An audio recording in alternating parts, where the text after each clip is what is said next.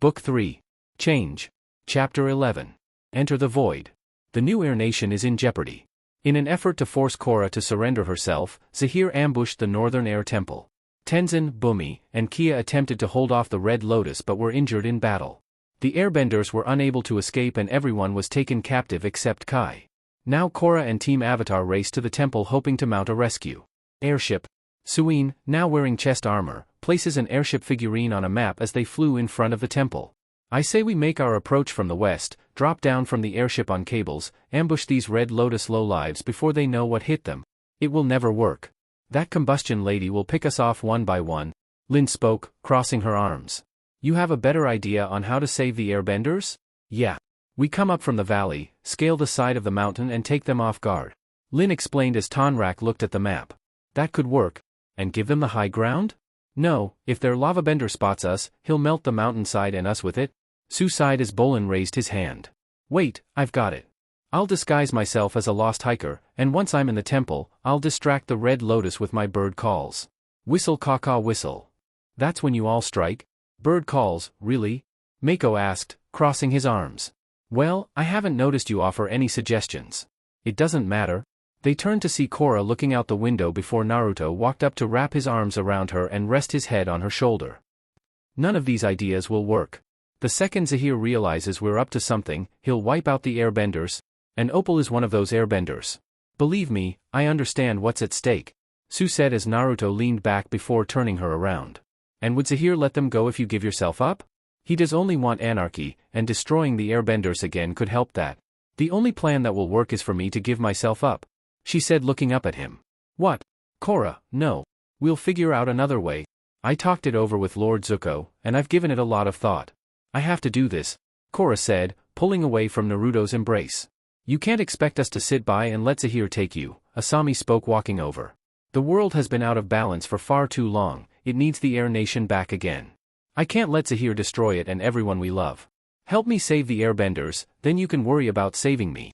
Tonrak after exchanging glances with Suin looked back. We're with you, Korra. Yes, whatever you need, they're here. I'll go radio, Zahir. Korra walks out of the meeting room. Cut to the Northern Air Temple radio room. Zahir, are you there? It's me. I've been waiting for your call. So, do we have a deal? He asked as she nodded. Yes. You release the airbenders, and then I'll turn myself over. And take away the only leverage I have? No. I can't do that. Listen carefully, here's what I need you to do. Back with the others, Bolan paced before Mako looked up. Will you sit down? I'm already tense enough as it is. I'm just worried about Opal, and Pabu's not here to comfort me. Sigh. I hope he and Naga are doing okay back in Zaofu. Korra then walked out as Naruto looked up. Did you speak to Zahir? Yes. He told me to come to the top of Lagima's peak at noon, alone. Once he has me, he'll release the airbenders over to you at the temple. I think I figured out a way to play this so that the airbenders and Korra all come out in one piece. Su mused as Lin looked over. How? Zahir doesn't know how many of us there are, so we have the numbers advantage. I say we split into two teams, Naruto, Mako, Bolan, and Asami will take the airship up to the temple. Meanwhile, my metalbenders, Tonrak, Lin, and I will get in position below Lagima's peak. Korra nods in agreement with the plan. In the temple, Zahir is meditating before Ply walks into the room. The airbenders are secured. Thank you, Ply. For everything. Of course. Zahir stood up as she turned. I want you to know, not one day went by in that prison when I didn't think of you. Ply walks up to Zahir at that. The years apart only made my love for you stronger. And deep down I knew you would find a way to get me out. Just like you saved me from becoming that warlord's killing machine when I was a girl. You've shown me what true freedom means. And after today, we'll show the entire world what it means. No more prisons, no more running. I love you, Zahir. I love you too, he said before both kissed. At Lagima's peak, the airship lands at the bottom. Tonrak and Suin walked outside, with Lin talking to the team avatar at the mouth of the airship. Lin passes a radio to Korra before speaking to Mako. Radio the second you see those airbenders? I will, Chief. Good luck. Lin nods to Mako before walking out as Korra hugs Naruto and Asami. Be careful, Korra. Naruto kissed her, followed by Asami. You too. Korra hugs Mako, and when she lets go, Bolan hugs her, sobbing. Korra walks out of the airship before it takes off. Korra, Tonrak spoke looking over. Don't worry, Dad. I'll be alright. Tonrak hugs his daughter at that. I just want you to know how proud I am of you. The risk you're taking to save the Air Nation will be remembered for generations. I love you, Dad. I love you too, sweetheart. He walked to his group before she spoke. And Dad, watch out for Zahir. He's not very fond of world leaders. I can handle him. Just stay focused on your mission. Tonrak and the metalbenders scale up the mountain until they are obscured from view by the clouds. Korra opens her glider and flies up the mountain. The airship flies up into the temple as Mako and Bolan survey the damage. Oh, man. Must have been some fight. Naruto, did you see the airbenders? Korra asked on the radio. Not yet. We're just arriving. Don't turn yourself over until I get a visual on them. Asami steers the airship to the temple, while Bolan ties the tethering ropes. Both approach the temple to see Gazan awaiting them. This way. Team Avatar glares at Gazan with suspicion. You want the airbenders, or not? Gazan walks into the temple, which Team Avatar follows. Above, Korra flies toward Lagima's peak, where Zahir and Ply are waiting. Drop your staff and surrender yourself. Korra stands still at that. Don't make me come get you. Korra remains defiant and remains still. Inside the Northern Air Temple, Gazan leads Team Avatar to the captured airbenders, where Tenzin is chained to the floor and gagged, while the other airbenders are bound up and hooded. Naruto, what's going on? Korra asked Naruto. They're here. And so is the lava bender? We have her, Zahir said after a moment as Gazan gestured to Team Avatar, who ran toward Tenzin. It's okay, Tenzin. We're about to get you out of here. Naruto walks up to the airbenders, only to see them collapse into a pool of water and Minghua seated among the decoys. Minghua rushes to attack Team Avatar, but Naruto blocks the attack with fire before pulling lava around her. Korra, it was a trick. They're not here. Don't turn yourself over. Korra, who had shackles on, struggles against her restraints, and airbends with her feet, separating Zahir and Ply. The metalbenders ascend the mountain as Korra firebends and earthbends at Zahir, who dodges all the attacks. Korra tries to regain her ground but is stopped by her shackles. Zahir airbends her off her feet and slams her down with an air blast. The metalbenders reach the peak, engaging Ply. Get the Avatar on the airship. I'll deal with them, Ply said before she ran to the group. She directs a combustion beam at the metalbenders. Lin manages to dodge the attack, but two metalbenders are thrown off the peak and fire a cable to ascend the peak again. Lin dodges another combustion beam and sends two earth slabs to Ply. Suin joins in and sends another slab. Ply destroys a slab with combustion and avoids the other two.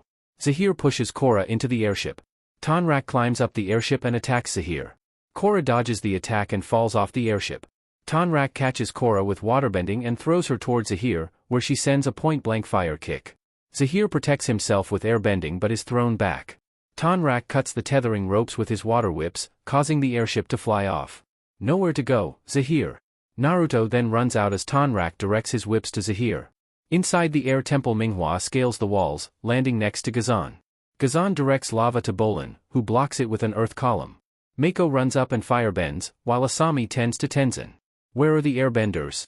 She asks Tenzin, who looks up. I don't know. Zahir moved them out of the temple.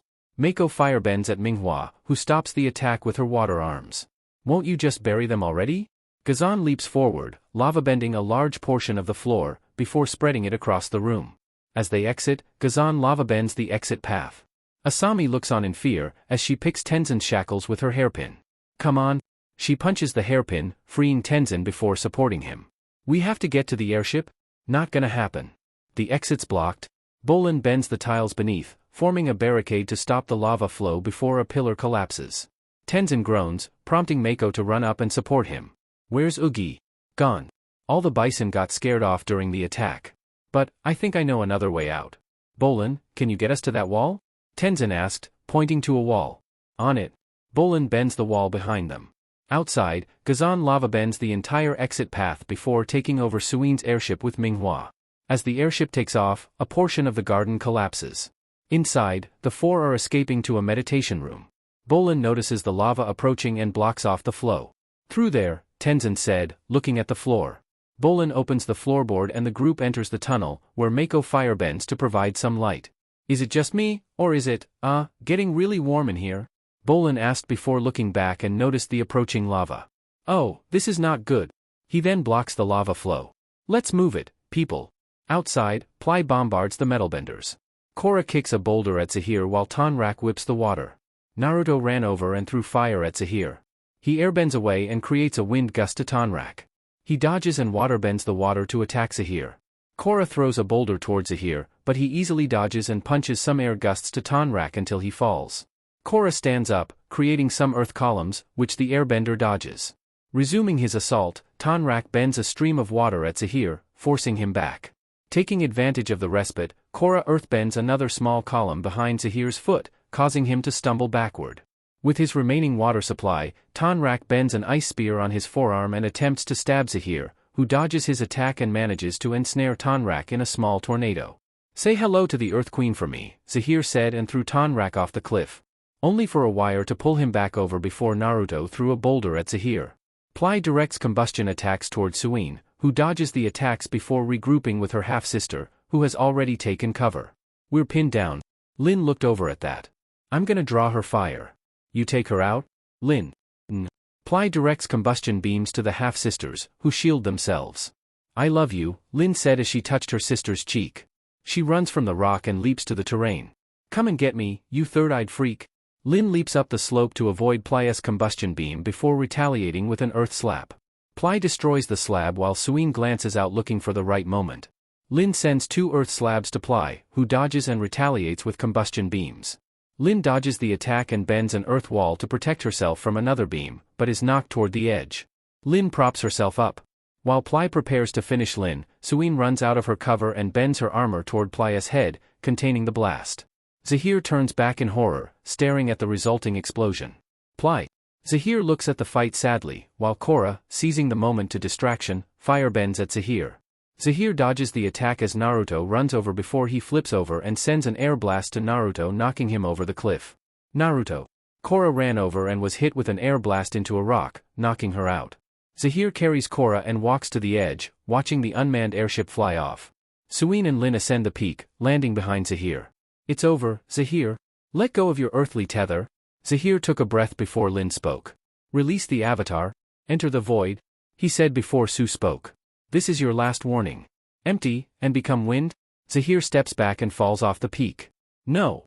Stop." The half-sisters run up to the edge, where they see Zahir floating in midair. Both fire cables at Zahir, who dodges the attack and flies off to Suin's airship. Did he just fly? At the Red Lotus airship, Zahir zooms past. Gazan and Minghua watch this in disbelief. Guess he doesn't need a ride.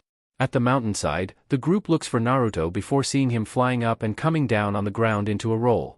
Korra. He didn't see her before seeing Zahir and the ship was gone. Down in the tunnel, the group continues to outrun the lava. "We can't outrun it. This way." Bolan bends a tunnel on the side of the path. The group enters the tunnel before the lava approaches them. "Now what?" The group turns back to see the lava approaching the tunnel. Bolan walks toward the lava and stretches out his hands. "Bolan." As Bolan groans, the lava flies above him. He brings his hands together, pushing the lava back and solidifying it. "Incredible. You're a lava bender," Mako said, amazed as Bolan looked at the wall, surprised. "I know. I just found out." Just the Kai flies toward the hole atop a baby bison. "Hey, you guys need a lift?" "Kai. You're all right?" "More or less." Everyone hop on. Tenzin climbs onto the bison first, followed by Asami. Mako follows suit, causing the bison to lose altitude. As Bolan climbs onto him, it groans from the impact. The bison subsequently leaves the temple. Tenzin looks back sadly as the temple begins to collapse. With the others, the female metalbender is tending to Naruto's arm which was cut from the fall. "Thank you, Captain. You can call me Kuvira." They then hear a bird call before Suin stands up and points in the direction of the call. Lefty flies toward the camp, landing heavily and tossing Bolan off the mount. Suin and Lin rush forward to help Team Avatar. "Hey everybody, there's something I got to tell you," Kai said as the others ignored him. "How did you guys make it out of the temple alive?" It was all Bolan. "I thought we were done for, then out of nowhere, he lava bends," Mako said as Su walked up to Bolan. "I knew you had the potential for something big. You just had to believe in yourself." "You're right. Being moments from death was a pretty good motivator too. Of course, we would have never made it back with Kai. Glad I could help. So anyway, Kai stopped as Tenzin spoke up. "Did Zahir get away with Korra?" "I'm afraid so. Apparently, he can fly now," Su said, surprising the others. "And Naruto as well?" Naruto shrugged at that. "All that was on my mind was rescuing Korra. I wouldn't believe it either if I hadn't seen it for myself. I've heard the legends about Guru Lagima's ability to fly. I'd never imagined they were true," Tenzin said before Tonrak ran over. "So what's our next move?" "I have an idea," Kai said as Lin waved him off. "Not right now, kid. We need to figure out where Zahir took Korra. And find the airbenders? That's what I've been trying to tell you, Kai yelled as everyone looked at him as he spoke. I know where the airbenders are, and I bet it's where Korra is too. Well, why didn't you say something? Mako asked as Kai glared at him in irritation, before sighing. Where are they? How did you find them? Tenzin asked Kai, who started to explain. After I got blasted out of the sky, I woke up on the side of the mountain, where this little fellow found me. I tried to sneak back into the temple, to see if I could rescue anyone, and that's when I saw the airship leaving. I followed it into some caves a few miles from here. The giant lady and some people put the airbenders into the caves. Was it Gazan and Minghua? Naruto asked as Kai shook his head. No, there were 4 more of them. They didn't look familiar. Must be more Red Lotus members than we thought. I couldn't fight them on my own, so I came back here, hoping you guys would show up. We need to get to those caves, Lin said looking over. How? I don't think we can all fit on my bison, Kai said before a shadow flies above the group. The group looks up to see Oogie. Oogie! Tenzin exclaimed as Oogie landed on the ground, and Tenzin reached out for his bison. I'm glad to see you too, old friend. The entire team then mounts atop Oogie, while the Metal Clan nurse their wounds. Kuvira walks up to Oogie. I want to come with you. No, Kuvira. Stay with the injured. We'll be back for you once we have the avatar. Kuvira nods at that before Mako looks at Kai, who had just mounted Lefty. Hey. I appreciate you coming back for us. Sorry for ever giving you a hard time. That's okay. I probably deserved it. Yeah, you kind of did. They then fly off at that. The Red Lotus hideout. Zahir is seated cross-legged while levitating. Minghua and Gazan approach him. Why didn't you ever tell us you could fly? Minghua asked Zahir. I wasn't sure I could. Only one other airbender in history had the ability. Gazan looks underneath Zahir at that. How did you figure out how to do it? I found true freedom. I am no longer bound to this earth by worldly desires. I have entered the void. Minghua glares at that before speaking. Where's Ply? Zahir returns to the floor before speaking. She sacrificed her life for our cause. Now let's make sure it wasn't in vain. In a cave with the Red Lotus insignia painted on it, Korra is chained on all 4 limbs without her boots and pelt. Zahir, Minghua, Gazan, and 2 Red Lotus members enter the cave as Korra regains consciousness and gasps. You killed my fiancé. She yells and breathes fire in rage at Zahir. I understand your grief. I also lost someone I loved today. But your pain will soon be over. Bring the poison. 2 Red Lotus members walk forward, causing Korra to gasp in fear. One member bends out the poison, which is a silvery black liquid, as Korra looks on in horror. Chapter 12. Venom of the Red Lotus. The Red Lotus has captured the Avatar. Korra gave herself up in exchange for the airbenders. But Zahir double-crossed her and threw Naruto off a cliff while Gazan trapped Team Avatar in the temple. All seemed lost until Bolan saved their lives by lava bending. But he's not the only one with new skills. Naruto and Zahir unlocked the ancient airbending ability of flight. Will Team Avatar save the Air Nation and Korra before it's too late? Red Lotus hideout. When I get out of here, none of you will survive. Korra yelled as she struggled with her chains before Zahir spoke. You won't get out. Unless the Metal Clan taught you a way to bend platinum. Once we administer this poison, your body will naturally react, forcing you into the Avatar state in an effort to keep you alive. Sadly for you, you'll be entering it for the last time. No. The Avatar cycle. Yes. When we dispatch you in the Avatar state, the cycle will end. So we lucky few, this band of brothers and sisters in anarchy, are witnessing the beginning of an era of true freedom. Together we will forge a world without kings and queens, without borders or nations, where a man's only allegiance is to himself and those he loves. We will return to the true balance of natural order, Zahir said before continuing. And though you will never again be reborn, your name will echo throughout history. Korra, the last Avatar. In a room by them, Opal looked at Jinora, who returned from her spiritual self. Did you find any way to escape? No, not yet. But don't worry. We'll find a way out soon. They might not make it that long. One man said, looking at Bumi and Kia, who were knocked out. Korra will come to save us, right? Ikki asked her sister. I think we're going to have to do this on our own. Up ahead, Zahir looked at the others. Administer the poison. The sentry bends the poison, splitting it into 4 portions, and attaches a portion to each limb. He metal bends, causing the poison to diffuse into Korra's skin. Throughout the administration, Korra screams in agony and her eyes begin to glow momentarily. Get ready. As soon as she's in the Avatar state, take her out. Wait. Why isn't she staying in the Avatar state? Gazan asked as Korra's eyes went back to normal. Give it time. She can't resist for long. Outside, Kai rode Lefty in front of the others. The place where I saw them taking the airbenders is around here.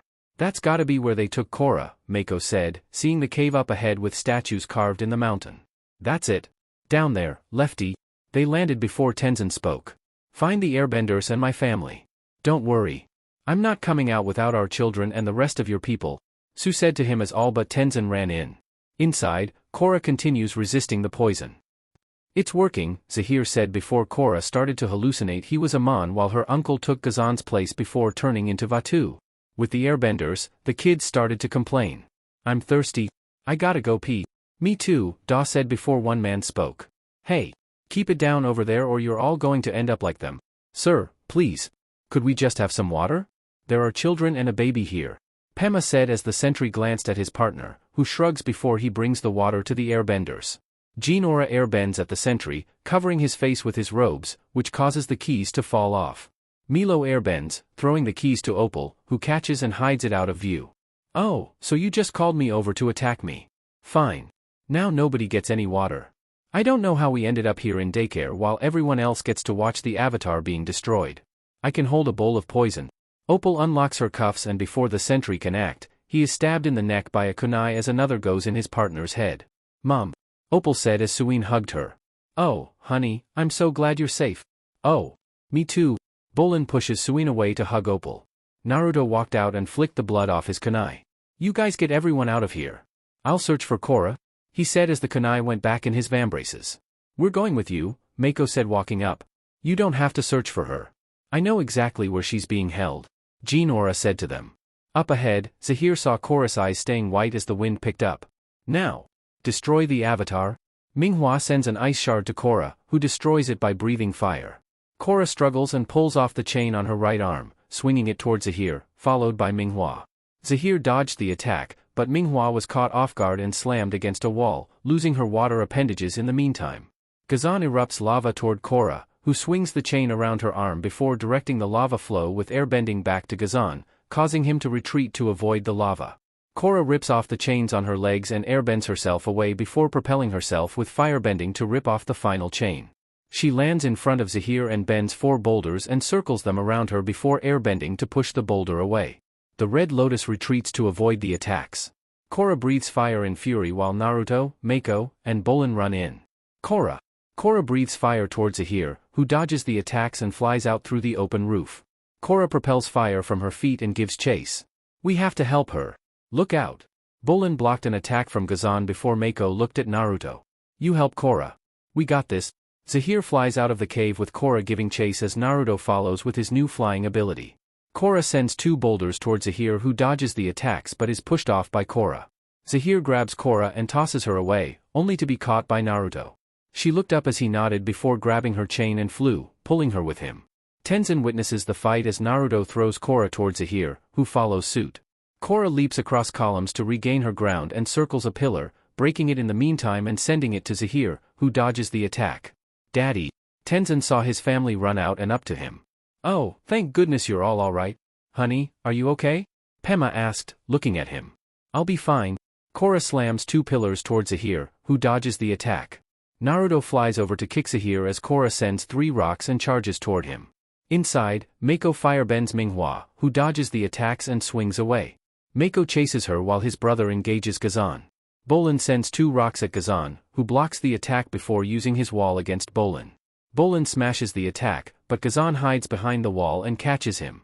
Bolan regains his ground and throws Ghazan away, who retaliates with 2 rocks. Bolan dodges the attacks and smashes a rock. What are you smiling about? Bolan asked Ghazan. I was just remembering the last time we fought, Ghazan said, throwing lava at Bolan who redirected it away. Well, a lot has changed since then. So that's how you got out of the temple. Not bad. Let's see what you've got. Outside, Zahir dodges bent rocks before flying away. Korra bends more rocks at Zahir and manages to catch up. Korra flies toward the arch, before propelling herself up with earth bending. She attacks Zahir with multiple fire blasts, while Zahir retaliates with air blasts, landing a hit and throwing her onto the floor. Zahir zooms past Korra, tossing her off the edge. Korra regains her ground and bends a large boulder towards Zahir, slamming it against a mountain. Zahir narrowly manages to avoid the attack and flies back to Korra. Korra lands atop a pool of water and directs whips towards Zahir. Zahir manages to dodge all the attacks but is struck on the right leg. Korra freezes the water, causing him to lose altitude. Korra charges towards Zahir, but the poison acts up and causes her to crash onto the mountain. Zahir manages to smash the ice on his leg and flies back to Korra, who attempts to breathe fire but is stopped by the poison. "You can't fight me and the poison."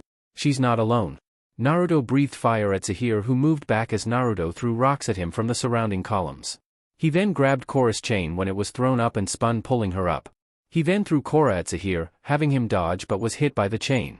Down below, the airbenders all form a circle as Jinora stands in the center and creates a small vortex that increases in size, while the airbenders create air gusts to the vortex, causing it to increase in size. Inside, Mako chases Minghua, breaking off her water appendages. Minghua trips and loses her appendages. "You have no water." "It's over." "Not yet." Minghua jumps into a hole, avoiding Mako's fire blast. Mako follows into the hole, landing in a lake of water. He lights his wrist, turning to see Minghua behind with 8 large water appendages. "Now it's over." Minghua directs multiple water blasts at Mako, forcing the firebender to retreat. Mako stops for a while before leaping onto a stalagmite and shooting lightning at the water, electrocuting Minghua. Up ahead, Bolan blocks Gazan's lava bending with an earth wall before directing a lava flow to Gazan. Gazan leaps forward and lava bends, turning the wall behind Bolan into lava and directing it toward Bolan. Bolan retreats and leaps down, solidifying the lava. Gazan intercepts Bolan and prepares to attack, but is stopped by Mako.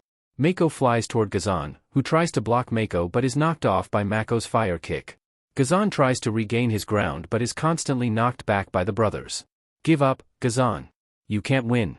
I'm never going back to prison. If I'm going down today, you're coming with me." Gazan punches the floor, causing rocks to fall. He melts the walls around him and directs them downward. "Mako, hang on." Bolan creates a platform and the two brothers ride out of the cave, where they watch the cave collapse. Both brothers run out of the cave. Outside, Naruto stabs Zahir in the shoulders, having him scream out before throwing him into the vortex and having him be pulled down to the ground. Lin and Su then earthbends him in a shell from the neck down. Naruto then flies down holding Korra bridal style as Tonrak runs up.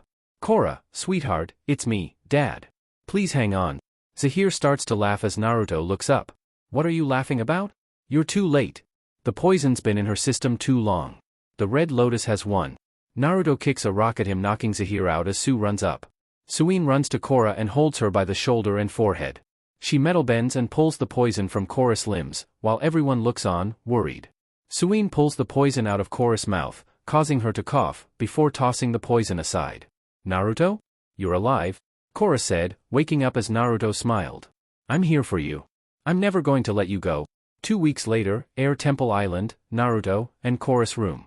Naruto walks into his room wearing a black shirt with dark blue pants as Asami takes a hairpin from her lips and inserts it into Korra's spun hair. He saw Korra was in a wheelchair in the dress she used for formal parties. "There you go. All fixed up for a formal avatar appearance. Take a look," she said, handing Korra a mirror. "It's great. Thanks," she said solemnly as Naruto walked up. He knelt to kiss her before pulling back. "Sad it's going to be a while before we can have long hours of sex dash." He stopped as Asami pinched him. Hey, like you're not upset at that either." Korra's lips twitched upwards for a millisecond as Asami rolled her eyes before she knelt on Korra's right. "You know, nobody expects you to bounce back right away. It's only been 2 weeks. You need time to heal. I want you to know that I'm here for you. But let's just try to enjoy this today." "For Jinora?" "You're right," Korra spoke as Naruto stood and grabbed the handles. "Okay. Let's go." Naruto pushed her outside to see the others with both of Korra's parents and Kia with a crutch. Bumi had his arm in a sling as Reiko and Zuko stood with them as well. "You look beautiful, sweetie," Tonrak said, walking up as Senna hugged her. "You're looking stronger every day, Korra," Tenzin said before Reiko took a step forward. "I'd like to officially welcome you back to Republic City. I know that the last time we saw each other it didn't end on the best terms, but I want to thank you for taking down those Red Lotus terrorists." "We should go inside," Ikki said, running up to Naruto as Milo got on Korra's lap. "I can help. I want to ride with Korra." Korra smiled as she held Milo. "Jinora's already inside. It smells like shoe trees, sandalwood, Milo." Ikki sighed as Lin walked up to the bottom of the stairs as Naruto and Asami stopped. "I got this. Hang in there, kid." She earthbends them on a platform before pulling them up the stairs. "She's not looking good," Reiko said before Tonrak looked over. "Neither would you if you'd gone through what she had." She'll be fine, Tenzin said, looking up at the others. She just needs time to heal. The poison took a great toll. Of course. I'm just saying, with the Earth Kingdom in complete disarray since the loss of the Queen, Reiko said, walking up before Zuko looked up to speak. And even with Zahir locked up again, we still don't know how many Red Lotus members might be out there, hiding. Exactly. With the world getting more and more dangerous, we need the Avatar now more than ever. Who will protect us while she's in a wheelchair? Naruto, Kia said, getting their attention. He may not be spiritually aware, but he can do it if we help him. In the ceremonial hall where incense sticks are burning, air acolytes and many guests are seated, witnessing the ceremony, while airbenders stand on the stage. Jinora is in the middle, wearing a hood as Tenzin stood and spoke. Jinora, come forward. Jinora bows and walks forward before kneeling. Today we welcome the first airbending master in a generation, and I couldn't be more proud of my daughter. When the existence of our people was threatened, when the Avatar's life hung in the balance, Jinora never gave up hope. Thanks to her leadership, I see a very bright future for the Air Nation. Of course, there would be no Air Nation without Avatar Korra. She opened the portals and somehow the world began anew for us. And she was even willing to lay down her own life in order to protect ours. There's no way we can ever repay her for all she's done. But we can follow her example of service and sacrifice. So while she recuperates, the Air Nation will reclaim its nomadic roots and roam the earth. But unlike our ancestors, we will serve people of all nations, working wherever there is corruption and discord, to restore balance and peace. Avatar Korra, I vow that we will do everything in our power to follow in your footsteps and with Naruto, bring harmony to the world. Tenzin bowed at Korra, who bowed as well. Now, let us anoint the master who will help lead us in our new path. Tenzin removes Jinora's hood, revealing she's bald and her new tattoos. Jinora removes the coat and stands up as the airbenders bend the smoke from the burning incense sticks, sounding the wind chimes around the hall. Jinora hugs her father, having the audience clap while a tear rolls down Korra's cheek. Naruto used his thumb to wipe it away before crouching. She looked over, having Naruto pull her in for a kiss. He then pulled back and smiled at her. Book 4. Balance. Chapter 1. After all these years. Republic City is a place of hopes, dreams, and spirit wilds. This metropolis truly has something for everyone. Visit Air Temple Island, the hub for all airbenders as they travel the world helping others. Or take a stroll through the beautiful Avatar Korra Park, named in honor of you-know-who. We've missed her these past 3 years and we can't wait to welcome her home.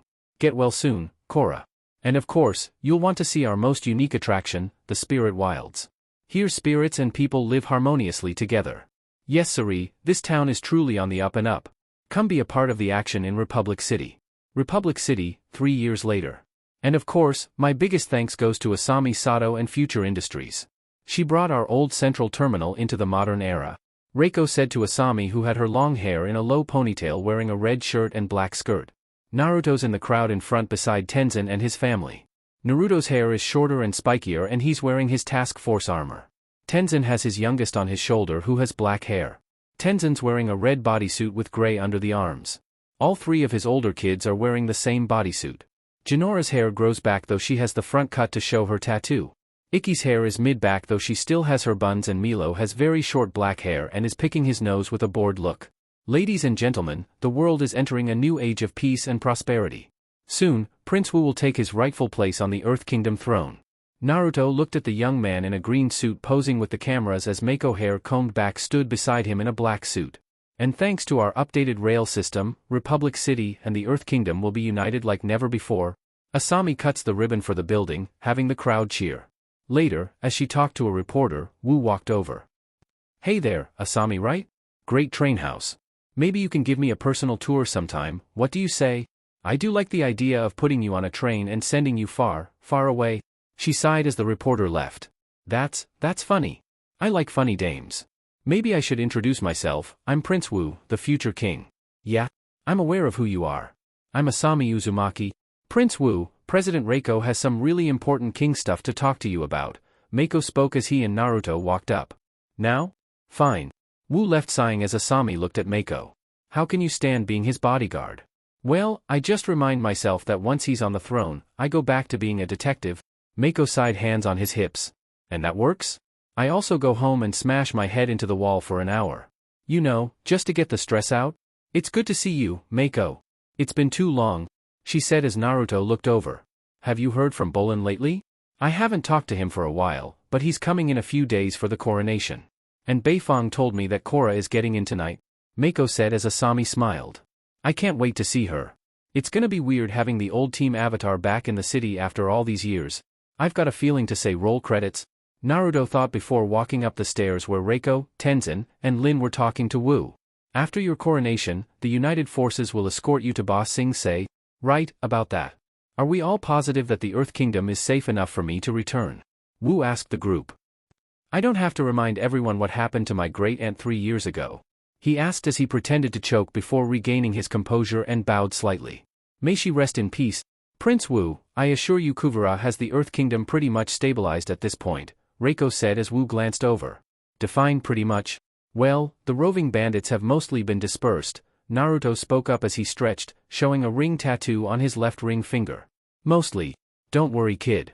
The chances of you being assassinated are almost zero, Lin said arms crossed. Almost. In a village in the state of E, a group of bandits robs a woman's shop. As they make their getaway in a jeep, Kai and Opal, now in their bodysuits, arrive at the village in time to witness their escape from atop Kai's bison lefty and jump down to pursue them. Putting their arms to the sides, they brought them back up revealing the suits are wingsuits and they fly after the jeep. Soaring past them, Kai topples their jeep by blasting its hood with a strong air current, flinging the bandits into the air. After Opal uses airbending to break their fall, the duo ties them up, and Kai declares the village safe again now that they have arrived as they snap the wings back to their suits. The governor emerges to greet them though is quickly distressed to learn that the two teenagers are all the help the Air Nation could send to aid him. Several miles out, a train rolls down the tracks as the female guard of Su, now in armor, moves green blocks onto a map that makes up the Earth Kingdom. We just got some good news. She turned to see Bolan run in wearing a green suit with metal on the shoulders. As well as Suin's oldest and Varric and Julie as well. 2 more Earth Kingdom states have agreed to join us. Excellent. Thank you, Bolan, Batar said and walked up to the woman. We're 90% there, Kuvira. That's great. Varric slapped his knee at that. Julie, dish out some of that special celebration tea. Julie saluted and left before Kuvira spoke. None for me. I won't celebrate until the Earth Kingdom is 100% reunited. The train suddenly lurches to a stop, and a sergeant reports that the tracks are obstructed rocks, which he assumes to be the work of bandits. Noting that troops have been deployed to handle the situation, Kuvira orders their retreat, deciding to handle the situation herself. She exits the train through its roof and watches as a horde of bandits descends the cliffs on either side of the tracks. The battle that follows is brief and one-sided. Kuvira easily evades or deflects the rocks thrown at her, and when her opponents come within striking distance, she launches thin metal strips at them, covering their eyes and binding their limbs. After subduing all of her attackers and metal bending them to the train tracks by their restraints, Kuvira uncovers their eyes and berates the earthbenders for causing chaos where she is attempting to restore order. When a female bandit starts to apologize, Kuvira silences her by covering her mouth momentarily with a metal strip to prevent the woman from interrupting her. When a male bandit begs for mercy, she orders them to stop groveling over their predicament and offers them the opportunity to rehabilitate themselves and serve as productive members of the Earth Kingdom. Should they pledge their loyalty to her, she vows to give them a new purpose in life. Should they refuse, she notes that they can remain stuck on the tracks, waiting for someone to rescue them before the next train passes by. Much to Kuvira's satisfaction, the prisoners unanimously choose to join her cause and pledge their loyalty to her. Republic City. I don't know why we're leaving so early if you're just getting a haircut. Mako sighed as he walked out of the hotel room, Wu in a top hat, scarf, and cane. The dinner at Air Temple Island isn't until later tonight. Because I'm not just getting a haircut. It's a spa day. We're talking a minimum of 4 hours, Wu replied as they walked down the hall. Are you kidding me? What are you doing that takes 4 hours? A rejuvenating tea leaf skin wrap. Have you ever gotten one of those, Mako? Yeah, I'm not interested. Mako sighed as they walked outside. And saw Naruto and Zira tackle a man who robbed a store earlier. Zira hasn't changed much, just a new armor to reflect her assistant chief status. Mako, look at all my fans. They must be in town for my coronation, Wu said as a crowd was booing Wu. Zira, you take him. I'll make sure Wu gets out safely, Naruto said to Zira who nodded. Naruto pushed Wu into the car near the entrance as fruit and pies were thrown. Naruto sped down the street as Kurama jumped up as he swerved. Ah. What the hell? I'd thought your driving would improve, not get worse. Can't talk, furball. Kai and Opal spot an approaching train and return to the village, hoping it is carrying food and supplies. Much to their surprise, Earth Empire soldiers disembark from the train. Seeing Bolan among them, Opal deduces that Kuvira and her brother, Batar Jr., must be there as well, musing that it does not bode well. Kai calls for Bolan, running up to him to hug him tightly. Noticing his friend's new, tidy hairstyle. Approaching Bolan from behind, Opal ruffles his hair, stating that he should not believe every Kuvira says. Happy to see it is Opal behind him, the couple embraces each other. Batar and Kuvira step off the train, and Opal's attitude immediately turns cold upon seeing her brother. While Bolan immediately fixes his hair, she snaps at Batar for pretending to care about their mother, reminding him that Suin has not forgiven him for betraying her. When Kuvira tries to defuse the situation by stating that they have not come to bicker with her, but rather to aid the town, Opal briskly tells the metal bender that she has heard of how Kuvira helps the towns she visits, namely by conquering them. Kuvira defends herself by denouncing the rumors as pretty nasty and maintaining that her actions are giving people a brighter future. The conversation switches topics when Kuvira refers to Batar as her fiancé, much to Opal's shock. Recognizing the heated situation between her and the Beifong family when she and Batar Jr. left Zaofu 3 years prior, she asks Opal to forgive and forget. Their conversation is interrupted by the governor of Yi, however, who asks Kuvira why she has come to the town. Promptly assuming a professional demeanor, she requests a private audience with him. Kuvira berates the governor of Yi for refusing to sign her contract, remarking that his pride will not be enough to protect his people or his state. Now alone on her train, Kuvira asks the governor if he has had time to rethink her offer, which she deems to be generous. When the governor opposes the idea that it is generous, noting that she intends to take everything, she points out that the bandits outnumber his people and outsupply his state, making it only a matter of time until he will fall. By signing her deal, she will save the lives of the people of Yi as well as keep the governor in his position under her supervision, something that she also deems to be generous. The governor refuses once more and accuses her of only wanting access to Yi's or reserves. Even though she is known as the Great Uniters, he merely sees her as the destroyer of everything. An irate Kuvira reprimands him for his pride, noting that it will not defend against the bandits raiding the state nor feed his people. Despite the intimidation, the governor refuses to yield and orders her to leave his state. As he angrily exits the train, Kuvira follows behind him and orders her troops to board the train. When Kai asks what happened, Kuvira explains that she was unable to make a deal with the governor. Kai asks if they are going to leave, upon which Kuvira hands him the unsigned contract. She tells him that she and her army will be stationed at the state border for a day, only to return in AD if he can convince the governor to comply. As the soldiers board the train, Opal pleads with Bolan to not abandon the people of E, but he insists he is powerless to help now that the governor wants them gone. Upset, Opal pushes him away when he tries to hug her goodbye. She bitterly tells him to leave and turns her back on him while he sadly boards the train. While the train pulls away, Kai notes that they may not need the army's help, as they can fly to the nearby towns with Lefty and gather supplies themselves, an idea Opal readily agrees with. As they finish loading supplies on Lefty's back a while later, the farmer helping them apologizes for not being able to give more. Opal quickly puts him at ease, assuring him that every contribution, regardless of the size, helps and that the combined supplies will be enough to sustain the townspeople until reinforcements arrive. The two airbenders bow in gratitude before taking to the skies on Lefty. On their journey back, Kai asks Opal about her relationship with Bolan. Opal admits that the long distance is challenging and that she cannot stand him working with Kuvira. As Kai suggests that Bolan seemingly has found his calling, considering he loves to help people. Although Opal concedes to that point, she notes that Bolan has changed, and she fears they are growing apart. Moving on to a happier subject, she asks how Kai and Janora's relationship is working, but before Kai can elaborate beyond that they are doing fine, they are attacked in midair by a biplane piloted by bandits, who fire a grappling gun at the net covering the supplies on Lefty's back. As one of the bandits ziplines down the cable to sever the cords tying the supplies down, Kai tries to blast him off the flying bison, but the bandit is still hooked to the cable, preventing him from falling. The two engage in a fight, during which Kai's wingsuit, without his realizing it, is sliced by the man's blade. As the biplane lifts all the supplies off Lefty and flies away, the young airbender jumps after them but is unable to catch them, plummeting toward the ground. Unable to balance himself due to his sliced wingsuit, he starts to spiral out of control. Noticing Kai's peril, Opal launches herself after him and grabs him, using her wingsuit to create a stable lifting surface and enabling them both to land safely on Lefty. Returning to E, Opal explains to a desperate governor that the food has been stolen. A dejected Kai pulls out Kuvira's contract and tells him it may be time to make a tough call. Reluctantly, the governor agrees and signs the paper.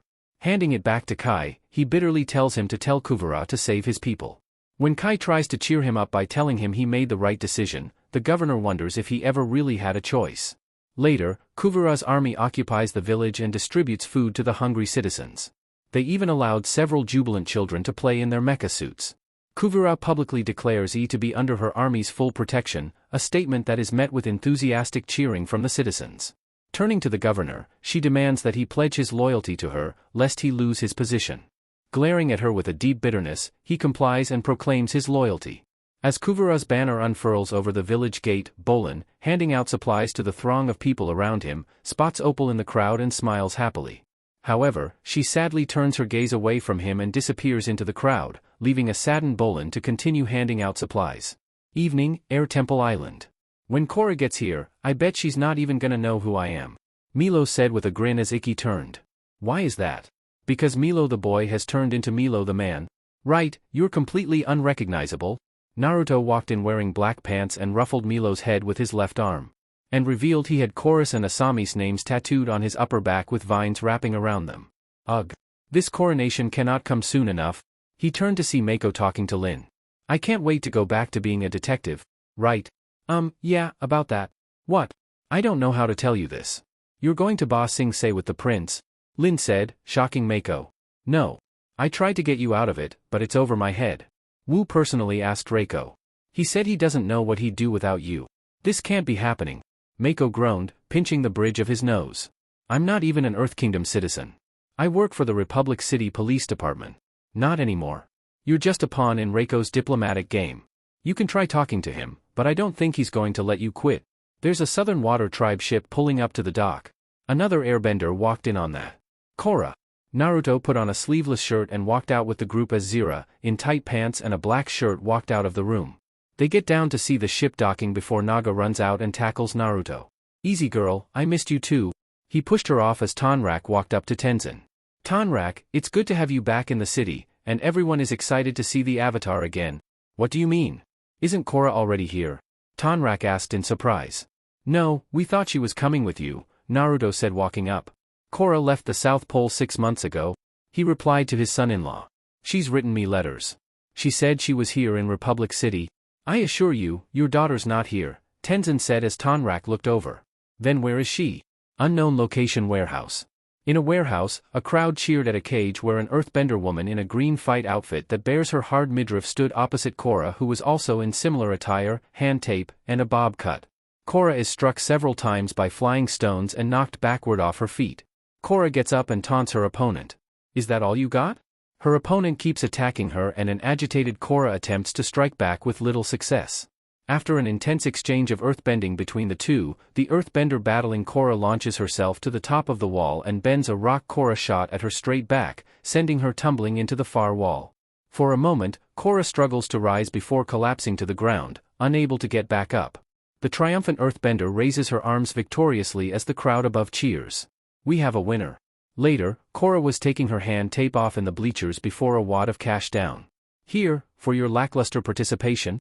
Thanks, Korra replied, putting the money in a bag with her tape. You know, you look very familiar. Yeah, you kind of look like that Avatar girl, he said as Korra got up and started walking out.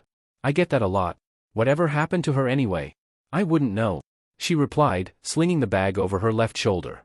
And showed her ring tattoo on her left ring finger. The Avatar has gone missing. 3 years ago, Zahir poisoned Korra, severely injuring her. While her friends moved on with their lives, Korra remained at the South Pole. Everyone thought she was still recuperating, but 6 months ago, Korra left home and hasn't been seen since. Even Chief Tonrak was shocked to learn that his daughter's whereabouts are unknown. What has become of the Avatar and when will she return? Korra. A battered and bruised Korra stands at a sink in a bathroom, staring at herself in a cracked mirror.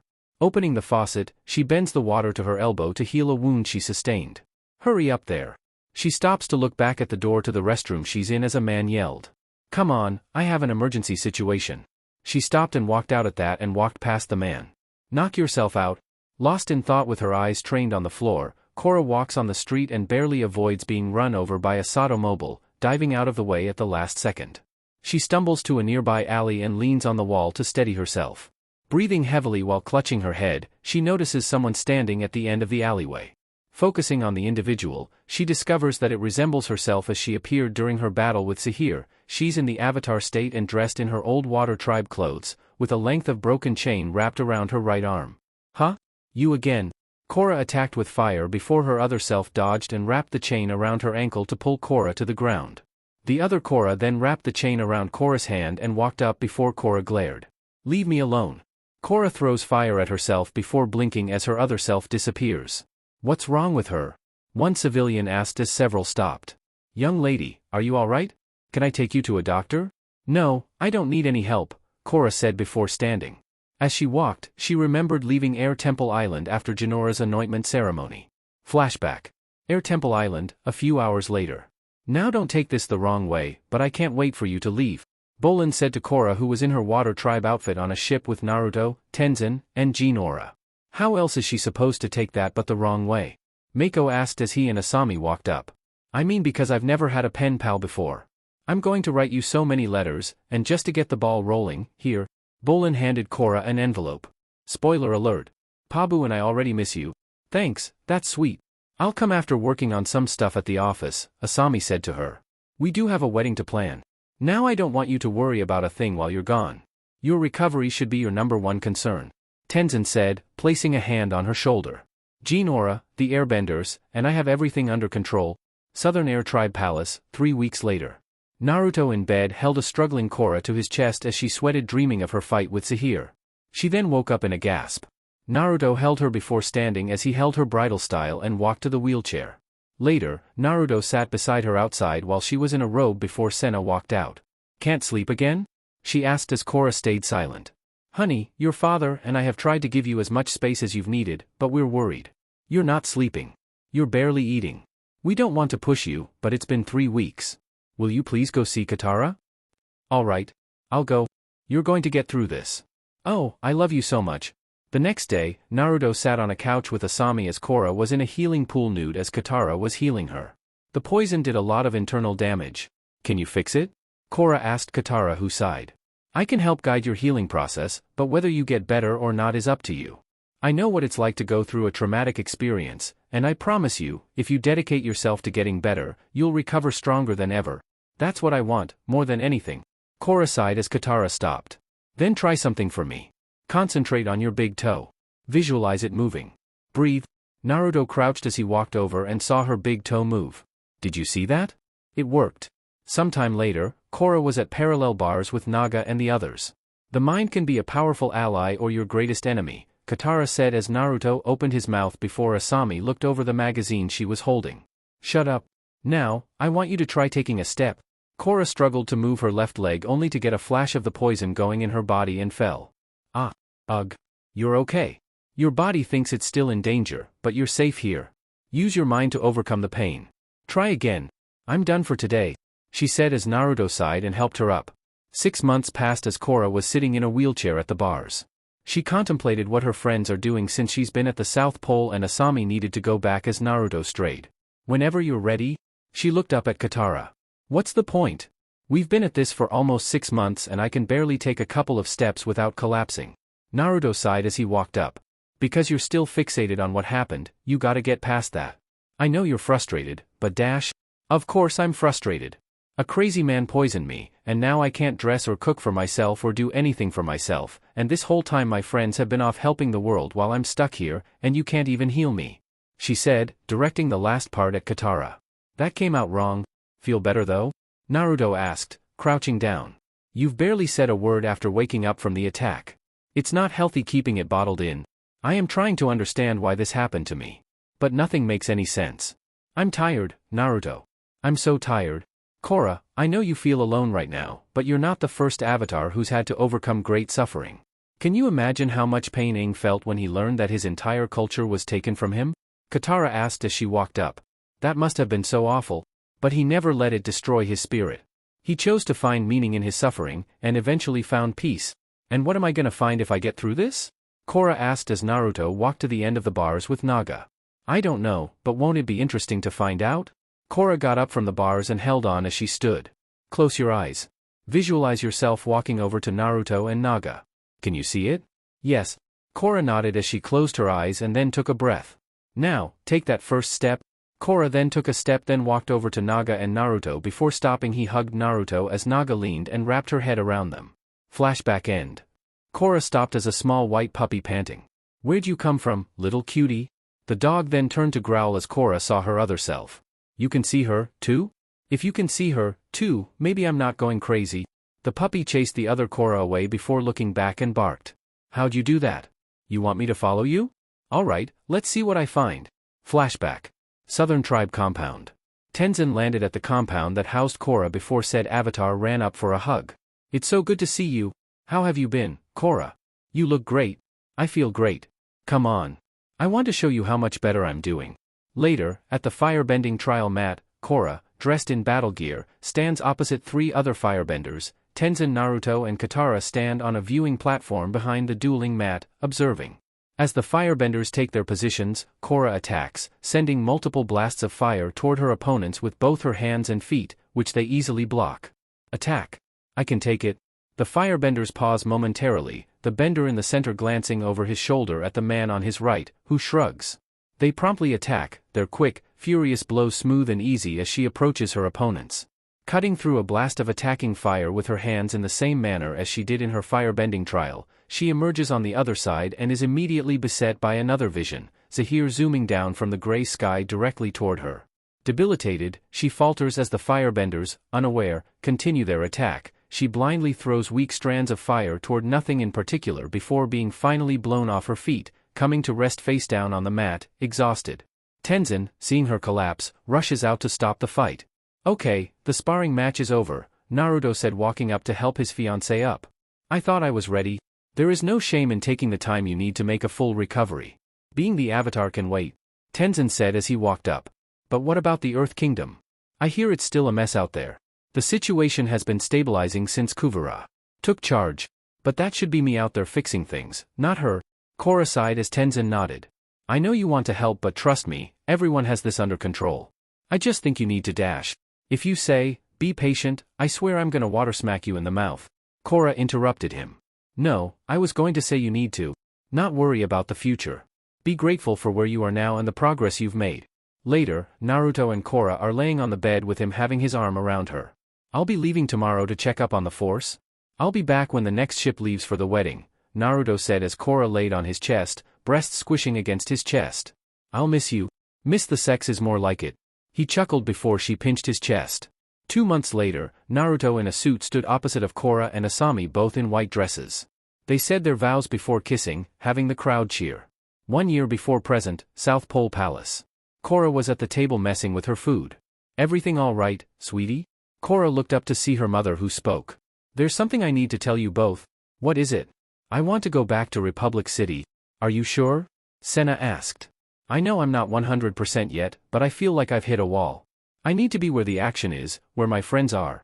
I'll have the White Lotus prepare a boat and they can take you back to Republic City as soon as you're ready," Tonrak said after glancing at his wife. "No, I want to go alone. And have some time to clear my head. It will be good for me." She then leaves the south in a small, single-person catamaran, waving to her parents and Naga as she sails out of the harbor. Several months later, Korra stops at a coastal village to purchase supplies. She walked up to a fishmonger who was at a stand. "2 lobster crabs, please." "Why, you're the Avatar, ain't ya?" he asked as she smiled. "Yep, that's me. I can't believe it. Mind if I take a picture for my wall of avatars?" he asked, pointing to the back of the hut showing a single picture of an excited adult Aang spinning 2 sushi pieces between his hands. "I'm kind of in a hurry. It'll only take a second." He retreats to dig out his camera, throwing odds, and ends up behind him toward Korra. "Avatar Aang was a big fan of my seaweed wraps, you know? A pot, a meat cleaver, and a flock of parrots come flying out of the shack in quick succession, as Korra jumps backward. So I named them Aang rolls, now they're my biggest seller. And they ain't even got fish in 'em." He laughs as he walks out to place a camera in front of the Avatar. "Now smile." She gave an awkward smile before blinking at the flash. "But if I could have met any Avatar, I'd have to pick Kyoshi. Taking down a shark squid with one hand? Now that's a lady I'd like to get to know." "Thieves! Get back here." They turn to see 2 men run out of another hut. "Oh, don't worry. The Avatar's right here? Well, what are you waiting for? Go get 'em." Korra throws herself into the air over the small inlet, waterbending herself across and coming ashore just in front of the bandits, who stop in their tracks. Hand over the bags or else. The first thief earthbends a fissure into the ground, extending it toward Korra and sending up a great cloud of dust, while the second thief bends a few simple boulders from the ground and hurls them at her.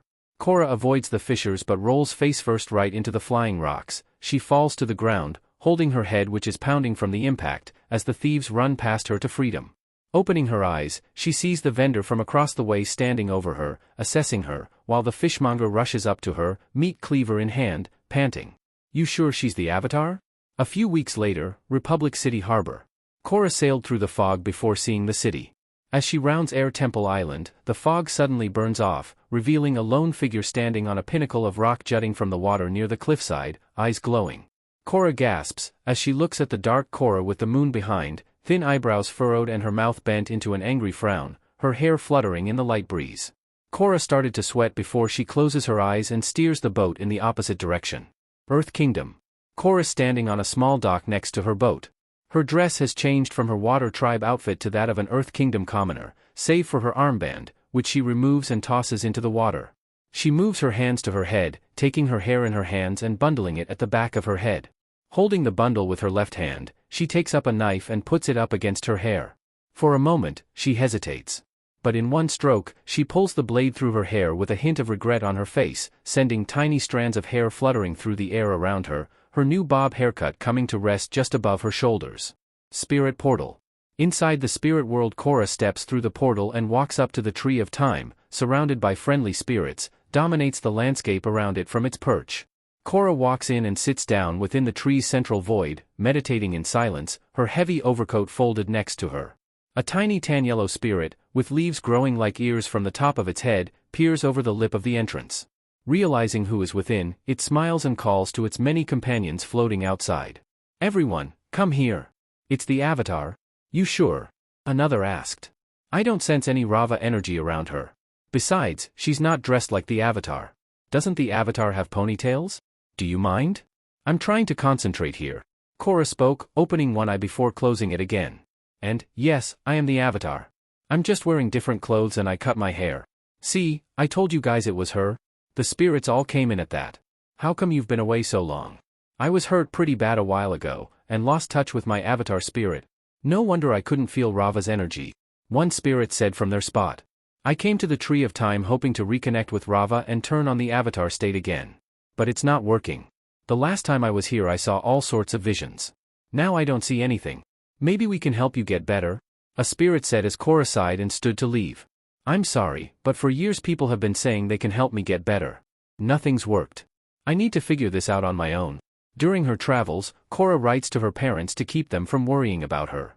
She falsely tells them how pleased she is to have returned to Air Temple Island and reunited with her friends. In reality, however, Korra is roaming the physical world by herself, crossing icy seas, hiking up volcanoes, and traversing the desert, all the while seeing the apparition of herself in the Avatar state. While wandering a desert, she sees Rava atop a nearby dune. Ecstatic to have found Rava again, she scrambles to the dune's peak, only to have her hopes dashed by the realization that it was a mirage. 6 months later. Korra's walking in a small town at night when she sees her dark self before giving chase to the cage fight arena. Excuse me, who do I talk to about getting in the ring? She asked a man taking bets. Korra is in the ring, being beaten back by her opponent. After being thrown across the ring and crashing into the wall, she gets up, but she suddenly starts to see double, and the crowd above fades into blackness. Where seconds before she had seen an earthbender, she now sees the hallucination of her standing opposite her, shoulders hunched in the same familiar inhuman pose. Rising defiantly to her feet, Korra yells at the apparition. Is that all you got? The apparition swings her arms, the chain flying like a whip across the ring as Korra dodges. The apparition moves faster than she can see, and it jumps, formless, through space before solidifying above Korra. Its attack, unseen by Korra until the last moment, catches her in the face. Her head hits the dirt before her feet, and she tumbles across the floor, slamming into the wall behind her. She struggles to rise for a moment, staring the vengeful vision in the face before she falls, unconscious, to the floor, and the vision melts back into reality. We have a winner. Flashback end. Korra follows the dog into a large swamp before looking down. Why did you bring me to the swamp? The dog then changed into the light spirit she met 6 months ago. Wait, I met you at the Tree of Time. You should have told me who you were. If I did, would you have followed me? I get your point. But why did you bring me here? What am I gonna find in the swamp? She asked as the spirit turned to the swamp and flew in. Not a what? A who? No, wait. Come back. She rushes forward, charging through the vines. Stumbling through to the other side, she falls into a pool of water. Looking up, she is terrified to find herself face to face with her apparition before she rises to her feet. You're just in my mind. You're not real. Korra's projection does nothing for a short moment, before sending a powerful blast of fire at Korra. It hits her, sending her flying through the air, where she collides with a tree and collapses into the water below. Trying to rise again, she looks up to see her dark self stagger stepping through the vines in front of her. Korra sends streams of water at the vision, but it evaporates on the spot, reforming itself out of the way and sending fire, water, and earth of its own back at Korra.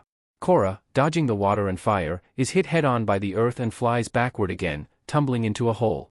The blurred gray streak of the apparition reforms in midair above Korra, its flaming foot creating an arc of flame as it attempts to crush Korra, who somersaults out of the way as the apparition lands with crushing force. Korra doesn't even have time to get back on her feet before the vision furiously blasts her with water, sending her airborne yet again. Korra lands face first in the mud but gets back to her feet, running as fast as she can away from her hallucination, which, deforming and reforming rapidly, appears behind her, shooting a jet of flame after her. Korra ducks as it shoots over her head and, jumping and twisting in midair, earth bends back at her doppelganger before immediately jumping with airbending into the tree sprawling above her. As the Korra's avatar self reforms under the tree, glaring up at the escaping Korra, it unwinds the chain from its wrist, once more wielding it as a whip, cracking it on the ground with enough force to shake the earth before flinging it up into the tree, where it wraps itself around a fleeing Korra's ankle as she reaches a higher branch. The force of the chain begins to pull her down, and she desperately grabs onto the vines winding around the branches to keep herself from falling. As she looks down at the ground far below, the ground below the feet of Korra's avatar self, to her horror, melts, turning into the mercury with which Zahir poisoned her. Korra tries to get her foot around a vine, still holding on for dear life, to try to save herself, but Korra's avatar self begins to sink into the mercury, pulling still harder against Korra. As the doppelganger sinks up to its still furious face in the pool of mercury, the vine in Korra's left hand snaps under the weight, and, seconds later, the one in her right hand lets go. Screaming, Korra falls headlong into the puddle of poison below her. As soon as she hits the surface, the mercury fastens onto her body like glue and she begins to sink into the puddle. As web-like tendrils leap from the surface, she reaches into the air, grasping for something that is not there. Help! Immediately after she screams, the silver poison wraps around her arm, pulling her down into darkness. Sometime later, Korra awakens in a dimly lit room. A bluish light filters through a substance covering the top of a deep hole opening just above her, which extends all the way to ground level, a considerable distance above her. She sits up, her hand on her head, and hears the noise of a moving liquid, followed by an elderly female voice. Feeling better? Where am I? Well, what happened? I was hoping you could tell me. I found you passed out in the mud. Korra turned to see an elderly woman, back to her with long white hair and Earth Kingdom clothes cooking in a pot. How did you know I was out there? I'm pretty tapped into the goings-on around here. What brings you to the swamp, anyway? The woman asked. A spirit led me here and told me I was supposed to find someone. Is that you? Beats me. But if your avatar senses called you here, you should probably listen to them. Korra blinked at that. Wait, you recognize me? In a manner of speaking. We were good friends in your previous life. The woman said as Korra walked over, creating a fire in her hand for light. I can't believe it. She said as the woman turned and revealed she was blind. Toph. Nice to see you again, Twinkle Toes. Book 4. Balance. Chapter 2. The Coronation. So much has changed these past 3 years. Mako is a bodyguard for the future Earth King, Prince Wu, while Bolan works for Kuvira, the Earth Kingdom's interim leader who has brought stability to a nation plagued by chaos. And Naruto has made crime all but disappear with his task force. Meanwhile, after wandering the world trying to heal herself, a spirit led Korra to the swamp, where she met Toph Beifong.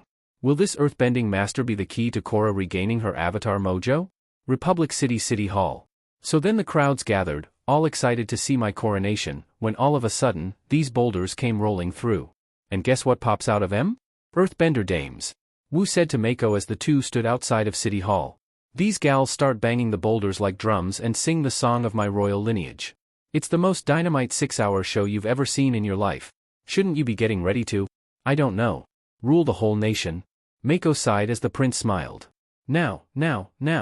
Don't get yourself in a tizzy. I'll have ministers for all that. No sir, Mako. When we get to Ba Sing Se, it'll just be two kooky pals living the life. Yay! Getting excited for your big day? They turned to see Reiko walking up to them. Does a platypus bear poop in hay? Wu yelled, seeing a policeman putting bleachers up. You can't put bleachers there. There won't be enough room for the dance of the badger moles. Look, it's gonna go like this. Wu started dancing as Naruto walked up in his armor with Tenzin. You sure that's the guy you want running the Earth Kingdom? Trust me. We'll be sending a delegation of experienced advisors to handle day-to-day governing. I see the prince is becoming accustomed to the burdens of leadership, Tenzin said before Reiko looked over. You know royals. They love a ceremony. Have you received any word on the Avatar's location? Not yet, but I have airbenders all over the world on the lookout for her, Tenzin replied. I hope they find her soon. I'm concerned about reports I've heard regarding Kuvura's growing military. They say she's throwing some of her dissenters into prison camps. Well, she'll be stepping down tomorrow. We can worry about correcting any of her mistakes after that. And you're not worried about her not handing power over to Prince Wu? Naruto asked, looking over. When Kuvura started cleaning up the Earth Kingdom, she knew her position wasn't permanent. She gave me her word that she'd step down. Still, I'd feel a lot better if Korra were here.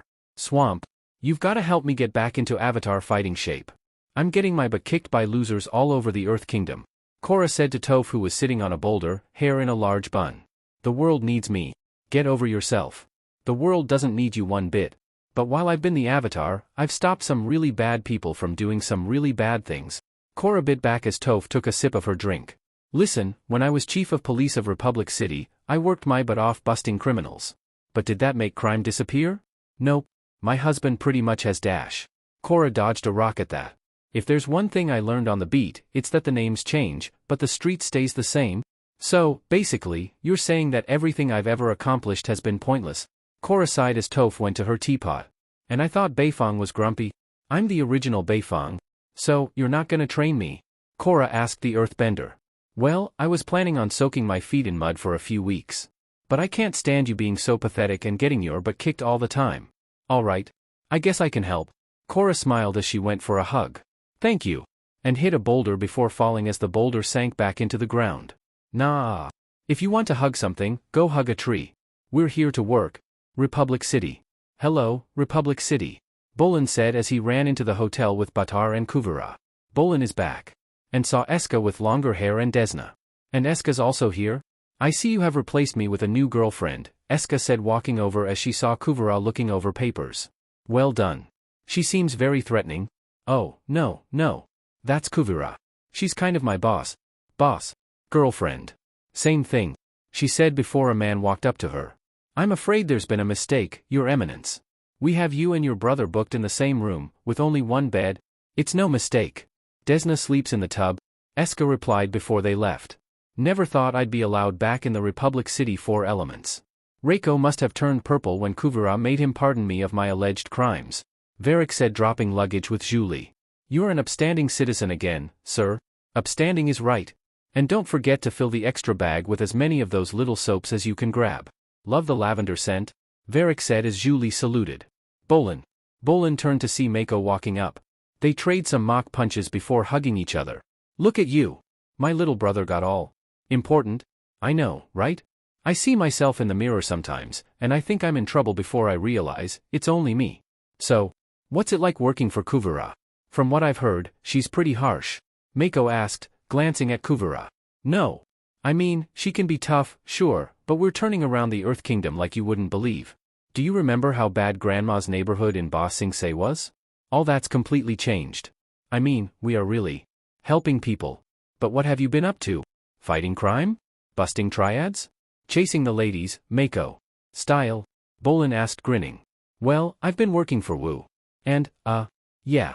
So have you seen Korra yet? No. She was supposed to come in with Tonrak, but he says she left the South Pole months ago. No one knows where she is. Over with Batar, he walked up to his mother who was handed a key. Mother. Hello, Batar Jr. It's just Batar now. So, now that you've seen all the good we've done since we left Zaofu, you must be sorry that you didn't come and help us. I don't if I'd call marching all over the Earth Kingdom, forcing people to bow to Kuvura, doing good. Sue bit back as her son sighed. You're going to have to get over your grudge with her. I'm sure you've heard that we're engaged. She's going to be an official member of our family. I'm just glad that she'll be stepping down after tomorrow. You prefer to be ruled by that royal idiot? Badar asked, looking as Wu walked up to Kuvira. The following day, Mako and Wu wait in the hall of City Hall for the arrival of Gun and the rest of the royal cabinet. When they arrive, Wu is shocked to learn that the delegation consists of only 3 people, who inform him that most of his servants scattered and the royal artifacts looted from the palace after Hoting's assassination. The only object they managed to safeguard is a single golden earring, which Gun dubs the royal brooch and will replace the stolen crown. The prince becomes angry upon realizing that his coronation will be much simpler than he had planned. They prompt him to try in the brooch, but he leaves angered. Swamp. Okay. Bring it. Korra tries to knock her down with airbending, but Toph evades every blast with her hands behind her back, before knocking Korra down with a single blast of mud. Korra lands in a pool of mud, all dirty, when a pool of grass is blown into her face and a frog squirrel jumps onto her shoulder and croaks, much to Korra's annoyance. Tell me what you did wrong. Well, I was thinking that you were gonna? Korra said as an animal jumped in her lap before Toph spoke up. Exactly. You were thinking. Go again. Korra gets up and tries again, but Toph effortlessly evades everything Korra throws at her and finally knocks her down again by blasting her away with a stream of mud. She lands in a shallow pool and turns on her back when Toph stands beside her again. Pathetic. Of all the avatars I've worked with, you're by far the worst. I know that's only one other avatar, Toph said as Korra stands up and has a massive elbow leech on her elbow. Toph pulls it off with one quick tug. But still. Hey! Korra yelped when the leech was pulled off. It seems like you're enjoying having someone around to beat up an awful lot. Yeah, the swampbenders out here really can't take a punch, Toph replied sitting on a large root. So, what made you want to drop out and disconnect from the rest of the world? I'm more connected to the world than you've ever been. The roots and vines. They run all over the world. I can see Su and Lin, Zaofu and Republic City. I see everything. You're blind compared to me. Republic City. In Republic City, the coronation begins with numerous dignitaries and world leaders in attendance, including Lord Zuko and his daughter, Fire Lord Izumi. Gun decorates Wu with the royal brooch and declares him king of all the Earthlands and glorious defender of Ba Sing Se. In his speech, he thanks his countrymen for having worked hard to restore him, their beloved leader, to the throne. To express his gratitude, he calls forth Kuvira and awards her the Kyoshi Medal of Freedom, the highest honor in the Earth Kingdom, for her service to the kingdom. She asks to speak to the crowd, and Wu gives her the floor, begrudgingly noting that they had 6 hours to fill now that his lavish ceremony was stripped to the bare minimum. Kuvira starts by noting that growing up in Zaofu with Suin Beifong taught her that the idea of a hereditary monarchy is archaic and that technology and innovation must be the core of a thriving nation. Blaming the pathetic rule by Earth monarchs for the state of disarray in the Earth Kingdom, she declares that it has taken her 3 years to stabilize the nation and that she will not allow it to descend into chaos once again. As such, Kuvira denounces Wu's authority and dissolves the Earth Kingdom, appointing herself as the leader of what she now calls the Earth Empire, intending to bring about a new era of prosperity for her people. Warning the world leaders not to stand against her, she emphasizes her threat by tearing off and crushing the medal she has been given. As Kuvira receives a standing ovation from a cheering crowd, Wu slumps his head, muttering that it is the worst coronation ever. After the ceremony, Kuvira's delegation returns to the presidential suite. Sitting in the living area with Varric, Bolan expresses his surprise about Kuvira's declaration, fearing it will turn the world leaders against them. Varric brushes off the lavabender's worries, stating that there is nothing the other nations can do since the Earth Nation is under Kuvira's control and Republic City relies on the metal they are mining. The conversation is cut short when Zhu Li enters the room, presenting a spirit vine to the industrialist. Varric inspects the vegetation and, approving it, orders for it to be taken to their lab and stabilized immediately. As Varric leaves to conduct experiments, Bolan is approached by Kuvira, who comments on his worried expression. He admits that he has some misgivings about her ambush of the world leaders with her speech. Although he affirms his belief in the work they have done, he voices his doubts about the Empire and Kuvira's aggressive pledge to crush every person who dares to oppose them. Kuvira assures him that her choice of words was nothing but tough rhetoric, intended to show people they are serious about their cause. Noting that conflict is the last thing she wants, she implores Bolan to stand by her. After a moment, he reaffirms his loyalty to her cause. When Suin enters, declaring she and Kuvira need to talk, Bolan leaves the room at Kuvira's request. After Kuvira's declaration of usurping power in the Earth Kingdom, Suin Beifong confronts her about it as the representative of the world leaders. Once they are alone, Suin announces that she is there as the representative of the world leaders. Kuvira promptly declares Suin's interest in world affairs as overdue, reciting the Zaofu matriarch's refusal to stabilize the Earth Kingdom after Hoting's assassination. As Kuvira connects that passive attitude to a desire to hide in Zaofu while others deal with the consequences, Suin counters that she did not want to seize power for herself, as Kuvira has done, and adds that Kuvira stepping down as leader of the Earth Empire is for the greater good. Kuvira rebuffs her statement, pointing out that she provides stability and equality in her nation. She reiterates her refusal to recognize Wu's reign, referring to him as the world leader's hand-picked dictator. When Suin denounces Kuvira as another tyrant, asserting that she knows what the latter has done to cities that refuse to surrender to her, Kuvira, unfazed, warns Suin that the same fate will befall Zaofu if the matriarch will not follow her. In another room, Mako and Bolan argue about who would be better suited to rule the Earth Kingdom, Kuvira or Wu. Having retired to Wu's junior suite, Mako begins to pack his clothes, listening to Wu lament about losing his suit and throne. When the king apologizes for not being able to take Mako back to Ba Sing Se with him, believing it to have crushed Mako's spirits, the firebender urges him not to worry, earning him another compliment from the royal. Answering a knock at the door, Mako finds Bolan on the other side and, against Wu's order to dismiss the Kuvira associate, steps outside of the room to talk. He shuts the door, leaving Wu to hover near the door and eavesdrop on the ensuing conversation. Mako tells Bolan that he cannot keep working for Kuvira, now that she is defying the wishes of the entire world. Bolan tries to explain that Mako has a wrong view of Kuvira, stating that the metalbender is truly helping all the poor people of the empire, which is for the best. Due to Mako's continuous skepticism, Bolan invites him to join their cause, so he could witness their operations firsthand, and see how they are doing good and making history. Mako declines the offer, musing that they achieve their goals by crushing their opponents. Bolan waves the insult off, relaying Kuvira's explanation that it is merely tough rhetoric to emphasize that the Earth's empire is to be taken seriously.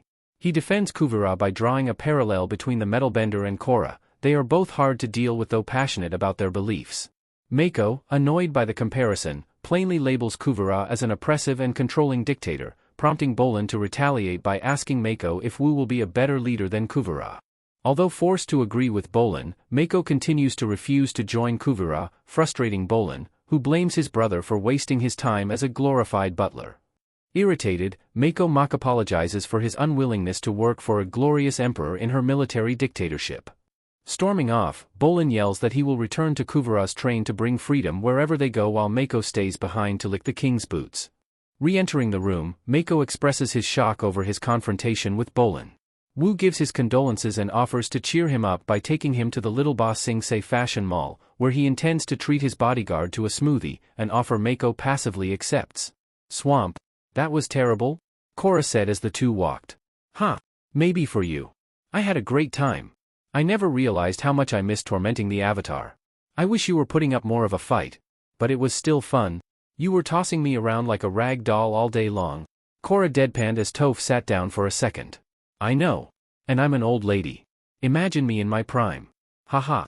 I would have destroyed you. I just don't understand why I can't get back to my former self. It's like I'm a step slower. I'm tentative. I'm out of sync. I just can't get back in the groove. Probably carrying around that metal doesn't help, Toph spoke, having Korra blink. What metal? The little bits of metal poison stuck in your body. Are you trying to tell me you can't feel metal in your own body? You are the worst avatar ever. I thought Sue got it all out, Korra said as they continued walking. No, my girls never really picked up metal bending all that well, if you ask me. That's been my problem this entire time. I gotta get it out. You can get it out for me, right? Korra grabbed Toph at that. Who do you think you're talking to? Republic City. Naruto, wearing a red shirt and black pants, walked with his wife in a Ba Sing Se market that was set up like the city before hearing Wu. Once we're done with these, we can go into the middle ring and I'll let you pick out some new suits. Then we'll hit the boutiques in the upper ring for me. You guys sure it's safe to be out? Naruto asked, walking up. Kuvira's supporters are still out, you know. Naruto looked back to see supporters selling Kuvira shirts before motioning to leave.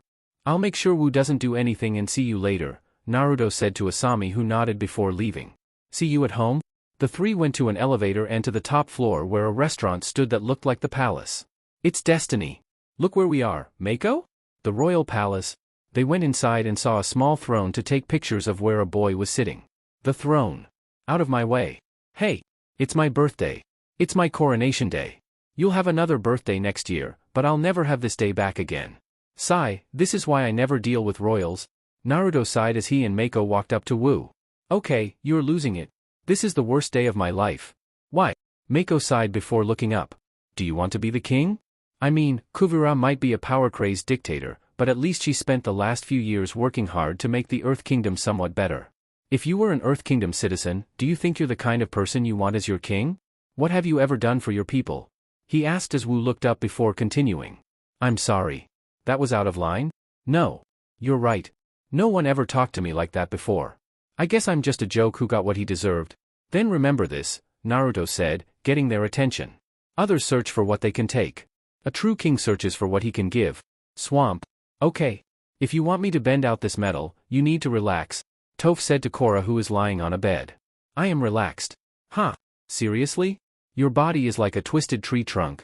Just do it. I'm ready. Korra sighed before laying back down. Toph cracks her fingers, then her shoulders. The second she starts bending the metal in Korra's body, Korra bolts upright in pain, yelling. It wouldn't hurt if you would just relax. Stop fighting me. I'm not fighting. Korra throws herself back onto the bed. Toph cracks her back and starts bending again. This time, Korra gets visions of Zahir suffocating her again. She jolts back into reality, screaming. Alright, that's it. You're going to have to do this yourself. You want to keep the metal in there? Toph said, walking away. What do you mean? Why would I want the poison inside me? I don't know. Maybe so you have an excuse not to go back to being the Avatar. If you don't get better, you can't do your job, so you don't have to worry about getting hurt again. What? Korra blinked at that. That's ridiculous. Whatever. When you want it out, you can bend it out. I can't deal with all your issues for you, Toph said, sitting in a chair. Wait. What am I supposed to do now? How should I know? Ask the spirit that brought you here. The good news is if you're looking for a place to hang where no one will bother you, you pick the best swamp in the world. Later, Air Temple Island. This is a mission of the utmost importance. Conflict is coming to the Earth Kingdom, and we need to find the Avatar, Tenzin said to his kids before Naruto walked up. I'll keep an eye on them. I'm not sitting out the search for my wife. Kuvira's train. In a car, Julie puts a part of a spirit vine, wired to electrical connections and suspended in a glass tube, into a machine of sorts as Kuvira and Varric watch from overhead. From now on, developing this technology is your #1 priority. This is going to change everything. Varric smiled at that as pulled down his yellow goggles. Book 4. Balance. Chapter 3. The Calling. After Korra failed to return to Republic City, everyone's been worried about her fate. So Tenzin tasked Jinora, Ikki, and Milo with finding the Avatar, with Naruto tagging along. Unbeknownst to the kids, Korra found refuge in the swamp with Toph, who discovered there was still metal poison in her body. But when Toph tried removing it, Korra resisted. Will the Airbender kids and Naruto find the Avatar and help her return to action? Air Temple Island. Tenzin, are you sure you can't go with them? Pema asked her husband, who sighed. Reiko asked me to stay here and help figure out a diplomatic solution to this Kuvira problem. Mom, we'll be fine, Ikki said as she and Milo jumped on the railing. Grandpa Aang and his friends were around our age when they traveled the world. Plus Naruto's with us. Well, at least I won't have to worry about you starving out there, Pema said, bringing up a sack of food. Mom, we're going to be in the wild, living off the land. We don't need your food. Milo spoke as he turned at that with Poki mirroring him. But I made your favorite treat. Sweet buns with happy faces on them? He asked, turning to see his mother pick up said bun.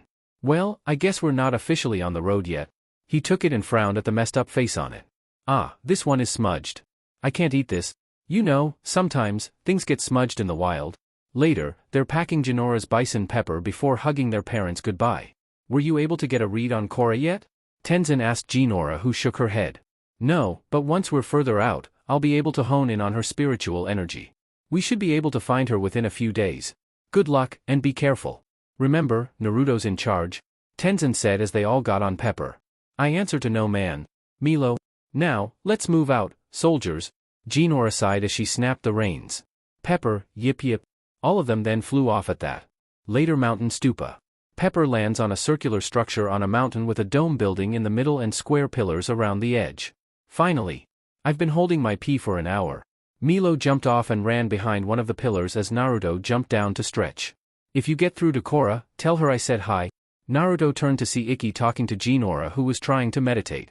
Come on, let's talk to the people in the village to see if they saw Korra? Naruto walked over and saw Milo holding a paper. He looked to see a rather good drawing of Korra with her long hair before he, Ikki, and Milo jumped off. The two kids pulled the wings up as Naruto flew. They got to the town as Milo went up to an elderly woman before holding up the picture as Ikki walked over. Have you seen this woman? Well, aren't you an adorable little thing? I'm not adorable. I'm dangerous, Milo corrected before the woman pinched his cheeks. Dangerously cute with those cheeks? She then left as Milo turned to the others. This never happened. They then separate to cover more ground. Their search for the avatar yields no results, and they move on to the next town, where a man wonders if they still even have an avatar, before apologizing for not having seen Korra. During one of their searches, Milo finds a young girl selling flowers to passersby. Soaring down from the roof he is on, he lands near her and asks if she can be trusted. Receiving a positive answer, he leans toward her in a conspiring manner and whispers that he is on a top-secret mission to locate the avatar, inquiring if the girl has seen her. Although she has not, the girl is impressed by his quest, leading Milo to brag about the many dangerous and crazy things he has encountered. He introduces himself and asks flirtatiously what he may call her besides beautiful. As the girl introduces herself as Twen, Ikki interrupts them, chanting in a teasing manner that her brother has found a girlfriend. Against his yelled requests for her to leave him alone, she approaches the two and tells Milo that Jinora has been looking for him because they are moving on to the next town. Before Milo leaves, Twen offers him a flower and wishes him good luck on his mission. Walking away, she caresses his head as she passes.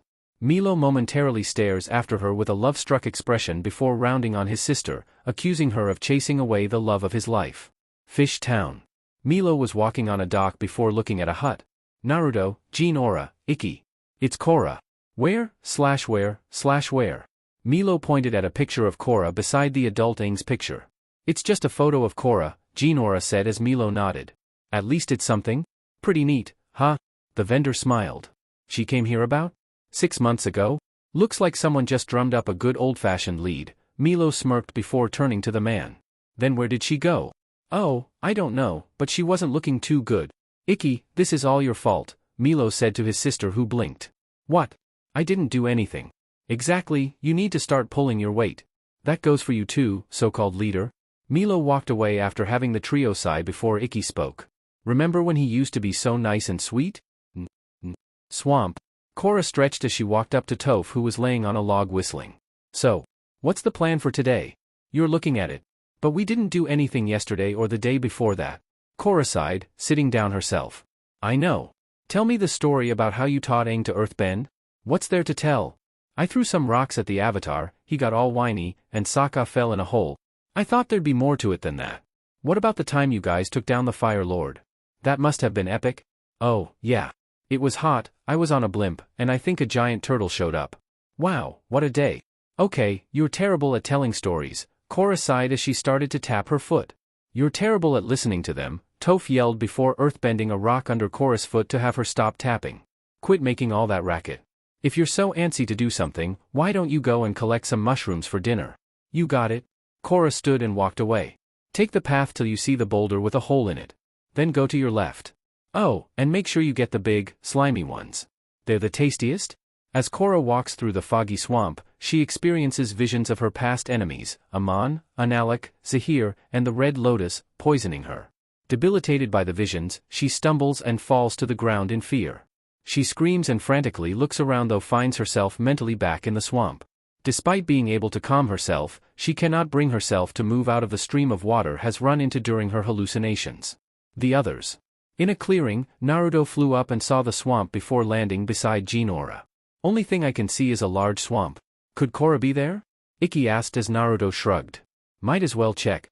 The swamp. There you are. Korra turned to see Toph walking up to her. You got my dinner yet? No, this swamp, it did crazy things to my mind. I had visions of all the times my enemies attacked and or hurt me. Yeah, I figured something like that might happen. What? You wanted me to see those visions? You are one twisted old lady, you know that? Korra said, bringing up her knees to her chest. Look, I know you want to get better, and so does the swamp. It can sense you're out of balance. It'll teach you what you need to learn if you're open to listening, Toph explained, cleaning her ear with her pinky. Okay, swamp. I'm all ears. Korra sighed as Toph sat down. You said you saw your past enemies. Now, why do you think that is? Toph asked as Korra sighed.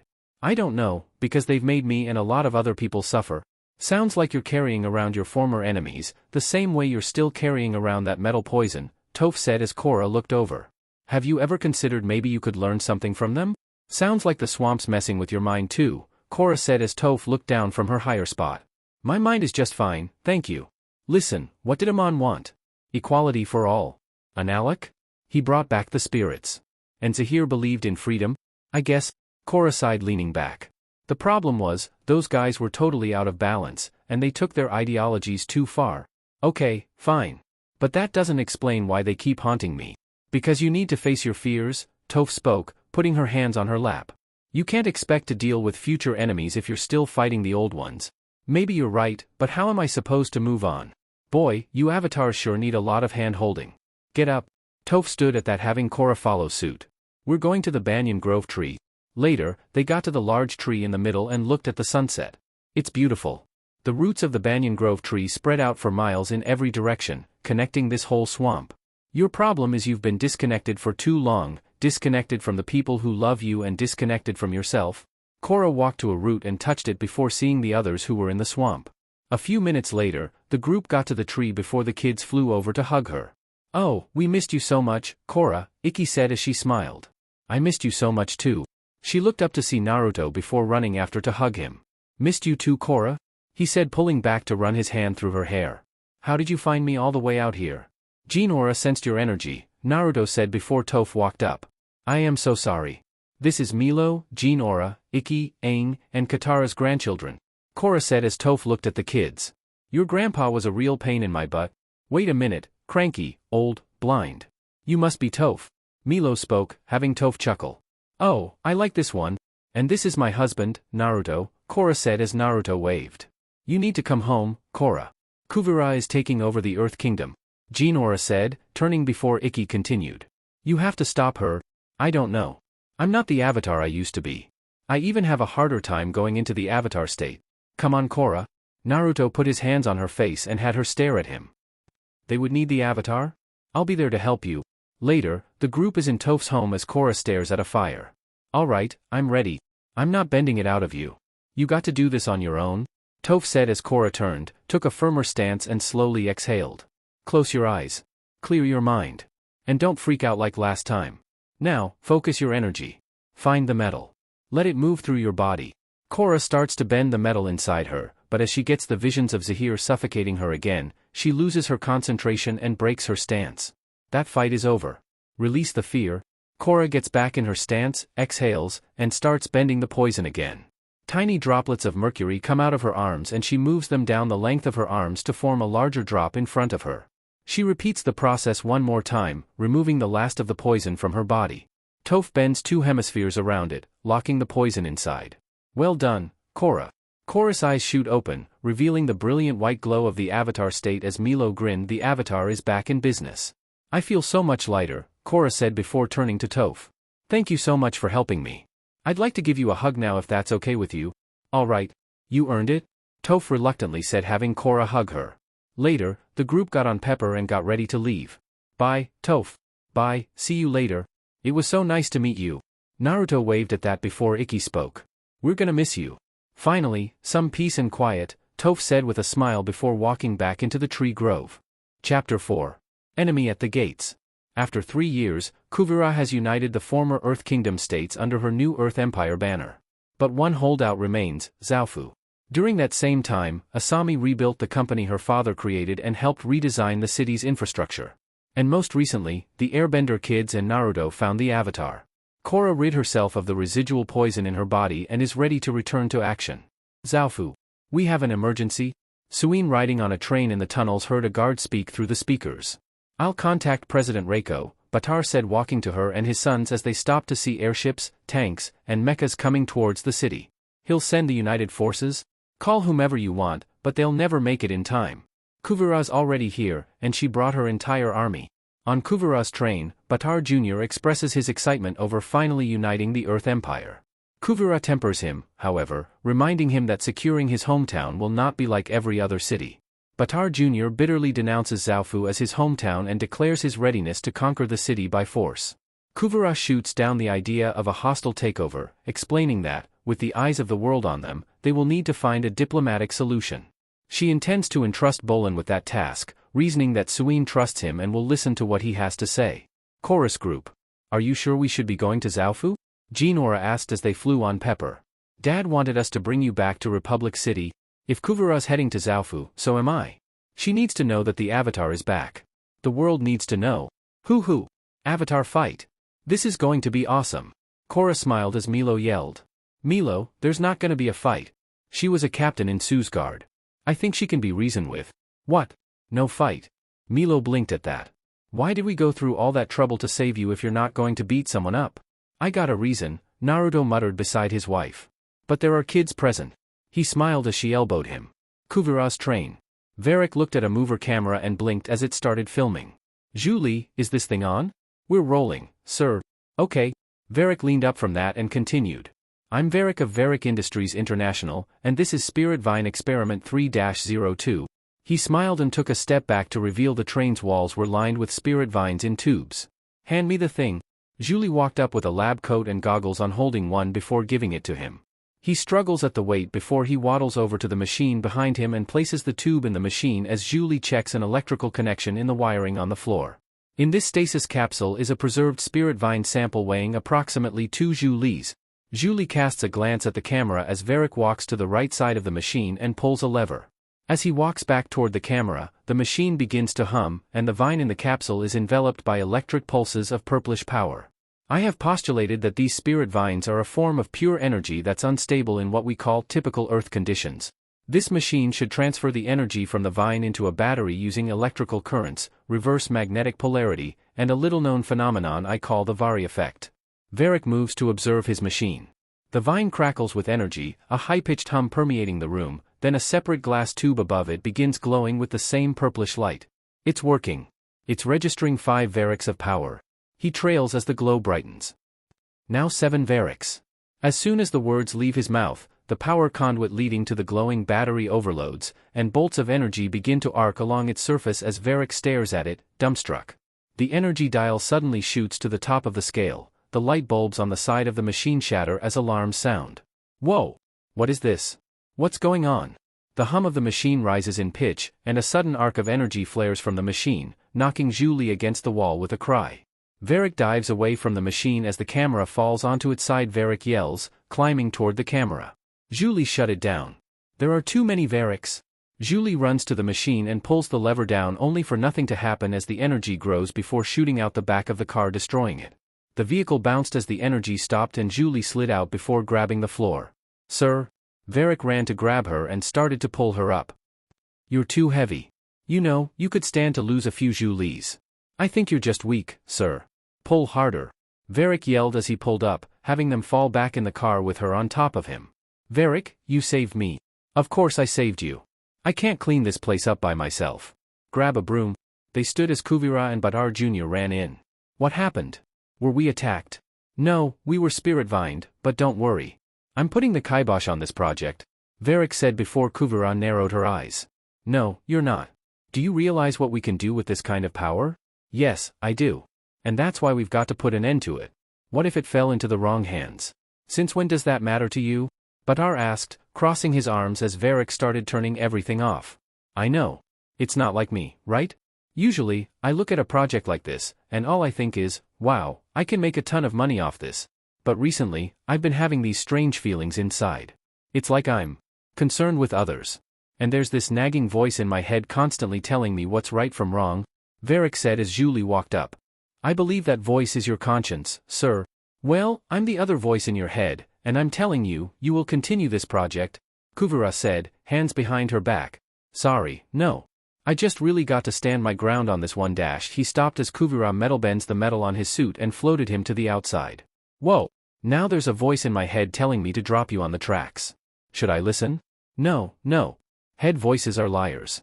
What do head voices know? I'll work on the project. Please don't drop me. She pulled him into the train and dropped him on his ass. Republic City. Asami visits her father in prison. Surprised to see her there, he sits down at her table, across from his daughter. Asami, who has a small stack of unopened letters in front of her, slides them over to Hiroshi, clarifying she is only there to return them, and tells him to stop trying to contact her in any way. As she stands to leave, Hiroshi begs her to listen to him one final time, after which he will never contact her again. Asami sits down again but does not look at him, and Hiroshi says that he cannot forgive himself for all his horrible actions and does not expect Asami to do so either. He recognizes that he tore their family apart and destroyed their good name but notes that she is the only thing that makes him smile as he retrospects on a life of regret. He tells her he is proud of her and that she is the greatest thing he ever created. As tears roll down her face, she silently stands and leaves. Kuvira's train. Bolan is wondering why he was brought before Kuvira and Buttar Jr. The former tells him they want him to be a part of their inner circle. Bolan is ecstatic about the news but, reeling in his enthusiasm, asks what it means exactly. Kuvira explains that it means he has proven his worth and asks him to persuade Suin to join the Earth Empire. As Bolan assures them he can do it, Kuvira bends the armored plates on the car's windows open, revealing to him the army massed in the valley. When Bolan inquires as to whether a show of force will send the wrong message, Kuvira counters by saying that the army is meant to project strength, while he is there to present peace. When they enter Suin's office, the Beifong clan with Opal is waiting for them, and not one of them is pleased to see Kuvira, Buttar Jr., and Bolan. By contrast, the latter is happy to see his girlfriend, but she spurns him angrily, saying that he has chosen his side. Bolan's attempts to ease the palpable tension by claiming that there should be no sides fall short, and Suin turns her attention to Kuvira, stating that she will not give up Zaofu, regardless of the army outside her walls. Kuvira tries to convince her the army is not here to threaten her but rather to show her what she and Buttar Jr. have accomplished. Addressing their son, Suin states that everything he has done with the Earth Empire goes against what she and Buttar Sr. tried to teach him, and Buttar Sr. adds that he belongs in Zaofu. Much to his father's shock, however, Buttar Jr. expresses bitterness at the thought of returning to live in Buttar's shadow. Suin claims that Kuvira has brainwashed him, but Kuvira laughs this away, saying that she set Buttar Jr. free so he could accomplish more than he ever would have if he had stayed with his parents. In an attempt to break the tension, Bolan urges everyone to let go of their painful past and focus on the future, which he describes to be bright. He regales them with his experience regarding a town he visited a month prior, which lacked any luxuries but now had access to cars, running water, and a magnet train due to the intervention of the Earth Empire troops.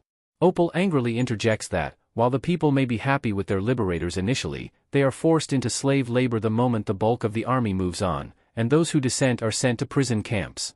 Bolan counters that her assertion is wrong, expressing full confidence in the ability of Kuvira and her army to make the Earth Empire a better place.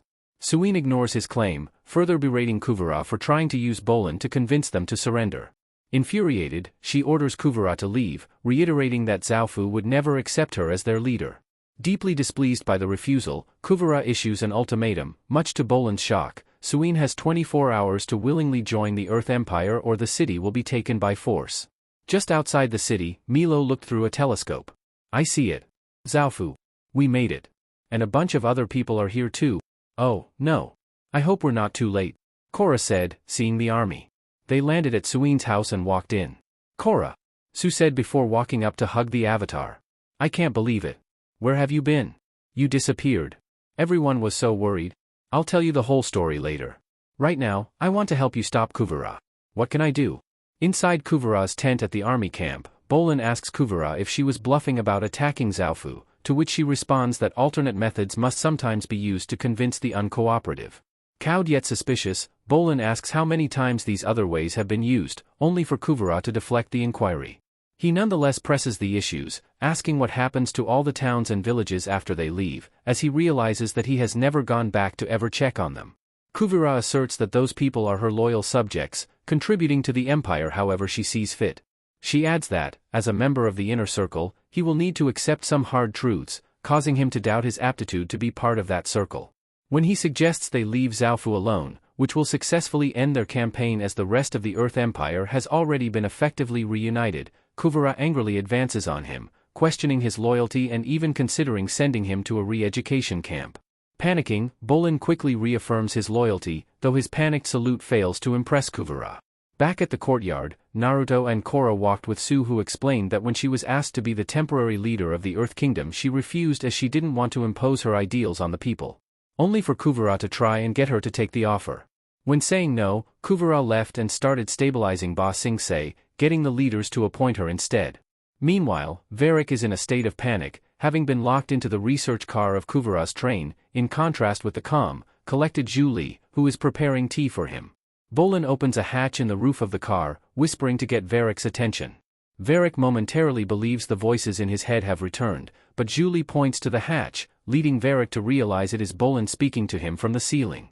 Bolan drops into the car, and the men grab each other by the shoulders, both exclaiming that Kuvira has gone mad. Varric informs Bolan about her forcing him to build a superweapon by threatening his life, and Bolan tells Varric that she threatened him too, as well as Zaofu and the villages they annexed. The two quickly conclude that deserting the army is their only option, and they escape through the open hatch. The next morning Naruto and Korra are walking to Kuvira's 10 by Butter Jr. We have an unexpected guest. The avatars are here to see you. Korra, Naruto, it's such an honor to see you again. Kuvira walked up to the three of them. The last I heard, Korra, you were still healing in the South Pole? Well, I'm feeling much better now, Korra replied as Kuvira nodded. That's wonderful news. I'm here to ask you to back down. Please, take your army and leave. I think we both know that's not going to happen, Kuvira said defiantly. I can't let you take Zaofu. Korra narrowed her eyes at that. Look, I was tasked with bringing stability to the Earth Kingdom. Zaofu is the last holdout. Why should I treat it differently than any other state? You were also asked to give that up, Naruto said, crossing his arms, showing he had his braces on. What you're doing isn't right. I understand you're just trying to do Sue a favor, but you can't come to me as I'm on the verge of reuniting my nation and tell me to stop. The world was descending into chaos while you were gone. To fix it, I had to make some tough decisions. I know what that's like. Korra sighed. I've had plenty of people mad at me about decisions I've made. Exactly. Korra, if you want to help, go back to Sue and try to talk some sense into her. Let's call a temporary truce. I won't make any moves until you talk to her and get back to me. Maybe that will be for the best. Naruto internally sighed at that as a shadow moved behind him. They then left before Naruto spoke. Played you like a damn fiddle? A what? String instrument from my world? It's a saying meaning she got you to do something for her that you probably wouldn't do normally. She's hoping you can talk Sue into giving the city or she gets more time to prepare for a takeover. Suddenly Kurama jumped on him, having Naruto pull him off by the scruff of his neck. What are you doing here? Check the places where Kuvira liberated. They're now slave labor places. Naruto put him back on his shoulder as he looked at Korra. Let's tell Sue. Over at the camp, Butter Jr. walks up to Varric's car and asks the guards posted outside if they have seen Bolan. They inform him the lava bender came to see Varric, but they sent him away. Becoming suspicious, Butter Jr. orders them to open the door. Inside, they find an empty car and an open ceiling hatch waiting for them, at which point Butter Jr. declares that they have some fugitives to catch. Outside the camp but not far from it, Bolan, Varric, and Julie, each having commandeered a mecha suit, are making their way uphill. Overlooking the army camped in the valley, Bolan stops and suggests going up and around the mountains to sneak into Zaofu from the rear. Noting the Metal City is doomed, Varric announces his intention to escape to Republic City to warn them about Kuvira's Spirit Vine superweapon. While Bolan ponders their best option, he is suddenly zapped by a bolt of electricity from Butter Jr.'s mecha suit, who, along with the two other guards, has caught up with the runaways. Varric panics, but Julie comes to his defense and holds off the other two suits quite ably while Bolan takes on Butter Jr. The lava bender is quickly forced to abandon his suit moments before Butter Jr. lands a crippling blow, destroying the machine. Still, he continues the fight with his earthbending and manages to gain the upper hand by toppling a tree atop Butter Jr.'s suit. Meanwhile, in an attempt to help out, Varric has engaged the electric weapon of his suit but accidentally knocks down Julie. Without her protection, one of the soldiers manages to ensnare his suit, forcing him to flee on foot. He climbs up a hill, chased by one of the suits, but manages to reach the top safely since Julie comes to his aid. She struggles to hold off her two opponents, but the odds are tipped in their favor when Bolan creates a gully of lava, which melts the guard suits and allows Bolan to trap the escaping pilots with his earthbending. Their victory is short-lived, however, as Butter Jr. emerges atop the cliff and forces them to surrender by dangling a captured Varric over the edge by his head. The businessman promptly blames Julie for his predicament, enraging his assistant. Republic City. A distraught Asami is sitting on a bench at Avatar Korra Park. However, her mood brightens as she spots a father playing Pai Sho with his daughter. Later in the Republic City prison, Hiroshi is escorted to Asami's table. When he sits down at the table with her, surprised to see her again, she tells him she initially intended to visit him to tell him personally that she never wanted to have anything to do with him again. She wanted to hurt him as badly as he hurt her. When she saw him, she admits that she felt sadness rather than the expected anger, for he had tainted their past and destroyed their future together. Hiroshi apologizes and desires to make amends, and Asami tells him that, despite not knowing if she will ever succeed, she should try to forgive him. She pulls a small pai-sho board from her bag and asks Hiroshi to play a game with her, as they had in the past. Hiroshi smiles, saying that nothing would make him happier. Kuvira's camp. Back in the army camp, a handcuffed Bolan, Varric, and Julie are brought before an enraged Kuvira. Don't torture us. Bolan raised his hands at that. Send these three away on the next train. Bolan and Julie will be going to the re-education camp for our most severe dissenters. And you will continue to work on the Spirit Energy project under close, armed supervision. I want it weaponized immediately, Kuvira said, directing the last part at Varric. Please, have mercy on me. Julie knelt at that. Don't send me away. Take me back. Why would I? Kuvira asked, turning. Because my only mistake was being loyal to the wrong person.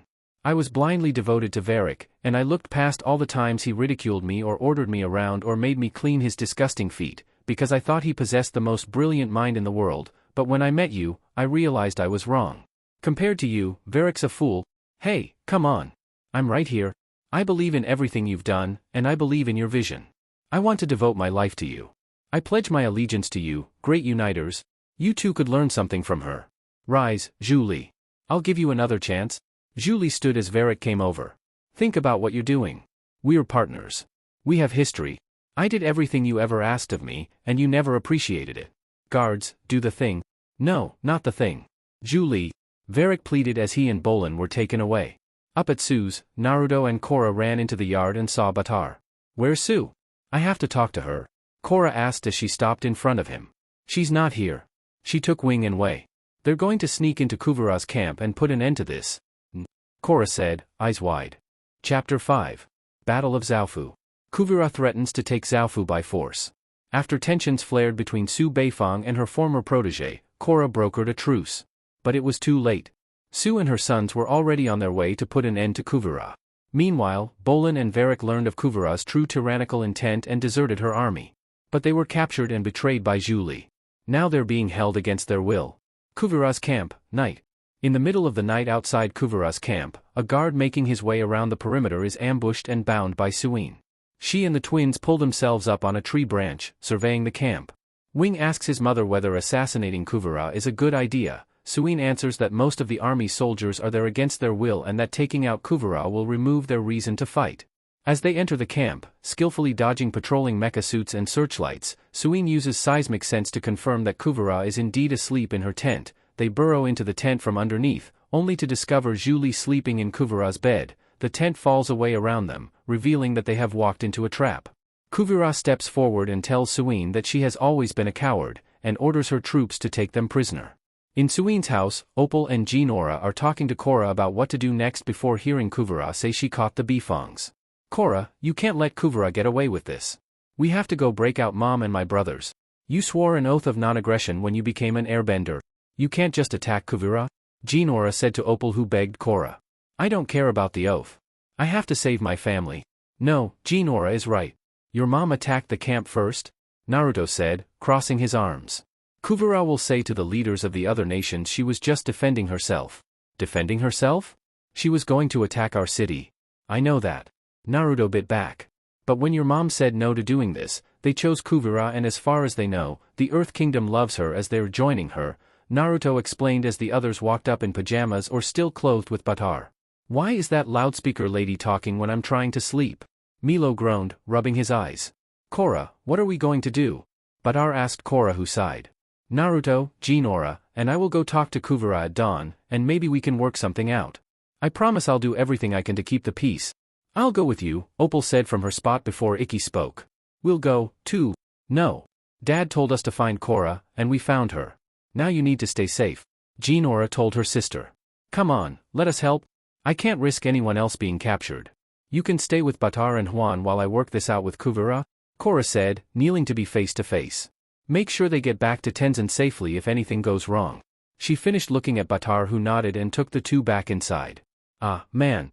When am I going to see some action? Dawn, Kuvira's train. In Kuvira's train, Varric and Bolan are imprisoned together, the former of which is having a nightmare, muttering about a life devoid of luxury and assistance. Varric jumps awake in terror, screaming Zhu Li's name.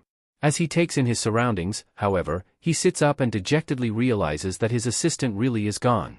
Baatar Jr. and two metal-bending soldiers enter the room, having come to coerce him to continue his work on the Spirit Vine project. Varric reminisces pleasantly that Julie always greeted him in the morning with a hot cup of tea. As a guard grabs him roughly, Baatar Jr. tells him that he will get his tea when he starts working. Varric responds to this by pointing out that he is only productive for 15 minutes every day, a comment which leads Baatar Jr. to have Varric slammed against the wall and told to show how the device works. The noise wakes Bolan, who asks what is happening and is told by Baatar Jr. to go back to sleep. He will need to save his energy, Baatar Jr. claims, for his time in the re-education camp. Varric complains that he cannot work without an assistant, declaring himself to be helpless without Julie. When Baatar Jr. assigns one of the guards to be his assistant, however, he spooks the guard by recounting the uncontrollable blast of energy created by the experiment the last time it was run, pointing out that the man may lose his hands. At the terrified guard's suggestion, Baatar Jr. acquiesces, appointing Bolan to assist Varric. The Earthbender's unhappiness with this new development goes unheard by the dispassionate guards, who grab Bolan and forcefully drag him off of the cell. Kuvira's camp. Release them now. Opal yelled at Kuvira as the group stood in front of her. If Su agrees to bow to me and turn over Zaofu, she and the rest of your family will not be harmed. Never. I'll never bow to you. Suin yelled from her full-body cuffs. There must be some way for us to resolve this. Korra sighed at Kuvira. I've already laid out my terms, and I think they're very reasonable. After all, Su did try to take me out during our peaceful negotiations. You call bringing an army to threaten our city peaceful? Wei yelled out as Opal glanced around. Where's Bolan? I know he would never go along with this. Bolan is with my fiancée, working on something very important, but I assure you he's on board with my plans. You two have been apart for some time. I guess you don't realize how much Bolan has grown up. Now turn over Zaofu. Kuvira. I can't just let you take the city, Korra said, narrowing her eyes. Avatar Korra, you are interfering with the internal Earth Empire business and letting your personal feelings get in the way of reason. Zaofu cannot continue to rule itself. They have been hoarding their riches and technology for too long. I'm here to distribute those resources fairly throughout the nation. This is about equality. You don't care about equality. This is about control. Just take her down. You know it's the right thing to do. You have to stop this. Opal said to Korra before Kuvira narrowed her eyes. The only way you're going to keep me from marching into Zaofu is if you physically stop me. Now what are you going to do? It looks like you're not giving me a choice. Fine. I want you all to know that I would never ask any of you to do something that I'm not willing to do myself. So rather than risk your lives, I will fight the Avatar one-on-one. Korra, if you win, then you can do whatever you want with Zaofu. But after I beat you, I want you out of my business for good. I'm the one who brought peace to the Earth Empire, not you. You're not relevant here anymore. Fine. You want to fight the Avatar? Then let's finish this right here, right now. You sure about this? Naruto asked, crossing his arms. Just stay back and let me handle this. It's been a while, but I got a lot of pent-up rage. Don't mess around. Kuvira is too good. Just go into the Avatar state and get it over with. Opal said as Korra shook her head. No, I'm only going to use that as a last resort. And you're rusty from not fighting for a long time? Be careful, Naruto said before walking back. As Naruto, Opal, and Jinora leave Korra, retreating to a safe distance, Korra cracks her neck and takes up a fighting stance. Kuvira steps forward to challenge Korra. Use whatever you want, all the elements, the Avatar state, anything you need. I know you're a little rusty. Enough talk. The Avatar fires two jets of flame at Kuvira, who sidesteps the first and ducks under the second, slightly off guard. She spins back around to face Korra, who, jumping toward her opponent, flings an arc of fire at her. Kuvira dodges again as another blast of flame misses her. Korra bends a stone up at Kuvira's face, but she swings her head out of the way barely in time. Dodging another fiery punch, she very rapidly bends a slab of earth between her and Korra, breaking the Avatar's attack and pushing her arm up, leaving her side unprotected. Utilizing the opening she created in Korra's defenses, she bends a chunk of rock right in Korra's stomach. As the Avatar stumbles back, she flings two metal clasps at Korra's extended wrist and ankle and uses them to fling her tumbling through the air. Korra crashed to the ground, tumbling to a stop and momentarily unmoving. The soldiers in Kuvira's army cheer loudly, though as Zhu Li is clapping unenthusiastically with a disinterested look on her face. Kuvira straightens up, laughing as she resumes her fighting pose. Looks like the Avatar's a little off her game. Korra struggles to get to her feet. As she finally rises, Opal calls out to her. Don't let her get you frustrated. She wants you to make a mistake. Korra launches a fissure at Kuvira, but she rolls out of its way and also dodges Korra's airbending attack. The avatar launches herself into the air and shoots an air blast at Kuvira, which she dodges again. Korra shoots fire, but the metal bender moves the earth under Korra, causing her to lose balance, and knocks her down with a rock to the chest. Korra shoots a couple more fire and air blasts, but Kuvira dodges them all and traps Korra's foot in a fissure before blinding her with a metal band and hitting her again with a rock. Tearing the metal from her face, Korra rises to her feet once more, firing another fire blast at awaiting Kuvira. Kuvira's train. Varric, as instructed, continues his work on the Spirit Vine project, closely supervised by Buttar Jr., though Varric deems Bolan a lesser assistant than Julie since he needs to have what the thing is explained to him. When Buttar Jr. curiously ordered Varric to walk him through every step of the project. The eccentric inventor pushes the second-in-command back and starts telling that he envisioned the Spirit Vine energy as a potential source of clean, unlimited energy, rather than a weapon of mass destruction. Bolan readily agrees with this assessment and requests they make that instead, but Buttar Jr. denounces the notion, noting that it is their responsibility, as scientists, to push the boundaries of the possible once a discovery is made. Varric mocks him, inferring that he could not discover a wolf bat if it was building a nest in his butt, much to Bolan's amusement. Buttar Jr. labels the inventor pathetic, and states that wolf bats do not build nests. Varric mocks Buttar Jr.'s correction of him and tells Buttar Jr. that he will never know how it feels to give birth to genius only to have it kidnapped and raised by fools, but is cut short by Buttar Jr. threatening to order the guards to roughly force him to continue his work. After an argument with Bolan, Varric fires up the machine. When it begins to emit a beeping noise, Buttar Jr. inquires about its origin, and Varric reveals that he has turned the Spirit Vine machine into a bomb, which will blow up anyone and everything within range when it detonates. Buttar Jr. attempts to arrest Varric but backs off when the latter, pulling a remote detonator out of his pocket, tells them he will blow up the train himself if anyone removes him from the bomb. Korra vs. Kuvira. Kuvira dodges a couple of blasts from Korra, before shooting a few metal plates at her, all of which miss Korra. The avatar launches herself high into the air and tries to land a hit on Kuvira from there, but is knocked down again. She gets back up but continues to fail, landing a hit on Kuvira. The metal bender traps her hand in a plate, launching her far away again. Kuvira shoots a few rocks, but Korra throws up a wall of cover for herself. The two opponents push the wall back and forth in an attempt to knock the other down, to no avail. While Korra is holding the boulder at bay, close to herself, Kuvira disintegrates the rock, causing Korra to fall to her knees. "Come on, Avatar, get up. Show me what you've got." Kuvira spoke smiling as Naruto held Opal back. They both agreed to a duel. Getting involved now will have Kuvira win by forfeit? Remember, a lot of leaders are still backing her at the moment. Korra then shoots fire at Kuvira, who turns the ground under Korra's feet, so that she faces the other way. Korra recovers and bends a boulder at her opponent, but she bends a metal plate around Korra's ankle, somersaulting her through the air, and falling a few yards away. "You have to go into the avatar state. Do it." Su yelled at the avatar. Korra watches Kuvira lunge for her and suddenly goes into the avatar state, stopping Kuvira and blasting her away with airbending. Kuvira gets up again, but Korra launches herself after the metal bender, blasting her even farther away. Kuvira's hair untangles in the process. Korra rises from the ground on an air spout, taking an enormous boulder with her, preparing to crush Kuvira. Kuvira pulls herself to her hands and knees, slowly raising her head to face Korra. Korra sees herself in the avatar state instead of Kuvira's face, the same way she hallucinated. Shocked, Korra panics and falls out of the avatar state, dropping the boulder as she falls helplessly to the ground. "I don't understand. We got the poison out, what's wrong with her?" Jinora mused as Naruto clenched his hands. "I knew you were weak." Kuvira gets up and shoots 2 plates at Korra and suspends her in midair by her wrists. The metal bender smiles, before slamming Korra into the ground and encasing all but her head in a mound of earth, trapping her. She walks closer and, taking 6 metal plates and bending them to give them a razor's edge, prepares to kill Korra. Jinora and Opal, seeing what is about to transpire, send simultaneous blasts of air at Kuvira. Caught off guard, she flies through the air, landing hard on her back in front of her troops. Rising to her feet with the help of 2 of her soldiers, she angrily cries out at the airbenders.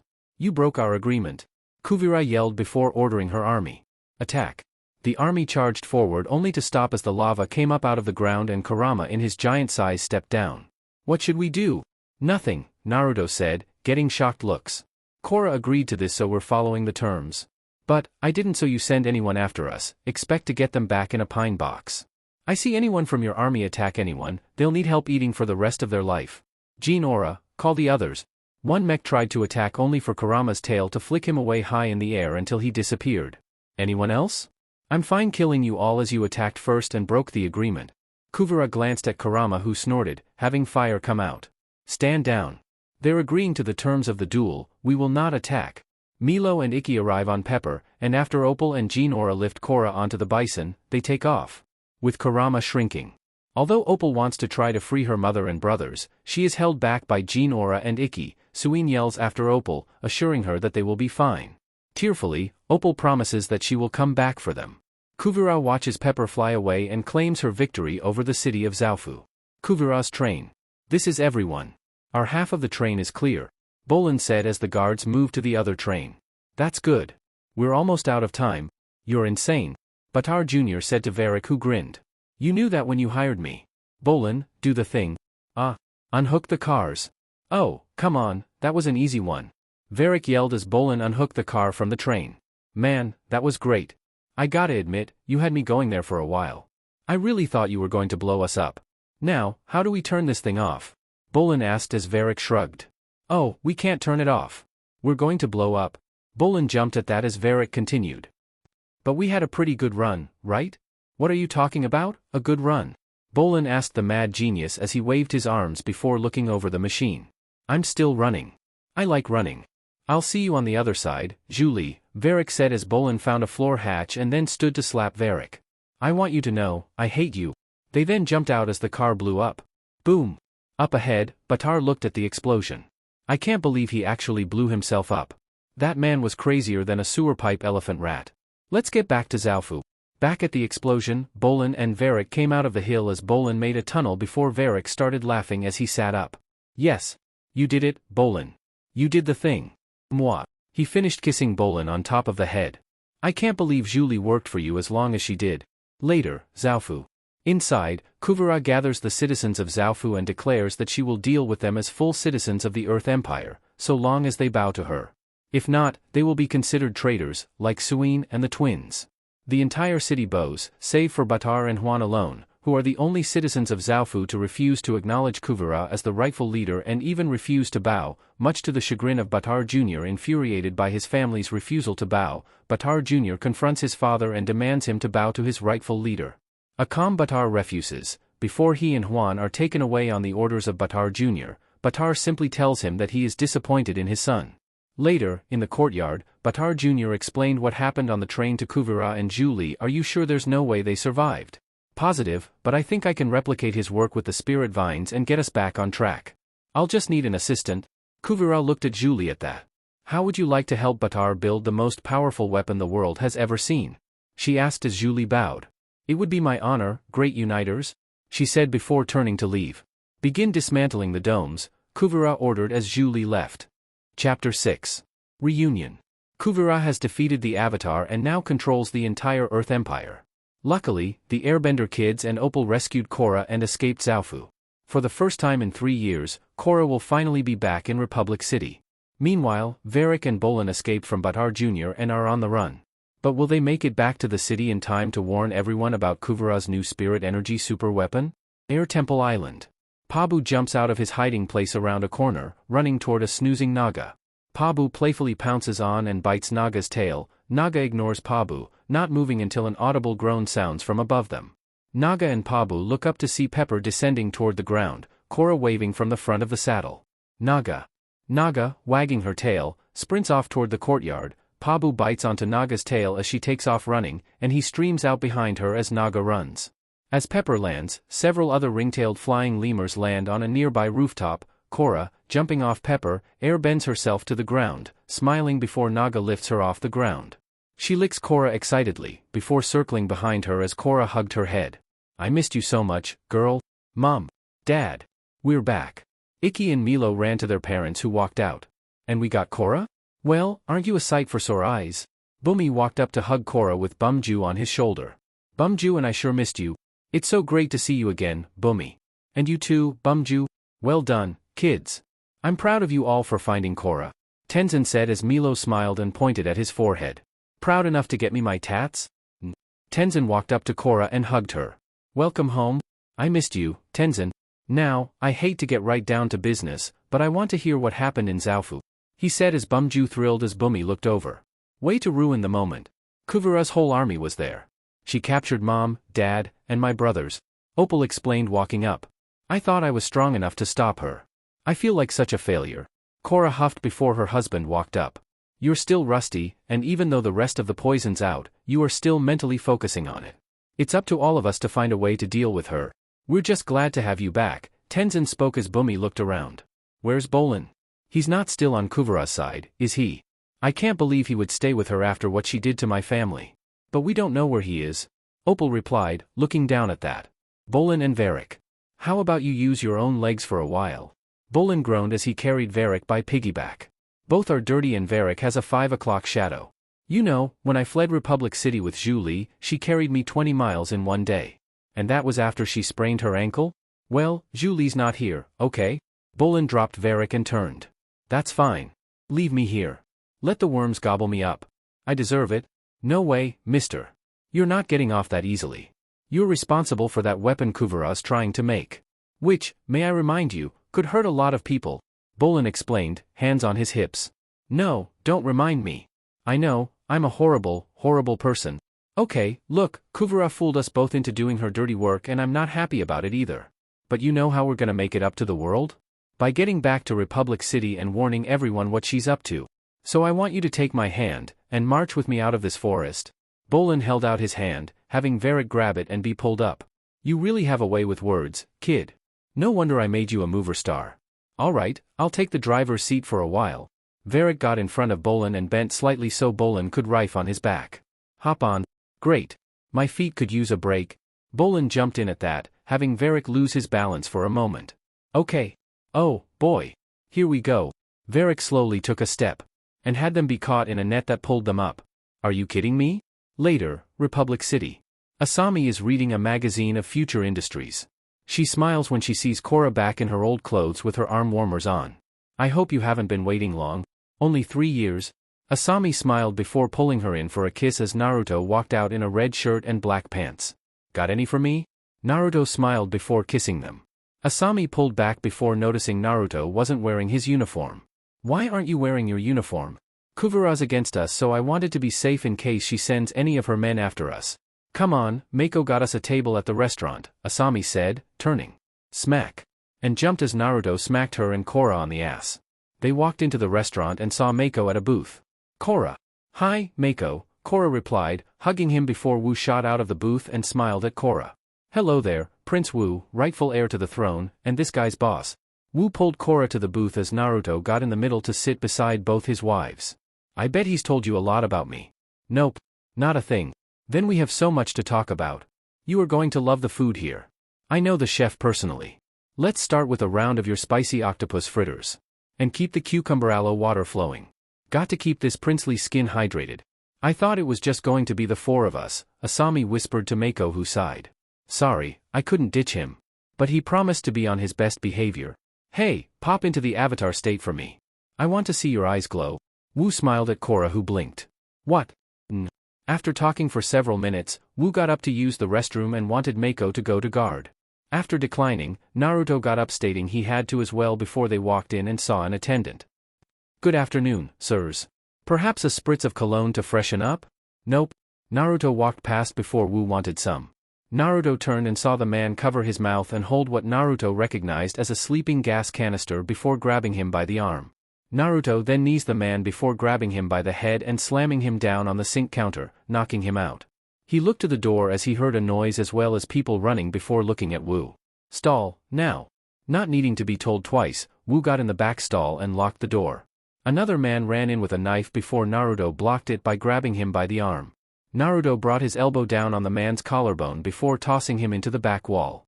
2 more men ran in before Naruto blocked one's punches and knee strikes before punching him in the face. Naruto turned to kick the other man to stop him before jumping to kick the man's stomach with his other foot. The second man tried for another attack before Naruto threw him into the mirror, breaking it. Catching the third man's arm, Naruto slammed his head into the sink several times before dropping him and bringing his foot down for a stomp, cracking the tiled floor. He turned to block a kick from the first man and then several knee strikes before the man jumped kicking him back. The man then grabbed Naruto's head for knee strikes before jumping off Naruto's knee for a final strike. Only to have Naruto yell as he grabbed the man, and spun to have him hit head first in the wall, cracking it. Naruto turned to see the second man throw several punches before he blocked each one. They slipped on water and fell to their knees before Naruto jumped to bring the man's head down to the floor with his feet, then kicked him in the mouth. Naruto pulled the man up before he was punched in the stomach, then elbowed on his back before being flipped over the man to land on his stomach. Ah, bitch. The man grabbed him in a sleeper hold before Naruto pulled him over on his back and then headbutted him, breaking his nose. Naruto then pulled the man for his own sleeper hold before the man broke free. He then pulled them up and tackled Naruto into the wall. Naruto grunted before bringing his elbow down several times, then kneeing the man. The man turned and tossed Naruto to the wall by the door before grabbing the knife. Naruto got up and dodged several strikes before blocking the man's arm that held the knife. Naruto then quickly turned to elbow the man in the stomach before dropping down to do the same to the man's knees, forcing him to fall on them. Naruto yelled as he hit the man in the back of the neck hard, knocking him out. Getting Wu out, Naruto walked to the door and saw the others running to them. Missed the fun? Bolan and Varrick. Bolan struggled on the net before speaking. I wish Pabu were here. He could just chew us out of this. You know who else has incisors sharp as a knife? Julie. Well, look what we caught. They looked down to see men and women in prisoner clothing. Wonder if they were tracking us after we escaped. Hello, fellow travelers. I don't suppose you could help us out of this net? Bolan asked as the woman in front narrowed her eyes. Why would we free a couple of lowly Earth Empire soldiers? Lowly? We were part of Kuvara's inner circle. Varrick yelled as Bolan's eyes widened. Were. Not anymore. We jumped ship. Please just let us out. I think I know just what to do with a couple of Kuvara's top men. A man beside the woman said before creating a four-blade and cutting the rope, having the two fall. After having their hands tied, Bolan noticed the first woman waterbend water into her drinking gourd. So how did a bunch of water and firebenders end up in one of Kuvara's re-education camps? Call it what it is. A prison, she said before the man spoke up. Kuvara's been purging states of anyone who's not of Earth Kingdom origin and locking them up. Purging? What are you acting so surprised about? You must have known what she was up to, being part of her inner circle and all. No, I swear. Bolan shakes his head at that. And the inner circle thing lasted, like, less than a day? Will you at least tell us where you're taking us? Varrick asked from behind Bolan. The border checkpoint. You're gonna help us talk our way past some Earth Empire soldiers. And once we're through, we'll see about letting you go, the woman said before Bolan and Varrick shot each other a meaningful look. Varrick jumps up as Bolan sends a wave of earth around, knocking everyone down. He quickly turns the ground in front of him into a pool of lava, holding everyone at bay. Ha ha! Lava time. Bet you didn't expect that. Look, I'm sorry for what happened to all of you, Bolan said, snapping his rope as they were weakened by the lava. But as I've been trying to explain, we don't work for Kuvara anymore. Yeah, if our handsome mugs get recognized trying to go through that checkpoint, we're goners. If you really are fugitives, you better listen up. We've been scouting this region for days. There's a wall stretching along the entire border and patrols guarding every part of it. That checkpoint is our only way out. The man yelled at them. It's not worth the risk, Baraz, the woman said to him. How do we know they won't turn us in? If he wanted us gone, we'd be at the bottom of a pool of lava right now. If any of us want to get out of the Earth Empire alive, we'll have to trust each other. Bolan then cooled the lava at that. Alright, where's this checkpoint? Later, Bolan, Varrick, and the prisoners approach the heavily guarded gate. Bolan and Varrick have made themselves look somewhat respectable again, and the prisoners are tied together with rope around their wrists. Follow my lead, Bolan said to the group as they got to the gate. Good afternoon, sir. Can we help you? The man asked as Bolan nodded. You sure can. We captured these escaped prisoners. We need to get them to a secure facility. Where'd they escape from? The man asked Bolan. Camp 14? Then why are you bringing them through here? Camp 14's back the other way. You think we don't know where Camp 14 is? Kuvara wants them transferred. Then I'll need to see the transfer order. The man asked before Varrick got in his face. Listen, pal, I had to fight off 2 badger moles, 6 wolf bats, and 18 hog monkeys to get these guys. So sorry if I don't have the paperwork. I was too busy cramming it in a hog monkey's mouth while it was trying to eat me. I am in sore need of a shower and I have blisters that are the size of cantaloupes and twice as juicy. So you can let us through, or you can give me your name and rank and I'll pass it on to Kuvara. You know what happens to soldiers who question her orders, don't you? Bad stuff. Let them through. 2 guards metal bend the gates on either side of the wall down and they walk through. Inside the wall, a guard is working in a booth, where there are wanted posters of Varrick and Bolan. He recognizes them as Varric waves to him and runs out to stop them. Wait! Stop them! They're traitors to the Empire. They all start running but are halted by 2 mecha tanks that jump down from the top of the gate and land in front of Bolan and Varric. They find themselves surrounded by 4 mecha tanks and 4 earthbenders. There's no way I'm going back to prison. Baraz yelled out. He makes a little dagger from his middle fingers, cutting through the rope on his wrist, and shoots fire at the soldiers, who throw up cover for themselves. They shoot the rocks back at the prisoners, who defend themselves with their fire and waterbending. Bolan and Varric are under attack by a mecha tank, which attempts to mow them down with its flamethrower. Bolan throws up cover for them, but Varric still crawls away. Baraz is fighting a mecha tank as well, dodging its punches. Anna comes to his aid and bends her water into a slab of ice, causing the running tank to slide. Baraz blows it back with a few fire blasts, but the tank uses the spikes in its calves to stabilize and break through the ice. It shoots lightning, forcing Baraz and Anna apart, before shooting its flamethrower at Baraz, who holds his own with his fire bending. Bolan shoots a few boulders at 2 mecha tanks going after him, which yields no result. So he creates a pool of lava, but the tanks jump over it, cornering Bolan. Varric, who is hiding underneath the gate, behind a wall, sees how a waterbender is knocked down. He spots some sort of generator inside the booth. With a screwdriver, he unscrews a table leg and wraps a length of electrical wire around it. Bolan is still fighting the tank, but it continues to nimbly dodge the lava bender's attacks. Finally, with a fissure, he manages to knock one of the tanks down, but another one is right there to shoot a bolt of lightning at him. He launches himself out of its path and continues the fight. Meanwhile, Varric has created an electromagnetic pulse, which he hooks up to the generator. Nobody pays him any attention, seeing how they are busy fighting off the benders. Bolan gets trapped by 3 mecha tanks who all shoot fire at him, which he blocks with a wall of earth, but he is unable to escape. Varric then hooks up the cables before speaking. Boy, I sure hope this works. He pushes a lever and the stick sends out an electromagnetic pulse, destroying all the electronics in the mecha tanks, causing them to fail, just as they were about to kill Bolan and Baraz. It took everyone by surprise before he laughed. I still got that Varric touch. We're clear. Come on. Varric runs before Bolan spoke up, looking at the prisoners fighting. Varric, wait. We can't leave them. He jumps over his wall and runs up behind the prisoners, just as one is knocked down. Bolan creates a massive pool of lava, forcing the guards back to the gate. Retreat. Bolan bends the lava to the gate and hoses the wall with it. Thanks. You didn't have to come back. Baraz said to Bolan, who looked over. Yeah, I kind of did. Let's go. Korra and the others. Nice digs, Mako. Wu said, looking at a large mansion. You didn't tell me you came from money. I don't. This is Asami's place. She was nice enough to let my family stay here after they fled Ba Sing Se. Mako replied before his grandmother opened the door. Mako. It's so wonderful to. She trailed off, seeing Wu. Are you? Grandma, this is Prince Wu. He needs to stay with you and the family for a little while. Wu takes one knee and grabs Yin's hand. It's an honor, Grandma Mako. Wu kisses Yin's hand and she faints before being caught by Mako. She loves royalty. I think I'll fit right in here. Thanks for looking out for me, Mako. Bolan, Varric, and the others. The group is on a dock at a bay beside a boat. I know it might not mean much coming from a guy wearing this uniform, but I'd like to apologize for what Kuvaraz put you through, Bolan said to Baraz, who extended his hand. I appreciate that. Guess this is where we part ways, Bolan said after shaking hands. It's been a blast. Varric yelled before Anna spoke. We're heading north, too. Why don't you come with us? It's the least we can do after you saved our necks. Varric looked at the rotting boat before speaking. On that hunk of junk? No thanks. I'm allergic to drowning. Bolan elbows him at that. Oof. I mean, we'd love a lift. He then gets in, having the boat rock and fall. EW. Banyan Grove Tree.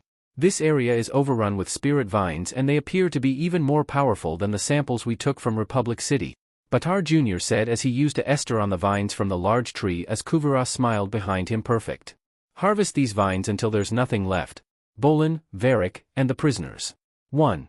And that's when I made a solemn vow never to eat bark onion soup again, Baraz said as they sailed in the moonlight. Been 6 years, 4 months, and 14 days. Ugh. I can still taste it. Does anyone else feel like throwing themselves overboard? Bolan spoke before Varric pointed at himself with both thumbs before standing. Not me. I've spent the last few hours tuning out all these incredibly boring stories. Hey, all the while mentally composing the most exciting tale ever told, soon to become the greatest movie ever made. I present to you now, Bolan, as Nuktuk, hero of the South. Trademark Vari Movers International.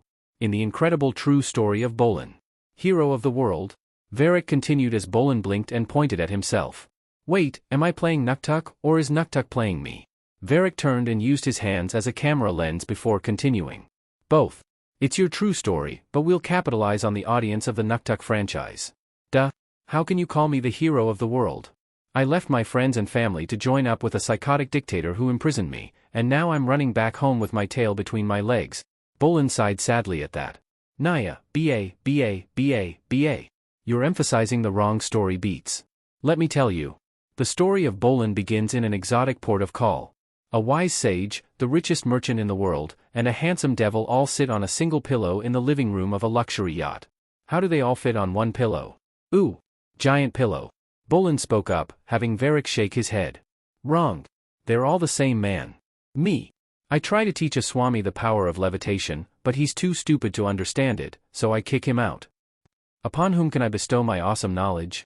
I ask myself. Then in walks Nuktuk with a twinkle in his eye, a gorgeous dame on his arm, and a song on his lips. He bursts into a rapturous melody. Where can I find my teacher? Oh, come on. I wasn't singing, you were not levitating. And Asami is just a friend who's married already, thank you very much. Bolan stood up at that. If you want to tell my true story, you should start from when I met Korra and Naruto. They came to the bending arena one fateful night. He tailed off telling the story up to when the first pro bending match started. Boring. When does the singing start? There wasn't any singing. Boo. The group booed Bolan at that. You're an on-screen talent, kid. Varric pushed Bolan back at that. Leave the storytelling to the masters. So the trouble begins when the Avatar is trapped in the spirit world. The world's most evil villains realize that with Korra out of the way, the time is right to try to take out Bolan. So the worst of the worst team up. They're led by Zahir, leader of Red Lotus and master of the skies. A flying chaotic chaos machine. He's joined by Vatu, the ultimate force of pure spirit evil in the universe. The biggest, meanest, scariest kite that ever flew. Wait, Zahir didn't team up with Vatu. Bolan interrupted Varric again. How would that even happen? What do you think? Radio. Then they team up with Amon, the reanimated zombie body of the blood-bending leader of the Equalists. And the evil Analek, the diabolical but incredibly boring and unpopular sorcerer from the north, who's listening in on the other line. Bolan had a reputation as the world's greatest ladies' man. Ooh, now the story's getting interesting. Bolan smiled at that before Varric continued.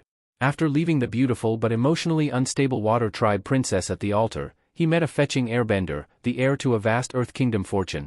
Opal, so smart and caring. So pretty to smell? And she'll probably never talk to me again because I'm so stupid.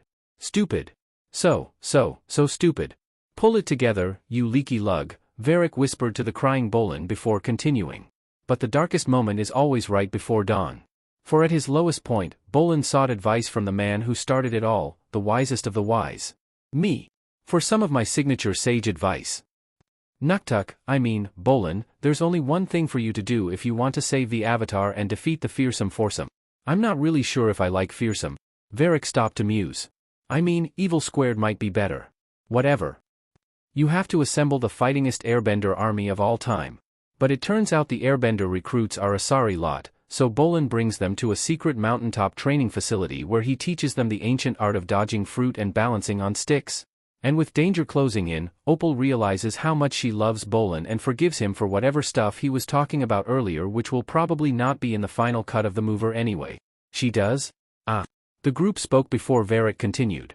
And she kisses Bolan, magically passing on the airbender power of flight. Okay, that part seems a little unbelievable. Bolan deadpanned as he sat on a barrel before Varric waved him off. This is no time for thinking, kid. We're heading into the big finale. Bolan gathers his airbender army to fight alongside Rotan and Juji against the Terror Square. Maybe that's the name of the bad guys? Terror Square. What about Legion of Darkness? Well, we'll put a focus group on it. Bolan teaches the airbenders to create a giant tornado. Then he flies around in the sky and pushes Zahir into it, turning him into wind forever. But Bolan doesn't realize that the universal interplanetary combination is 0 hour. Talk about a ticking clock. Is almost upon him.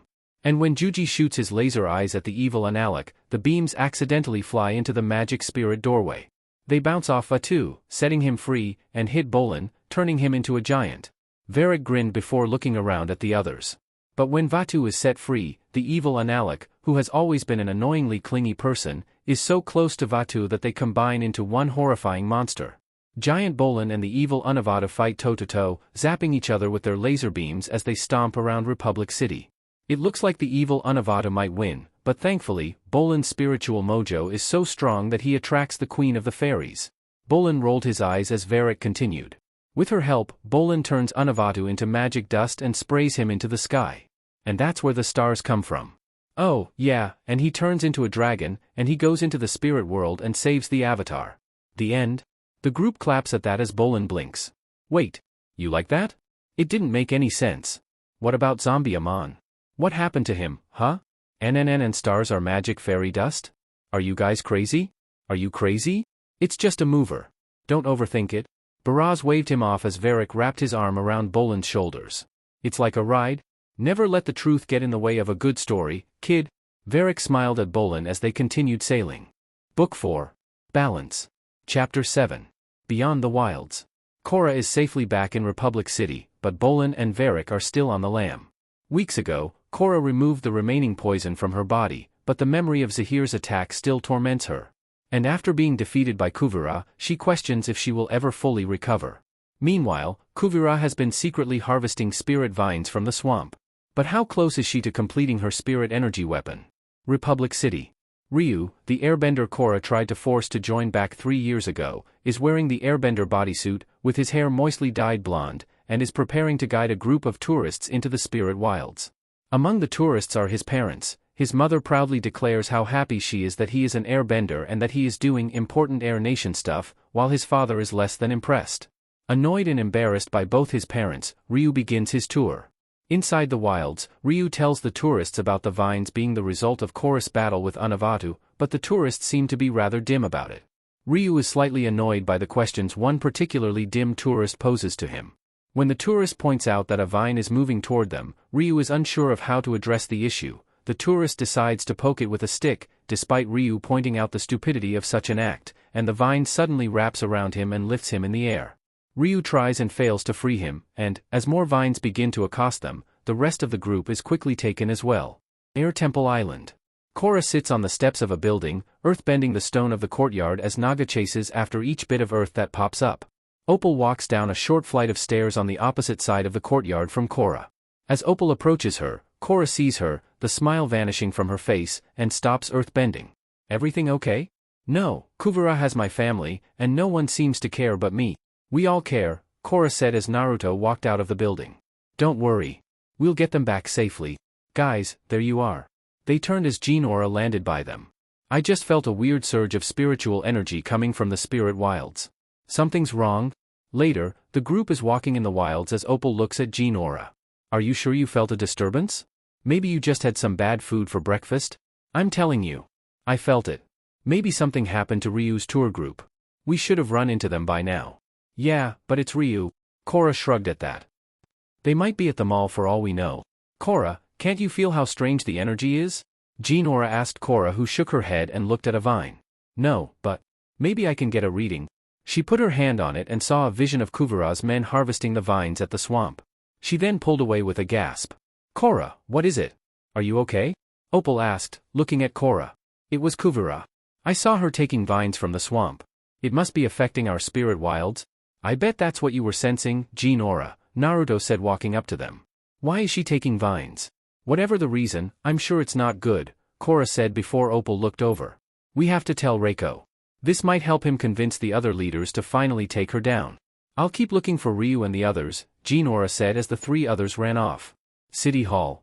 I say we deal with this Kuvira situation immediately, Reiko said as he, Wu, Tenzin, and the Fire Empress, who has fair skin and long black hair, sat at a table. And Lin, Mako, and Zira are standing behind them. Yes. Agreed. Wu nodded from his seat. And I know just how to get rid of her. We tell her she won an all-expense-paid vacation to a tropical island. Then when she gets there, we reveal it was a trap. The island's a prison. Boom. Got her. He said as the 3 stayed quiet. Or, okay, I'm just spitballing here. We march in with an army of highly trained badger moles. Again, the 3 stayed silent. Do we know if Kuvira has any allergies? Look, I think we all know what must be done. We take the fight to her. Reiko said as Tenzin stroked his beard before speaking. I don't believe attacking is the right move, since she hasn't done anything aggressive toward the United Republic. Not yet. But Kuvira can't be trusted. She told us that she was going to turn over her power, and she didn't. I'm with Reiko? Lin said from her spot. I say we go on the offensive and start by retaking Zaofu. With an army behind her, that probably wouldn't work, Zira said looking over. And there are Earth Kingdom citizens who are visiting or living here, they could join up with her and that would grow her army, or they could leak our plans to her too. President Reiko, I'm sorry to interrupt, but they turned to see Korra and the others running in and stopped. What's going on here? Oh, hey, Avatar Korra, Wu replied, looking back and smiling. Just kicking it world leader style, trying to figure out what to do about Kuvira. For the record, I told Reiko. He should have invited you. You invited him but not me? Korra asked, looking at Reiko. Please, Korra, it's not personal. We just thought perhaps we called you back into action a little too soon. Tenzin said as Naruto shrugged. She might still be rusty, but she can do this. Thanks, Naruto. Again. Him, not me. She directed the last part back at the others. Korra, we're in the middle of a meeting, and we can't have people just barge in whenever they want. Leader of the task force. Naruto raised his hand at that. Got a right to be here if you're using my second in command as security? Guys. They turned to see Bolan and Varric running in. Oh, perfect. You're all here. Bolan, what are you doing here? Reiko asked before yelling. Guards, remove these traitors. The guards caught them before Bolan spoke up. No. We escaped Kuvira's army. We're back on your side now. We have top secret information for you. The guards let go of them before Varric spoke. Okay, I guess we should have opened with that line. Listen to me. Kuvira is making this thing that goes. Baboom yahh. I don't know how it works, but it has this. Ayaya. It's a super weapon. Varric said, stepping up. Like a regular weapon, only super. And let me guess. It has something to do with spirit vines? Korra asked, having Varric look over. Yes. How did you know? I saw a vision of her taking spirit vines from the swamp. If she figures out how to harness their power, we are all doomed, Varric said before Reiko looked at the others. She might use the weapon to attack Republic City. The only way to protect ourselves is with a preemptive strike. My airbenders won't be part of an unprovoked attack, Tenzin said before Izumi stood. Neither will the Fire Nation. But, Fire Lord Izumi, Kuvira is a threat to the world. She has to be stopped. Reiko said as she closed her eyes. The Fire Nation has spent too much of its history fighting nonsense wars, and I refuse to drag my nation into another one unless there's no other choice. If you attack Kuvira, you'll do it without my army. Reiko sighed and calmed down. Fine. I'll hold off any plans of attack. We'll go on the defensive and fortify security on the borders. In that, you'll have my help, she replied sitting down. Opal leaves the building and Bolan follows her, trying to apologize. Opal, while glad that Bolan is okay, tells him it is too late for a simple apology. Lin comes out as well, interrupting the conversation, and takes Opal aside. The chief tells the airbender about Reiko's decision and informs her that they will have to save their family by themselves. Opal wants to seek outside help, but Lin refuses as it is an unsanctioned and dangerous mission into enemy territory. I think I can help. They turn to see Naruto walking up. We couldn't dash. Lin stopped as he raised a hand and had a person drop silently behind him. He's wearing light blue robes with a hood up and a half mask revealing slightly tanned skin and green eyes. 1. This is Zen, he's part of one of my inner groups, Scouts and Infiltration. He was watching the meeting all that time. He should be able to help. Zen nodded at them before walking off. He's quiet most of the time, but he's also an earthbender and wants to help you. The three walked off before Mako and Korra walked up to Bolan. Bolan, I'm so glad you're back. I was worried about you. We all were. Thanks, guys. Mako, I'm so sorry about the way we left things. I'm such an idiot. You tried to warn me about Kuvira, and I ran off anyway, like an idiot. You were right, and I'm just an idiot. I hope that I'll be able to earn your trust again. Bolan, you're not an idiot. You were just doing what you thought was right. I love you guys. And I really want to hug you all again, Bolan said before the group hugged. Suddenly Jinora's spirit form appeared. Korra. The vines. They're taking me. Help. They ran to the entrance where both Lin and Zira were giving orders to their men. We got to get in there and find Jinora, Korra said as they stopped by them. I don't think anyone should be going in there right now. I know I'm not the old avatar I used to be, but I can do this. Be careful, Lin said as Korra and Naruto ran in the vines. Jinora. Jinora. Naruto yelled before hearing a rustling. Wait, do you hear that? The rustling intensifies as three vines crash through the window of the nearby building and attack Naruto and Korra. They both defend themselves with firebending and airbending, respectively, though Naruto is taken and lifted into the air. Korra severs the vine with her firebending and uses another fire arc to keep the vines at a distance, while she and Naruto retreat. Come on. Naruto threw fire at the vines as Korra broke through a wall before Naruto jumped in and sealed it. As he panted, he noticed a green glow from the back before walking to see Jean-Aura and the missing people all in pods. Korra, look. What are those? It's Jean-Aura. And the rest of them. Their spirits are trapped in the spirit world. Korra tried the purification technique before anything happened. They won't open. Maybe if I meditate into the spirit world, I can free them. Korra got into her meditation pose and found herself at a mountain range before turning to see Zahir flying behind her. She woke with a gasp as Naruto knelt. You okay? It's Zahir. What are you talking about? Naruto asked, placing a hand on her shoulder. He's been haunting me ever since I fought him. I can't get any peace. It's like he's blocking me from meditating into the spirit world. Alright. What do you need? Naruto asked, pulling her up. I want to face Zahir. Okay. I mean, he's chained up in a cave, don't know what good it'll do. Oh, did you mean talk to him? Air Temple Island.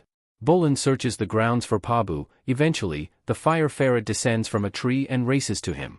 Bolan hugs him, saying that he missed him very much. The earthbender informs Pabu that Opal is mad at him, and asks for his help to win her back. Pabu responds by chittering excitedly, and Bolan concocts a plan.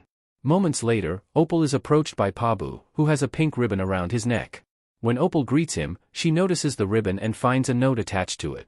Opal reads the note and becomes panicked, running off immediately with guidance from Pabu. When she reaches Bolan, she finds him sitting down and pouring tea in a picnic setting, looking relieved that she has arrived. When Opal asks him what she is looking at, Bolan tells her that it is a picnic for both of them. He adds he also invited Pabu. Opal responds by pointing out that the note that Pabu brought her told her that he had broken both of his legs and accuses him of lying to her. Bolan admits that he has, but persists anyway, saying that, since she has come, she can sit down with him, relax, eat some homemade steamed buns made by Pema, and watch Pabu do some world-famous backflips.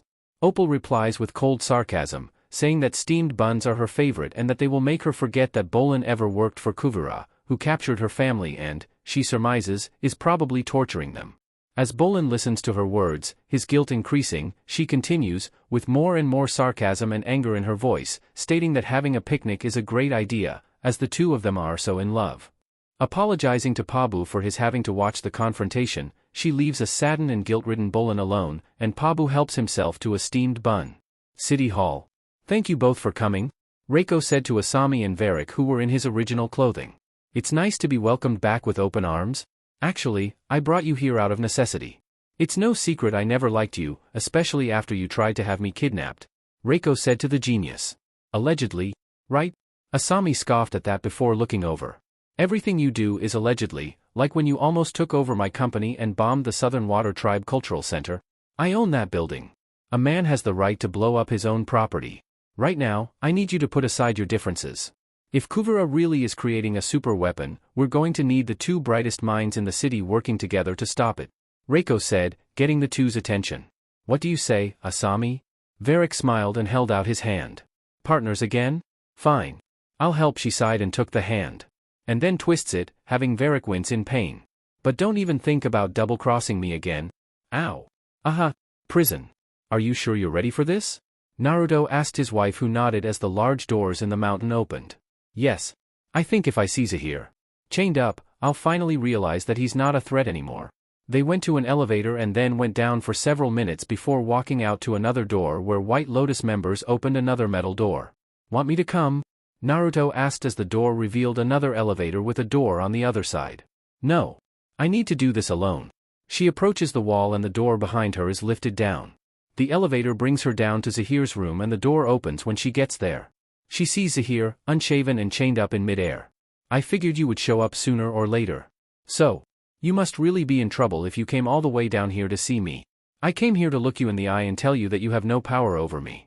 I will no longer be scared of you. Zahir then lunges at her, having Korra gasp as he stopped several feet short of getting her because of the chain around him. I guess it didn't work. You still seem scared. This was a mistake. Korra sighed before turning to leave. I know why you're here. That got Korra to stop and turn back around. You don't know anything about me. You can't go into the spirit world. I spend most of my time in the spirit world, and it's well known that the Avatar's spirit hasn't been there for a few years. You can meditate into the spirit world from here? Korra asked, looking around at the stone room. Doesn't feel very spiritually charged? This is your problem. Republic City is flowing with spiritual energy, and you can't even tap into it. No, my problem is you. You poisoned me. You ruined me. People used to think I was unstoppable, but now they don't think I'm capable of anything. She yelled at him. Blaming me is a crutch to make you feel better, but it's not helping you recover. I thought seeing you face to face would put an end to all of this, but maybe it's time I realize I'll never be the same. She looked down at that as Zahir turned to walk to the middle of the platform he was on. Neither of us is the same as before. I learned to fly, but now I'm bound in chains. He said, looking down at his chains. You have all the power in the world and the freedom to use it, but you choose to hold yourself down. I'm not holding myself down, but my powers have limits. You're wrong. Zahir turned to face her. That poison should have killed you, but you were able to fight it off. You think your power has limits, I say it's limitless. Whatever. Korra scoffed at that. Before, you were always talking about chaos and freedom. Then you took out the Earth Queen and created the worst dictator the Earth Kingdom has ever seen. Thanks for that. Zahir looked down at that before looking Korra in the eyes. I've heard rumors about her, but I didn't know she achieved so much power. She needs to be stopped. Well, I can't stop her unless I get over this block. I think I can help, Zahir said, surprising her. Let me lead you into the spirit world? No way. I can't trust you. Maybe not. But if you had any other options, you wouldn't be here now, would you? We may have been enemies once, but for now, our interests align. Korra sighed at that before speaking. I've come this far. What have I got to lose? She got in her meditation pose as he did as well, floating. Focus on the sound of my voice, and clear your mind, he said as Korra remembers her fight with Zahir at the Northern Air Temple. Let it play out. I can't. You can. Accept what happened to you. Don't fear what might have been, he said as she started to sweat. I have no control. Don't be afraid. Hold on. Spirit world. Korra appeared in a field with Zahir. I made it. And you led me here. Do you know where Jinora and the others are? No, but you do, he said before disappearing as Rava lit up on her chest and stomach. Rava, I missed you. Where have you been? I have always been inside of you, Rava replied in her mind. Can you help me find Jinora? The wind blows Korra to the location of Jinora and Ryu's tour group. They are all trapped inside a green, spherical force field. How do I release their spirits? You must bend the energy within, but I'm powerless in the spirit world. No. You're most powerful here. In the spirit world, you're connected to all the spiritual energy. Rava replies as Korra walks over to the force field and puts her hand on it. Her eyes glow and the force field becomes a golden yellow, signifying the release of the spirits. Prison. Korra got up to Naruto, who looked at her.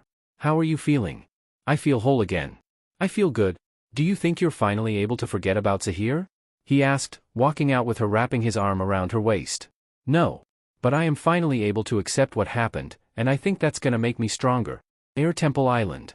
Back on Air Temple Island, Lin and Opal are loading their luggage onto a sky bison as Zen walks up with pouches on his waist. Suddenly, Bolan walks up to them. He looks to Opal and says that he understands her anger toward him, and will do anything to try to win her back.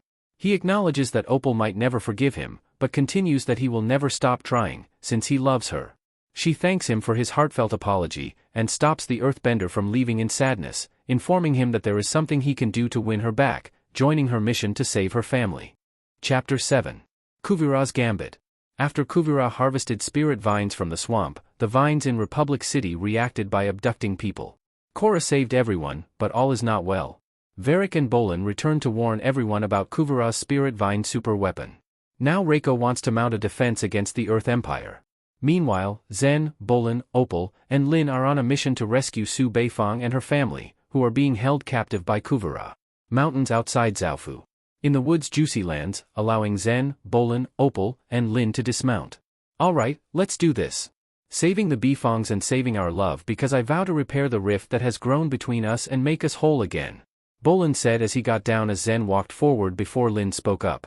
You, zip it now. I had enough of your babble on the ride in. Yes, ma'am. Lin looks through a telescope at the missing domes that were around the city. Kuvira tore down all the domes. Why would she do that? Opal asked as Zen climbed a tree and rested near the top looking out as well. She's got a whole battalion of troops stationed there. There's no way we'll be able to spot anything useful from here. We'll have to go in for a closer look. Lin said before they heard a female voice behind them. Don't bother. They turned to see Toph walking up as Zen dropped down in a crouch. All the prisoners have been moved. Hey, Chief. Lin nodded at her mother who turned to her. Hey, Chief. Grandma Toph. Opal hugged Toph who smiled. You were only up to my waist the last time we were together? Oh, man. Oh, I can't. This can't be happening. Bolan started geeking out at seeing Toph. What? Do you have to pee or something? She asked in annoyance as Bolan shook his head. No, well, now maybe. You're my hero. My name is Bolan. I'm dating your granddaughter, kind of. I may have screwed that up, but that's why I'm here, and you're my hero. Oh, I said that. Can I have a hug too? What's up with him? Toph asked as Lin looked at her. He's an actor. So you already checked the city for Sue? How did you know she was captured? I've been living in the swamp and keeping watch on Zaofu through the vines. Bolan nodded at that. Sure, okay, makes sense. By the time I got here, they were gone. I snooped around town and heard that they were taken away to some nearby prison camp. Where would that be? Opal asked Bolan who looked down. There's a factory and re-education facility not too far away. How do you know that? Toph asked as Opal crossed her arms. Bolan used to work for Kuvara. How did you end up dating the kind of dipstick who works for Kuvara? Used to. Bolan corrected as Zen and Lin walked past. It's not his silver tongue, I can tell you that, Lin said as they all walked to Juicy. Please tell me this attitude isn't hereditary. Grandma, this is Juicy. Opal introduced her bison to her grandmother. Toph looked at the panting bison with snot coming out of his nose. And I thought Appa was smelly. Why would you choose this leaky, nasty thing? You don't choose your bison. He chooses you, Opal replied as Juicy nuzzled her. And once he chooses you, you can't change. Believe me. I checked. Republic City, City Hall. The borders are secure, and troops are guarding the rail lines into the city. So what have you two geniuses come up with to fend off Kuvara? Reiko asked Asami and Varric as Asami held blueprints of a flying mech suit shaped similarly to a hummingbird. Behind them stood Naruto, Korra, Mako, Wu, and Tenzin. It's a flying mech suit. Asami got the idea from watching dragonfly hummingbirds. You can take off straight up, fly in any direction, Varric explained as Reiko looked at him. Where does the spirit ray come out? It doesn't have a spirit ray. I'm telling you what I told Kuvara, that technology should not be used. It's already being used by Kuvara. I need spirit vine weapons, and I need them now. Korra said as Reiko stood. It was Kuvara's harvesting of the vines in the swamp that caused the Republic City vines to go crazy and grab all those people. You're supposed to be the bridge between the two worlds. Why can't you harvest the vines? He asked as she shook her head. I won't do that, but maybe since the spirits love Republic City so much, I can convince them to help us defend it somehow. Okay, maybe while the weapon geniuses and the spirit bridge are getting ready for battle, we should be evacuating the ordinary citizens so that if Kuvara attacks, they won't be hurt, Wu spoke up as Reiko looked over. That's actually a good idea. Prince Wu, you work with the police to coordinate getting people out of the city. Now everyone gets to it. I want daily updates. Kuvara's camp. In Kuvara's army camp, Baatar Jr. orders his team to test the power core of the spirit energy cannon, making sure everything will be for the real demonstration the following day in Kuvara's presence. With the energy capsule in place, Julie initializes Phase 1 but soon reports a problem with the condenser. She attempts to power the machine down but fails to override the system. Baatar Jr. orders everyone to evacuate, as the cannon is about to explode.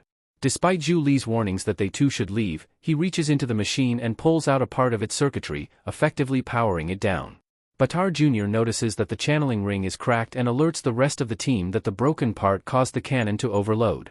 Furious about the near failure of their weapon, he yells that they will spend the remainder of their time taking apart the massive cannon to check everything. Just outside the camp, Juicy flies carrying the others. So how long has it been since you two have seen each other? Bolan asked as Toph shrugged. Little while now. A couple of years. Try 20. Lin bit back as her mother scoffed. Ah, time flies when you get to be my age. I'm surprised you came to save Sue. I thought you guys didn't get along. Sue and I finally worked out our old grievances, Lin explained as Toph smiled. Good, glad we can put all that behind us, right? Lin sighed as they landed behind several boulders. Okay, there's the factory. The group reaches the factory and Toph metal bends an opening in the wall. After she, Opal, Bolan, and Lin enter, the opening is metal bent shut just before a mecha tank on patrol passes by. Inside the factory, the group continues to hide behind boxes to maintain stealth. Zen meanwhile climbs up into the rafters and walks on them as Toph looks up. What's his deal? Part of Naruto's task force, said he's good for this kind of mission, Lin said as they saw the large cannon. Whoa, that's one big thing, Bolan said as Toph stamps her foot to get a seismic reading of the area. I think I know where they are. Feel that cavern a few stories down? It seems empty, but it's guarded by an awful lot of mech. Lin did the same and felt the area. Right. Why would you need soldiers guarding an empty cavern? They must have them in some kind of suspended prison, so they can't use their earthbending. Someone's coming. Hide, Bolan said as the doors opened to reveal Kuvira, who was escorted by a pair of mecha tanks. They stand before the cannon. Badar, Julie, and some associates walk up behind them. I didn't expect you until tomorrow. I just wanted to check in to make sure everything was on track. It looks wonderful, Kuvira said to Badar as Zen jumped over the rafter above them. He got in between AV beam and laid against it as he watched the two talk. We've had a few minor malfunctions, but we should be ready for the test tomorrow. Kuvira turned to Julie at that. You've been working on this the entire time, Julie. What do you think the problem is? It's a very complex machine. There are bound to be some bugs to work out. But you're doing everything you can to fix those, correct? Of course, Your Eminence. She nodded as Toph spoke up to the others. She's lying. Tell the troops and factory workers to attend tomorrow's demonstration. I want them all to witness this incredible new weapon in action. Later, the group is in the woods on the outskirts of town. We should be thinking of a way to take out Kuvira while we have the chance, Opal said to the others as Bolan looked over. Or at least destroy the cannon. If she takes that to Republic City, it could obliterate everything. I didn't come to fight with Kuvira or destroy a cannon.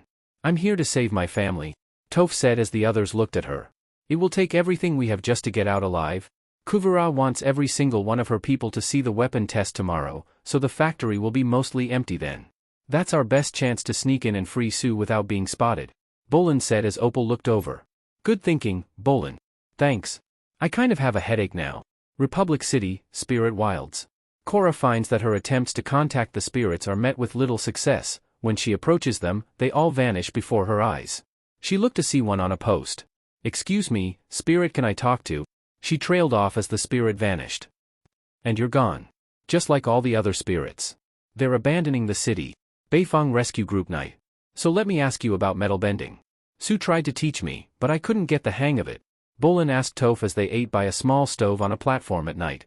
I used to have an academy to train metal bending. Even blockheads like you can figure it out with the right instruction. Yeah, you're a real sensitive instructor, Lin sarcastically said from her spot. I did learn how to lava bend. Really? It's a very rare ability.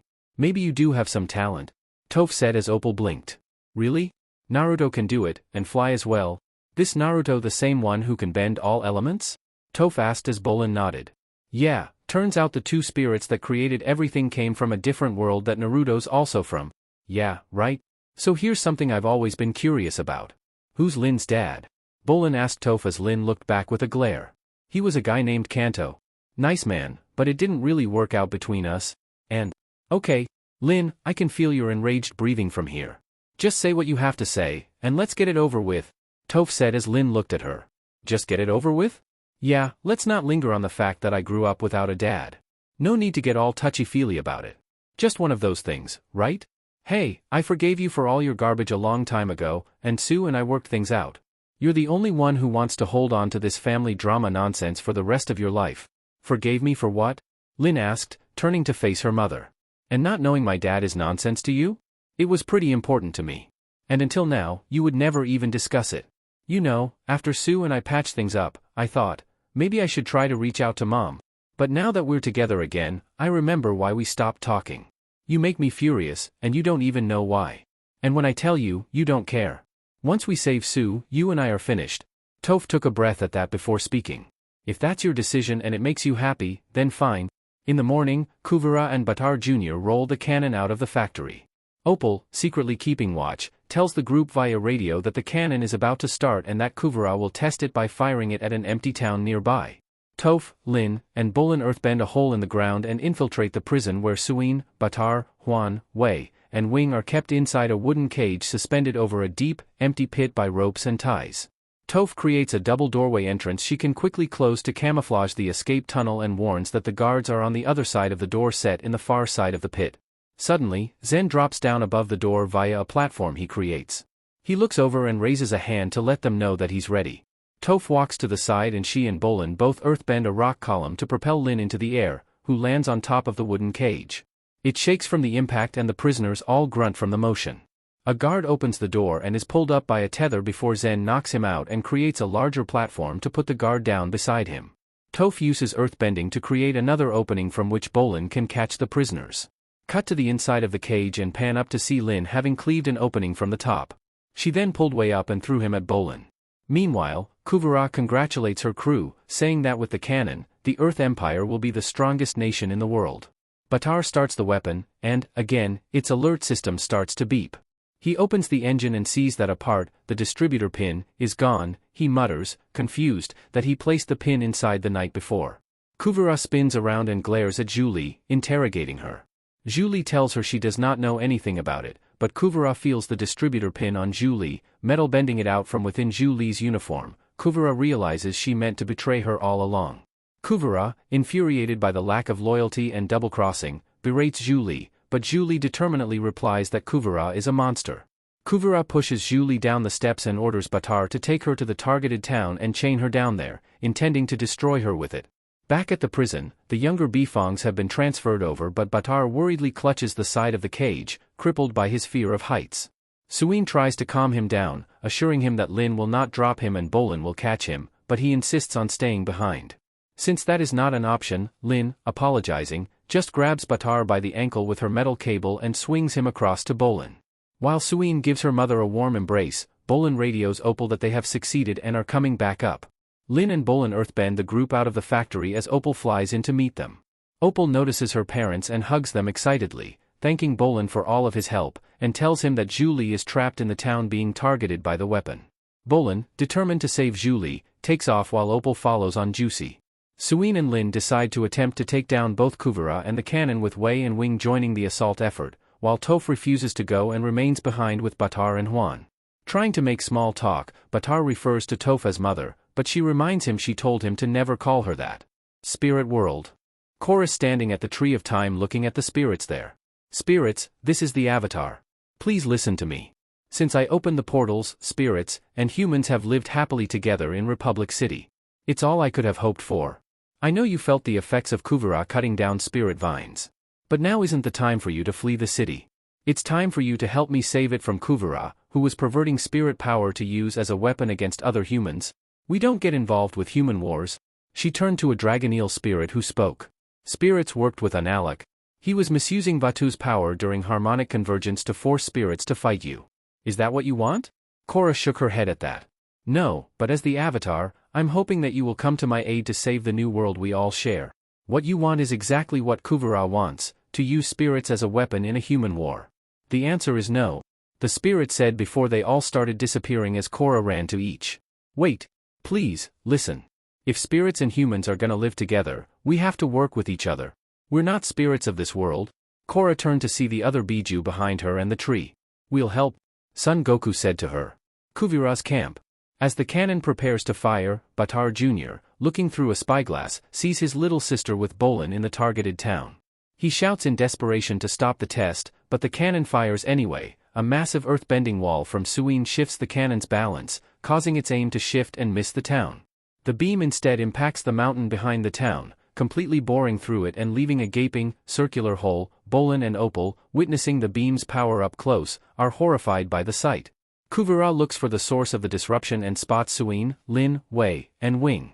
The Bifongs exchange blows with Kuvara's soldiers, but the battle reaches a stalemate with both sides hiding behind earth walls. Seeing an opening, Suin goes to engage Kuvara atop the cannon, but her former protege manages to stand her ground. Suin is knocked from the tank by Kuvara, but Wei and Wing help their mother retreat. However, the Bifongs are eventually surrounded by Kuvara's soldiers and mecha tanks. Before the group is captured, however, the earth beneath the soldiers and tanks shifts and knocks them all down. The Bifongs turn around and realize that Toph returned to save them. She is accompanied by Baatar, Huan, Juicy, Opal, Bolan, and Julie. You give metalbenders a bad name. Toph yelled pointing at Kuvara as the others got on the bison before she did and they left. In the forest, Lin and Suin thank Toph for coming to rescue them. Lin apologizes to her mother for her behavior the night before, and Toph acknowledges that, while she was not a great mother, her daughters turned out great regardless. She says that if Lin can find some way not to hate her, then that is enough. They hug, reconciling their differences, but Bolan unintentionally ruins the moment by joining Lin and Toph's group hug, remarking how great it is to have a family. An irritated Toph scoffs and extricates herself from his embrace, and Lin shoves him away from her. Toph wishes the trio good luck, insulting Bolan by calling him a gumflapper, while Opal asks Toph if she is coming back to Republic City with them. Toph laughs and assures them that her fighting days are over, and that, at some point, you gotta leave it to the kids. Julie thanks the group for rescuing her as well and asks Opal not to hold Bolan's working for Kuvira against him, saying that his heart was in the right place. Opal smirks and playfully says that Bolan worked his way out of the polar bear doghouse. She kisses him on the cheek as a sign of forgiveness, and Bolan excitedly pumps his fists up and down in triumph. The celebration is cut short, as Julie then tells the group that they must return to Republic City to deliver a critical piece of information. Kuvira is planning to attack Republic City with her army in 2 weeks. Bolan, Opal, and Lin rescued the Bifongs and Julie from Kuvira. Now they're racing to Republic City to alert everyone about the Earth Empire's imminent attack. Meanwhile, Korra and Team Avatar have been preparing for just such an event. Prince Wu is leading an evacuation effort while Asami and Varric are creating flying mechasuits. But with Kuvira planning to strike in only 2 weeks, will they be ready in time? Zaofu. Kuvira stood in front of her army with the Earth Empire board behind her, the only empty being Republic City. Today we stand on the precipice of history. For the past 3 years, we've fought side by side to unite the Earth Empire, and we've proven that no one can stand in our way. Not even the Avatar. But our mission is not yet complete. There is a grave injustice that must be corrected. As you all know, after the 100-Year War, Avatar Aang, along with Fire Lord Zuko, stole Earth Empire land and formed the United Republic. This land belongs to the people of the Earth Empire, and it's time to take it back. Republic City will be ours. All hail the great uniters. She turned to walk with Batar. Are you ready to show the world what a true superpower looks like? Yes. I'm honored to march into the city by your side. I love you, Kuvira.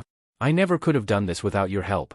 After we claim victory, we can finally get married and rule our empire together, she said before hugging him. Republic City. How's the evacuation coming? Korra asked as they stood in the city hall waiting room as Kurama and his siblings ran around in the back. Sigh, it's like babysitting. Naruto sighed before Wu spoke up. Could be better. At this point, we've evacuated almost 18 families. Only 18? There are millions of people in this city. She sighed as Wu shrugged. I said it could be better. The problem is it's a voluntary evacuation and there aren't many volunteers, Mako explained, leaning forward in his seat. They just don't feel like they're in any immediate danger. Guys. Good. You're all here. They turned to see Bolan and the others walking in. What's with you interrupting my important meetings all the time? Sue. What are you? You're okay. Korra said, walking to hug Suin. I'm so sorry about Zaofu. How did you escape? Zen, Opal, Beifong, and I rescued everyone, but we had a run-in with Kuvira. We saw her super spirit weapon up close. Like, really close. Way too close, Bolan explained as Tenzin looked over. Is she going to use it against Republic City? Yes. I found out she's going to attack in 2 weeks, Julie said from her spot as Bolan pointed at her. Oh. And Julie is on our side now. Actually, she never really switched sides. And I'm just gonna let her explain the whole thing, Julie. I pretended to be loyal to Kuvira so I could sabotage her weapon. It didn't work, but I did overhear her plans to attack. I knew she wouldn't stop at Zaofu, Reiko said, standing as Lin looked over. My guess is, she's coming by rail. It's the only way she can transport that weapon. Then we'll cut the rail lines, Naruto said, walking up. I agree. But let's get as many citizens evacuated before we do. Put out the announcement. The evacuation is now mandatory, Reiko said as Mako nodded. We're on it. Let Zira know that as well, Zen, Naruto said as Zen gave a 2-finger salute and jumped out the open window. Don't worry, Mr. President. I won't let Kuvira take our city. Over in a factory, Varric was barking out orders after getting the news. Weld hotter. Tighten tighter. The president said we only have 2 weeks to get these hummingbirds humming. Varric, good, you're here. He turned to see Bolan walking in. Can I talk to you for a minute? What is it? I'm busy inspiring my workers. Well, I went to Zaofu. And saved Sue and her family. And guess who else we found? Bolan trailed off as Julie walked in. Huh. Julie. Now, isn't there something you wanted to say to her? Bolan asked as Julie walked up. Please, let me go first. I know I said a lot of terrible things about you in front of Kuvira, but I need you to know, I didn't mean one word. When you were being taken away, I thought my only chance to save you was to join her.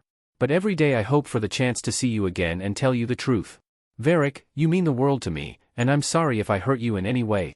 Don't be so hard on yourself. Apology accepted. Now be a good assistant and man the assembly line. No. I am not your assistant anymore. If you want me around, you need to start treating me like an equal, she said to him before turning to leave. In Republic City's communications room, Mako attempts to inform the city of the now mandatory evacuation. However, his over-technical delivery sparks a panic, and the phone lines are overwhelmed by confused citizens' calls. Prince Wu quickly takes Mako's place and gives a speech of his own, saying he understands the fear the people are feeling, referring to his former fear of using the bathroom alone. He tells them that they will lose if they succumb to fear, asserting that the people of Republic City are winners, and instructs them to gather their family members and neighbors and evacuate calmly. Upon finishing his speech, the citizens cease their calls. Lin and Mako are impressed by Wu's actions, with the former stating that Wu might be a good king after all. Outside, Naruto's task force was instructing people on where to go as Naruto drove off via his motorcycle. He drove to the dock overlooking Air Temple Island before parking, then flew over. Lookout night. That night at a lookout, two soldiers see Kuvara's mecha tans and suits walking out of a fog. They tried to radio Republic City, only to stop at seeing something large walk behind the army. It's a massive mech suit, as tall as a 25-story building. It has the large cannon affixed to the right arm. The exterior of it is made of refined platinum. It suddenly stopped, raised its right arm, held onto it with its left, and fired the energy, destroying the building. Morning. Team Avatar on a bison was looking around the railing before Bolan spotted the army. Guys, I see something. Down there. They looked at the giant suit and walked around the mountain. What the fuck is that? Naruto yelled out, seeing the skyscraper suit. Kuvara. She's already crossed into United Republic territory, Mako said as Asami looked back. She's a week early. Did you know Kuvara was building that thing? Mako asked his brother. Oh, did I forget to mention it? No. Of course, I didn't know. He shouted before the suit stopped, turned towards them, and fired, having Korra dodge the blast before leaving. Later, Air Temple Island. Korra, are you alright? Tenzin asked as the bison landed and Korra jumped off. Why are you back so soon? It's Kuvara. Our intel was wrong. She must have known Julie had the information. What are you trying to say? Kuvara's army is only a few hours away. She finished as Reiko looked stunned before Tenzin spoke. No, they can't be. We're not ready. And that spirit weapon of hers is attached to a giant mecha suit. It's over 25 stories tall. Get General Iroh on the line and tell him the attack is happening today. We need to lock down the city. Pema, find Wu and get the remaining citizens to safety immediately. We can't have innocent lives in jeopardy. Tenzin ordered before Bolan spoke. What should we do? Let's go to my factory. Maybe we can get a few of those hummingbird suits up and running. We're coming with you, Su said as they nodded. As Reiko's army stands watching Kuvara's army position on the battlefield, the Colossus appears before them, shocking them all. Reiko radios Kuvara, ordering her to stand down, but Kuvara replies that Reiko is in no position to make orders, and is unaware of the power she possesses. To demonstrate, she uses her spirit cannon to destroy several warships in the bay before aiming the weapon at the United Forces infantry at the feet of the Colossus. Varric notes that is the reason that he did not want to build it. As General Iroh requests President Reiko's permission to engage, Kuvara gives him 3 seconds to decide between ordering a full-scale attack, risking tremendous casualties on his army and city, or surrendering and saving the lives of hundreds of Iroh's men. Reiko chooses to surrender the city to Kuvara before his 3 seconds have elapsed. In the meantime, airbenders rescue the survivors from the warships. Kuvara orders Reiko to turn his army and the Avatar over to her, and also orders him to give her his location, meaning to settle the terms of surrender with Baatar Jr. Meanwhile, Korra, refusing to surrender herself, escapes back to the warehouse, desperate to find a way to stop Kuvara's takeover.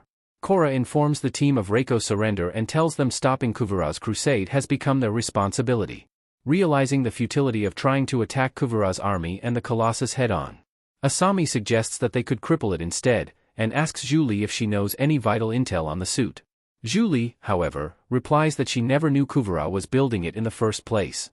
Korra realizes that Baatar Jr. is the one responsible for creating the giant mecha suit. She promptly resolves to capture him unnoticed. She recruits Tenzin, Bumi, Jinora, and Kai to assist her, not telling Reiko of their plans. While Baatar Jr. is taking an airship as the Earth Empire delegation to meet Reiko at the Air Temple, following high above it from a flying bison, the airbenders use their wingsuits to follow Korra on her airbender staff down to a roof hatch.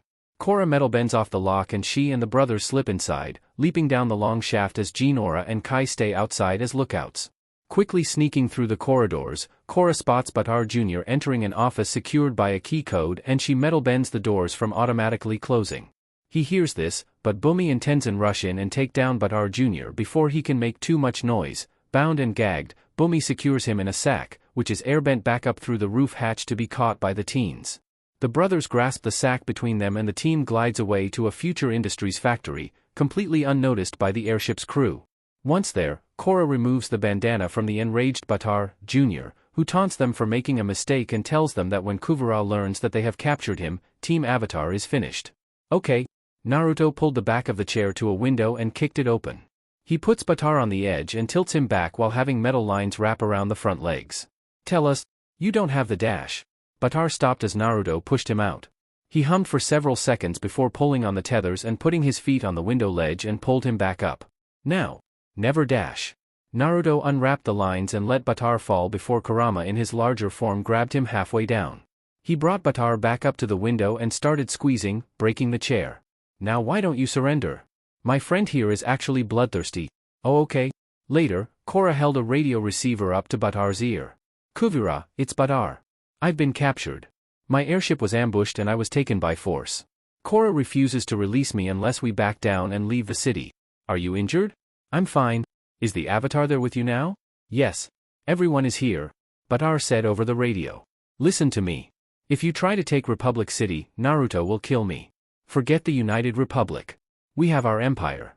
We have each other. Let's go back home and get married.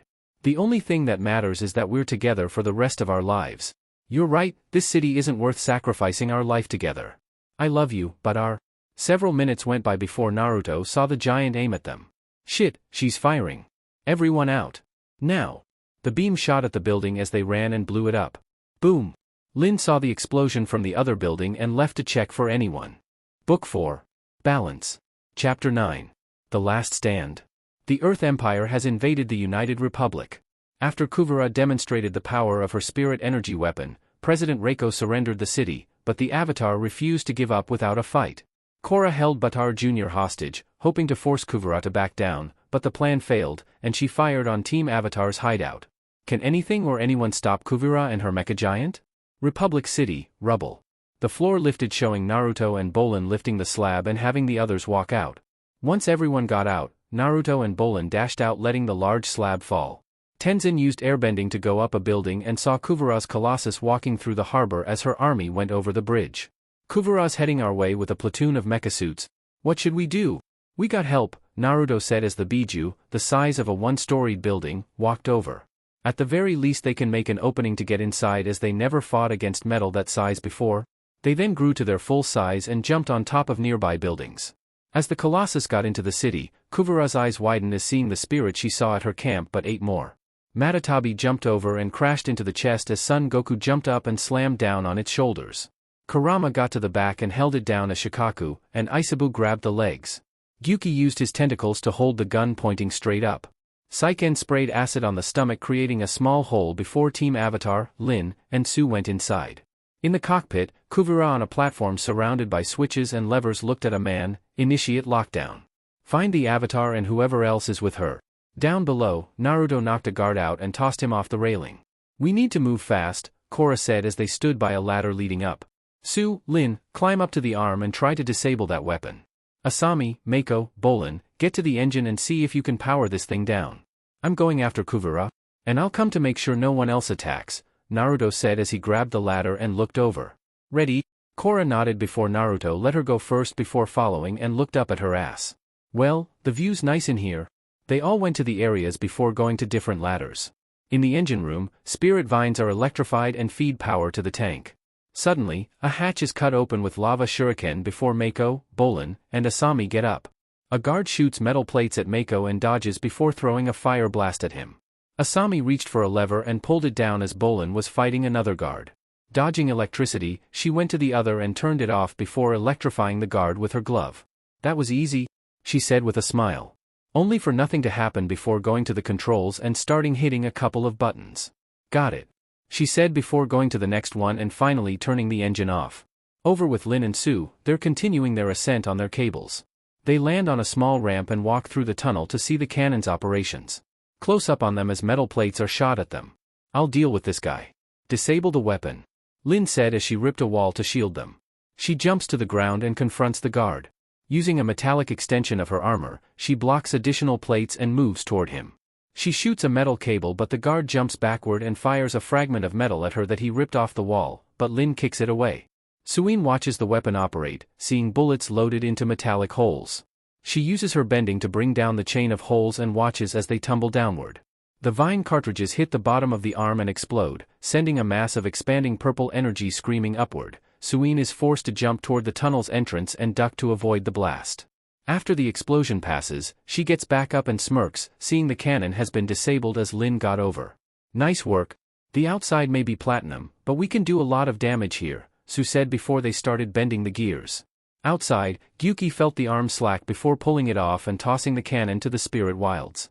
He dropped the arm on a building as the sisters walked out. Inside, Naruto metal bends the door to the cockpit and looks at Kuvira. Are you going to fight me? Nope, Chorus called dibs. He then metal bends the guard out the window before looking back at Kuvira. But if she really can't do this, I'll take you on. Thanks for the vote of confidence. Anytime, honey. Kora immediately attacks with blasts of fire and air, knocking out the soldier. Kora lands, and the Avatar and Kuvira begin to duel. She throws fire at the military leader, who dodges. She fires back with liquefied metal, which Kora manipulates and throws back at her, throwing her into the control panel. Kuvira quickly gets back up and charges, but Kora ducks. Kuvira turns and fires metal plates, but Kora dodges them. The metal bender shoots one of the radio speakers at the Avatar, who uses airbending to throw it out of danger. She bends an arc of fire at her foe, who jumps up and lands, bending the platform down, launching Kora into the air, who hits the roof and is locked in when Kuvira bends metal around her. The military leader bends the Avatar around the roof before throwing her into the control panel, smashing it. Just as Kuvira sets to attack again, Kora gets out of the way before being hit. She prepares to launch 3 metal fragments. Kora throws a blast of fire with a punch and dodges several metal bending attacks from Kuvira. They fly past her as Kuvira rotates into the frame. As soon as she does, Kora attacks her with airbending before sending a kick at Kuvira amplified by firebending. They miss as Kuvira dodges, spins around, her 3 orbs of metal floating next to her head, and sends multiple fragments of the metal at Kora.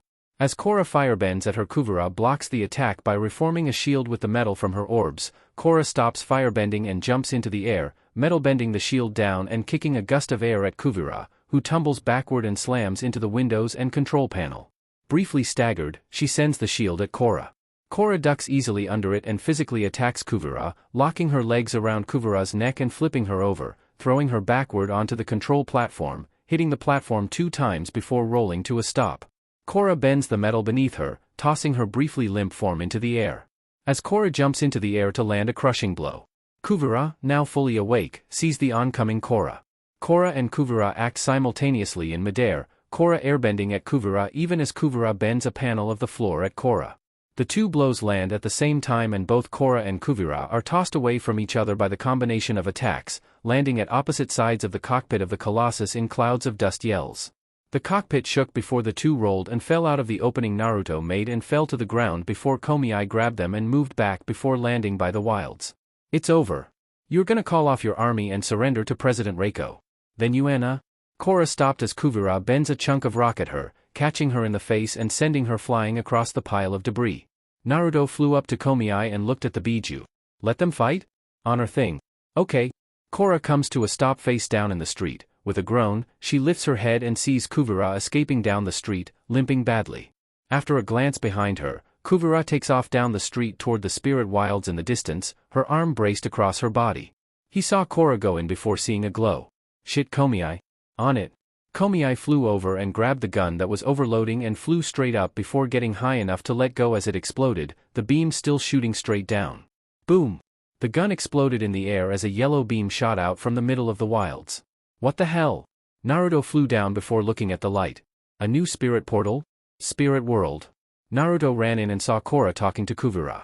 Kora tells her where they are and explains that the energy from her weapon created a new portal and sent them there. Kuvira expresses bewilderment as to why Kora would save her life after the things she has done.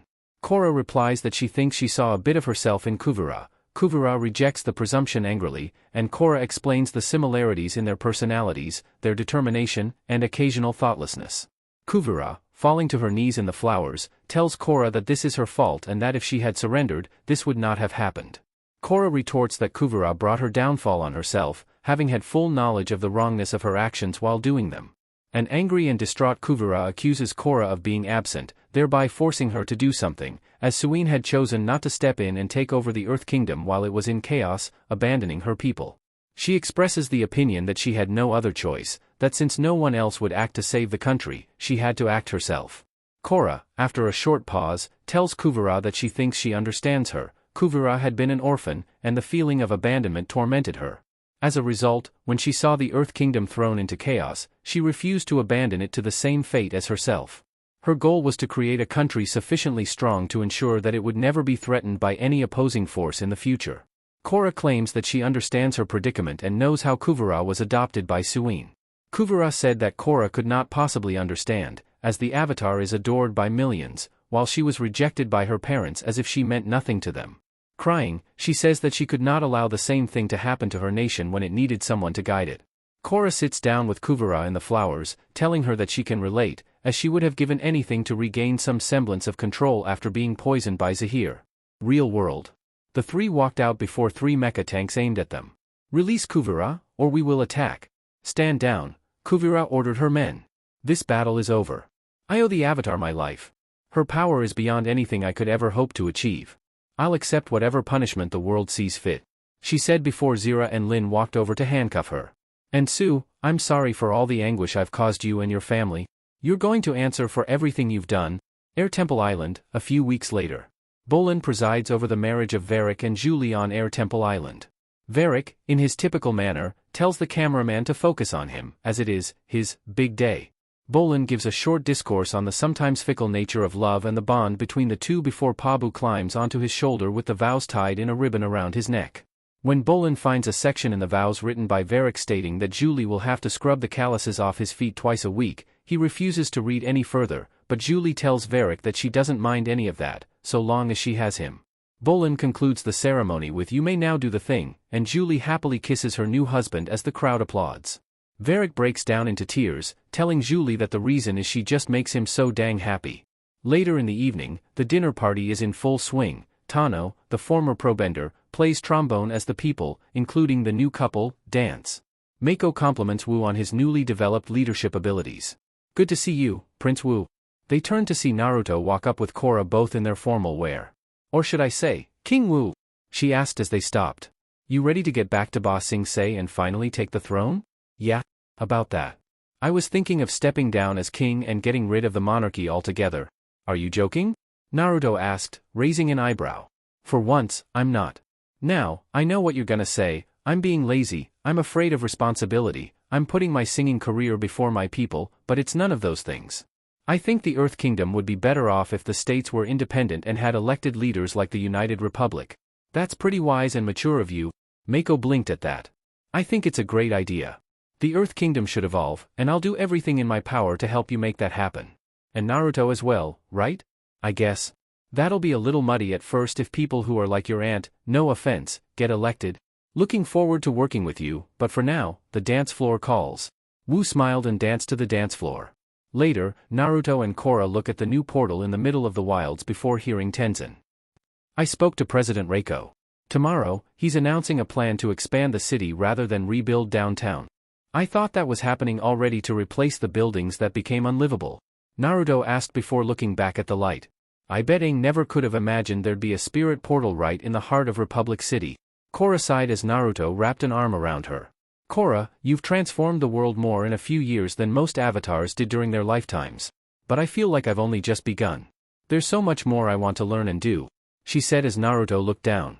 "And you will, hopefully there's no bullshit after this for a while? I mean with the help of the Biju there was no damage here." He stopped as each Biju in their small forms ran past holding bottles of sake before jumping in an alcohol fountain. "Though that's a miracle in itself with them involved. Get out of there. Make us. You don't know how happy I am to hear you so full of hope again," Tenzin said to Korra. "It's been a bit of a bumpy ride, huh?" "I've come to realize life is one big bumpy ride," Tenzin said as she sighed. I know I was in a pretty dark place after I was poisoned, but I finally understand why I had to go through all that. I needed to understand what true suffering was so I could become more compassionate to others, even to people like Kuvara. That's not going to work on everyone though, Naruto said, getting their attention. Sadly, there's going to be someone once in a while who wants to watch the world burn if they don't take it over. The Fire Lords who started the war up to Zuko's father can be a testament to that. Excuse me, Tenzin. Asami in a red dress walked up to them. Varrick is looking for you. Something about wanting to borrow a glider suit to fly off the tower. That doesn't seem like a good idea. Tenzin jogged away at that, as the couple looked at the light. Wanna take a quick vacation? Naruto asked the two. Later, the three in their regular clothing walked into the new portal and disappeared inside, going to the spirit world. Chapter 10. Imbalanced. Vacation. Naruto and his wives take a short vacation in the spirit world. But as they do, people are moving in to claim the new portal territory. Can the Avatar bring balance to the spirits and Republic City? Spirit World. Welcome to the spirit world, Naruto said as Asami looked around. I can't believe I'm actually here. Naruto looks around the meadow before Asami asks where they start their vacation as a dragon bird spirit flies toward them. The three begin their vacation and fly on the dragon bird spirit to a field of oversized greenery, before heading to a field of giant toadstools and subsequently to a lagoon. Eventually, they stop before a large rock formation and decide to compete against one another in a climbing race to the top. Suddenly, the outcrop begins to rumble and a giant rock spirit reveals itself, demanding to know who dared to climb upon his body. Korra begins to apologize but is interrupted by the spirit, who remarks that it should have been obvious that the culprits were pesky humans. The spirit plucks them off his body by their collars, and Korra, having taken offense to the spirit's description as pesky, reveals herself as the Avatar, further displeasing the spirit, who claims that the Avatar is even worse than a regular human. Stating that despite remaining complacent over the Avatar's decision to keep the two polar spirit portals open, the creation of a third portal is unacceptable, and the two realms should have been kept separate. The spirit ignores Korra's remarks that the formation of the third portal was an accident and flings them away, ordering them to leave his realm forever. In midair, Naruto caught the two and flew to the ground before they slid as they hit the grass. Naruto then brought up that they should head back to check on the others before the dragon got back, and they flew to the portal. Spirit Portal, Republic City. The three walked back in to see Jinora and Opal arguing with a middle-aged man. What's going on? Naruto asked as he walked up. We were having a nice, quiet meditation session around the portal when that guy showed up, yelling at us to leave, Jinora explained, running over. Who is he? Naruto asked as the man walked up. Wonyoung Kyum. Pleased to make your acquaintance, Avatar Korra, Naruto. What are you doing here? Asami asked, narrowing her eyes. Miss Sato? Why, I almost didn't recognize you. The last time I saw you I was 14 and you just walked out on an important deal with my father. That was business, nothing personal. Naruto glanced back to see the dragon eel spirit flying toward where he, Korra, Asami, and Wonyoung were talking, as Wonyoung turned toward Korra. Anyway, Avatar Korra, if you would be so kind as to escort these interlopers off my land, Wonyoung said as Naruto turned back. We can't. You don't own the portal. You go through that, and I'll arrest your ass for trespassing into sacred land? Naruto replied as the Biju walked out of the portal, the size of a two-storied house. And I got friends to make sure you get out of here? Wonyoung held up a paper at that. But this place belongs to the spirits now. Even before there was a portal they had the right to stay in the forest. Now go. He left as he saw more spirits come out as the eel got to Korra. I urge you to close the portal, Avatar. It was never meant to be here and humans like that man will only exploit it. Not long ago I came to you for help and you said spirits wouldn't get involved in human conflicts. Why are you so interested now? She asked him as he flew to look at the portal.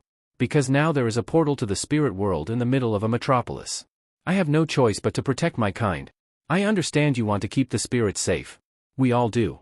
But shutting the portal isn't the answer. She replied before looking at the nomads. And I'm not just saying that because I almost died when this portal was created. I truly believe that this new spiritual energy will have a harmonious effect on the people of Republic City. Having heard her decision, the dragon eel spirit flies a short distance away from Korra toward the spirit portal, before turning around to look at her. Very well, Avatar. I can't force you to close the portal. But I will hold you responsible for keeping it safe. We will, but don't hold all humans for what a stupid few will possibly do, Naruto said, turning to face the spirit. That's the pot calling the kettle black. Naruto's eyebrow twitched at that as Kurama got on his shoulder before looking at the other Biju.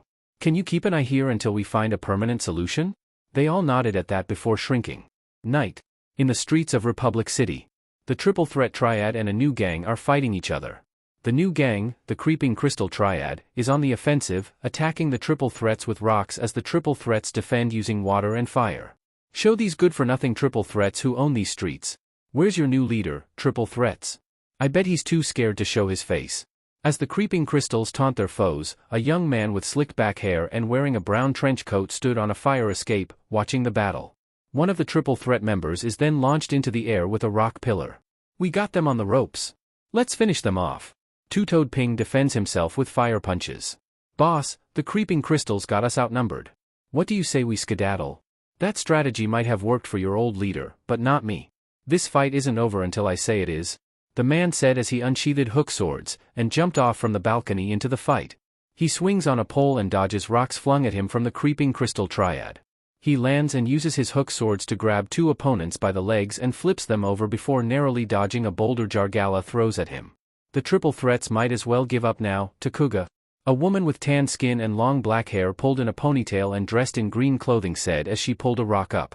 Make us. Several members of the Creeping Crystal Triad send smaller rocks at the leader, Tuuga, who deflects them with his hook swords. He sheathed his swords, and darts toward the crystal's leader, Jargala, and begins chi-blocking her. Tuuga approaches several other Creeping Crystal members and chi-blocks all of them. Groan. He chi-blocked us. Looks like the Creeping Crystals are the ones who should give up, Tuuga smirked as Jargala sneered. Make us. My pleasure, Jargala.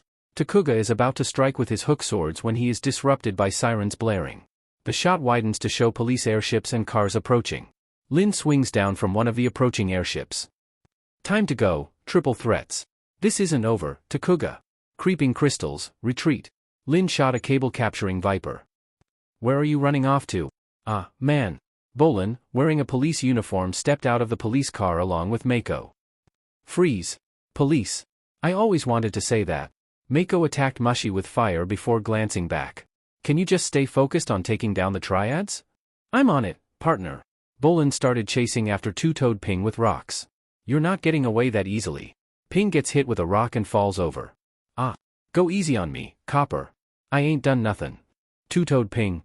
As Mako and Bolan led a handcuffed Mushi and Two-Toed Ping into the police van, Lin looked at them. Take these knuckleheads in for booking and get them ready for questioning. On the way to the police's headquarters, Two-Toed Ping makes small talk with Mako and Bolan, during which the latter tells about his new job on the Triad Task Force as Mako's partner. Later, Ping is questioned by Lin, who asks about the name of the new leader of the Triple Threats. Mako enters the room, convincing Lin to trick Ping into telling them the truth by lying and saying that Ping's partner told him that he was the gang's leader, which works. Not happy with his slip-up and knowing that he is a dead man either way, Ping explains how the Triad's turf got destroyed along with downtown. He further tells them about how Tuuga took advantage of the chaos and defeated Viper, thus becoming the new head of the Triple Threats, and how he went on to recruit new members of other triads. Figuring out his plan of taking over the turf of the Creeping Crystal Triad, Lin announces that Tuuga would now be their top priority. Morning. If I could have your attention, everyone. In one of the large tents around the forest, Julie yelled out. We have another big day ahead of us. A new shipment of relief supplies came in from Ba Sing Se, so we need volunteers to cook, as well as pass out clothes, cots, and blankets. And Kia, if you could help the healers at the medic tent, they're short-handed today. Absolutely, Julie. Julie nodded before looking at a clipboard. These evacuees have lost everything. So let's make them feel as comfortable as possible. I appreciate all your help and I know the evacuees do too. Let's get to work. As Julie is speaking, Naruto, Korra, and Asami enter the tent and are soon noticed by those inside. Good to see you again. Korra's back. Hey Asami. Hello Korra, Naruto. Korra waved at everyone. Hi, everybody. Tell us about the spirit world. Ikki ran up to the trio as Tenzin walked up. We missed you. How was your trip? I hope you're feeling refreshed from your well-deserved vacation. Naruto nodded at that. We are, thanks. How are things here? We still have new evacuees returning every day. The camp's bursting at the seams. Without Julie whipping things into shape, the situation would be much worse. At this, Korra waves to Julie, who responds with a smile and a playful salute.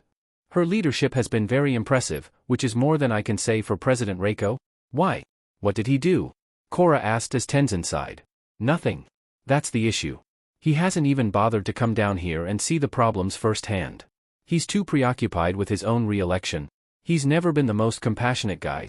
Most people aren't happy he surrendered to Kuvira. At this point, he's so unpopular a flying lemur could run against him and probably win, Tenzin said as Milo ran up holding Poki. Yeah. Poki for president. What can we do to help? Asami asked him as Korra pets the lemur. Chapter 13. Displaced. The Avatar, Naruto, and Asami work to calm down the city after the new spirit portal emerges. Now they're trying to get Reiko to help, who's busy with re-election as well as finding the money to rebuild the city. Korra and the others. The evacuees I've spoken with are so grateful for what Korra did to save their city. I think an appearance from the Avatar would go a long way in lifting everyone's spirits, Kia said as she stood beside Tenzin. Great idea, Kia. Korra looked out of the tent at that. If you think it'll help, I'm happy to meet some people. You'll come with me, Asami, Naruto? Actually, I think I'll stay here and talk to Julie about something I can do to help, Asami said as Korra looked at her. So lifting people's spirits isn't practical? No, they want to see the Avatar, not me. Do what you're best at? Inspire people? Tenzin puts his hands on Korra's shoulders and gently pushes her out of the tent. Asami watches them go with a sad look as Kia looks at her. The scene transitions as Korra and Tenzin leave the tent. They walk to the middle of the tents before Korra spoke. I'm so sorry about what happened to all of you. If there's anything I can do to be of service, please let me know. After getting bombarded by requests, she earthbends a giant pillar out of the ground underneath her feet, creating a stage for herself. Everyone, please. Listen. I feel for all of you. You've been through so much. And I'm sure you're tired, frustrated, and angry that your homes and neighborhoods have been destroyed. This is a time of great change for all of us in Republic City. But a wise man once told me that change can be good or bad, depending on your point of view. So maybe we could all look at this as a chance for a new beginning. I promise to work my hardest to make sure everyone has a place to live soon. My hope is that the rebuilt Republic City will be full of new possibilities for all of us. Together, we can forge a bright future, living in balance with our planet, evolving into our best selves, and becoming who we truly want to be. Later, the trio enters the tent where Julie, holding a clipboard, stands in front of Asami, who is sitting at a desk, drawing up plans. Sounds like a visit from the Avatar was exactly what the evacuees needed, Julie said as Tenzin nodded. Korra really knows how to inspire a crowd. She even inspired me. She got that from me. Naruto smiled as she elbowed him. The quicker we can get people back to some sense of normalcy, the better. Naruto turned as Asami spoke, talking about her plans for new homes. Korra sat next to Asami at that. I totally agree. We have to show these housing plans to Reiko. I'm sure we could get money from the city to build it. Julie nodded at that. I'll set up a meeting. Reiko's headquarters. Reiko stood in a room with Wenyen, his campaign manager, talking in a corner of the room as the council page watched while answering a phone call. I'm sorry, the president is meeting with his campaign manager right now. Can I take a message? Get a load of your new campaign poster. Wenyen showed the poster of a muscular Reiko punching Kuvira's robot. I don't know. But the slogan's perfect: vote Reiko, he'll wallop tyranny with a knockout blow. Wenyen said, smiling. But isn't it a little misleading? Kuvira was defeated by the Avatar, not me. Listen, right now people think you're a coward who abandoned them and their city in its time of need. We need to project an image of strength and fearlessness. Alright, Wenyen, if you think it'll work, Reiko said before hearing a knock at the door. Come in. Korra, Naruto, Julie, and Asami enter the office, the latter having changed into her business attire. We're here for your 2 o'clock appointment, sir. Avatar Korra, so you're finally done gallivanting around the spirit world? We need to talk. Reiko sighed as she saw the poster. Fine. But make it quick. I'm extremely busy. Korra picked up Reiko's campaign poster and smirked. Busy figuring out how to wallop tyranny, are you? Reiko, blushing and sighing, grabs the poster from Korra's hand. It's not final yet. Now what can I do for you? We were wondering what's the budget for the housing, Naruto said, his hands in his pockets. I've already diverted funds for additional police officers, on top of having to relocate the government. Not to mention all the infrastructure that needs repair. I'm sorry, but the city coffers are empty. Julie then stepped forward. Sir, Republic City needs this. The longer people are displaced, the more unrest there's going to be. Asami nodded at that. I'm happy to put up some of Future Industries' money for the project. And Varick Industries will match it? Wenyen pulled Reiko aside at that. A word, sir? They may have a point. Right now, the voters hate you. You're running unopposed and the polls say you have -3% support. -3? How is that even possible? Never mind that. If you focus on giving all those people a place to put down roots again, they'll forget about the whole Kuvara debacle. Crowds will be lining up to thank you with their votes. Reiko nodded at that. You may be onto something, Wenyen. He then turned back to the others. On second thought, Asami, why don't you finish drawing up the plans? Bring them by in a few days and I'll take a look. I'm sure we can find the money somewhere. Thank you, Mr. President. They then turned to walk out before Korra turned to him. One more thing about the new spirit portal? What about it? We ran into the owner of the land around it. Asami then picked up after her. Wonyoung Kyum, and he's trying to turn the whole place into some kind of amusement park. But if the city bought the land from him, we could turn it into a beautiful spirit sanctuary with public parks surrounding it. Reiko sighed at that. Maybe you didn't hear me. The city's broke. Now if you'll excuse me, I have work to do. I bet if spirits could vote, you'd change your tune. Korra bit back as Naruto sighed. Korra, there's barely enough money to house people. Right now you gotta choose now, we'll figure out another way to protect the portal. Air Temple Island.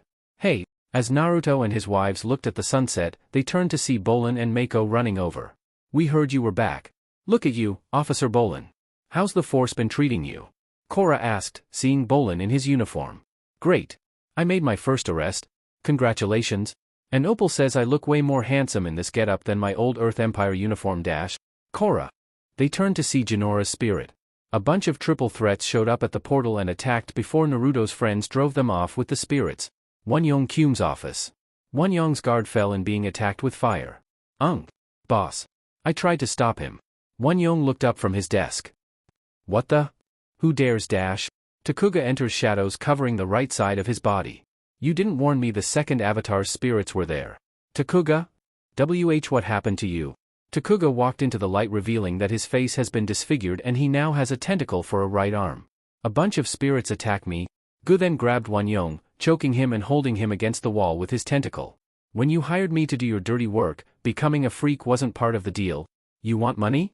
I'll pay double what I owe you. I can't breathe. You're not getting off that easily. I'm taking control of Kyum Enterprises and all of its assets. You work for me now? Takuga glared at him as the flames went out. Spirit Portal, morning. Ugi is flying toward the Republic City Spirit Portal. Korra looked up at the others before speaking. Thanks for coming, everyone. The Airbenders and I are always at your service, Korra. Especially when it comes to matters concerning the spirits. Tenzin spoke from his spot in front. I just hope you can help me convince them that the Avatar is, and always will be, the bridge between the physical and spirit worlds. After the battle last night, I'm afraid the spirits think I've turned my back on them. Ikki jogs her elbow into Milo's side, who stirs at the sudden contact, his eyes closed. Milo, wake up. What? Where are we? Did we crash? No, we're about to enter the spirit world for the first time. Don't you want to be awake for it? She said as they looked at the portal, which is glowing in a yellow and green light in the center of the crater, which is covered in spirit vines, as Ugi flies closer toward it. This is so exciting. I can't wait to see all the beautiful Spirit Y flowers and Spirit Y rainbows and Spirit Y spirits and dash. I suppose. Milo interrupted with a yawn. The group flies through the portal, entering the spirit world. They fly above the clearing, the sky now a dark blue and gray, and all the plants withered away, the ground covered in gray color. Everyone looks on with worry spread on their faces, as Tenzin keeps flying the bison. Ryu and Milo look on, disinterested. What a Spirit Y letdown. Thanks for waking me up for nothing, Ikki. Milo groaned as Ugi landed, and the airbenders dismounted. Korra and Tenzin stand in the front while getting a closer look. Hey! They turn to see Naruto floating down with the Biju walking up. It's been like this for a while. He explained as the plants shot up to attack, forcing them back out to see the army having metal walls shoot up with Iroh giving orders. General Iroh, you need to draw back your troops. Korra yelled, running up to him. Hello, Korra. We're here on President Reiko's orders. After last night's battle, he wants the portal on lockdown. I'm trying to smooth things over with the spirits, and parking the military outside the portal is only going to anger them more. She explained as she looked at the jeeps. My goal is to keep the peace, not incite the spirits. He explained as Tenzin walked up. If that's so, then withdraw and let the Air Nation keep watch over the portal. Yeah. Nobody's better at restoring peace and harmony than us. Ikki ran up at that as Iroh, raising his hand to his chin, took a moment to think about the proposal. I'm sorry, but I have my orders. If you really want the United Forces to leave, I suggest taking it up with Reiko. Korra turns at that and walks away from Iroh, with Naruto and the airbenders following. Oh, you bet I will. Book 5. Epilogue. Chapter 1. Start of elections. Election. Avatar Korra goes to talk with President Reiko about the military presence at the new spirit portal.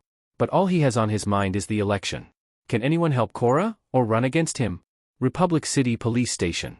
Lin sat at her desk, with Mako and Bolan standing before her, as she read a report. After Tuuga was attacked by a dragoneel spirit, he and the triple threats fled in vehicles heading west, while the spirits returned into the portal. There's one more thing, Chief.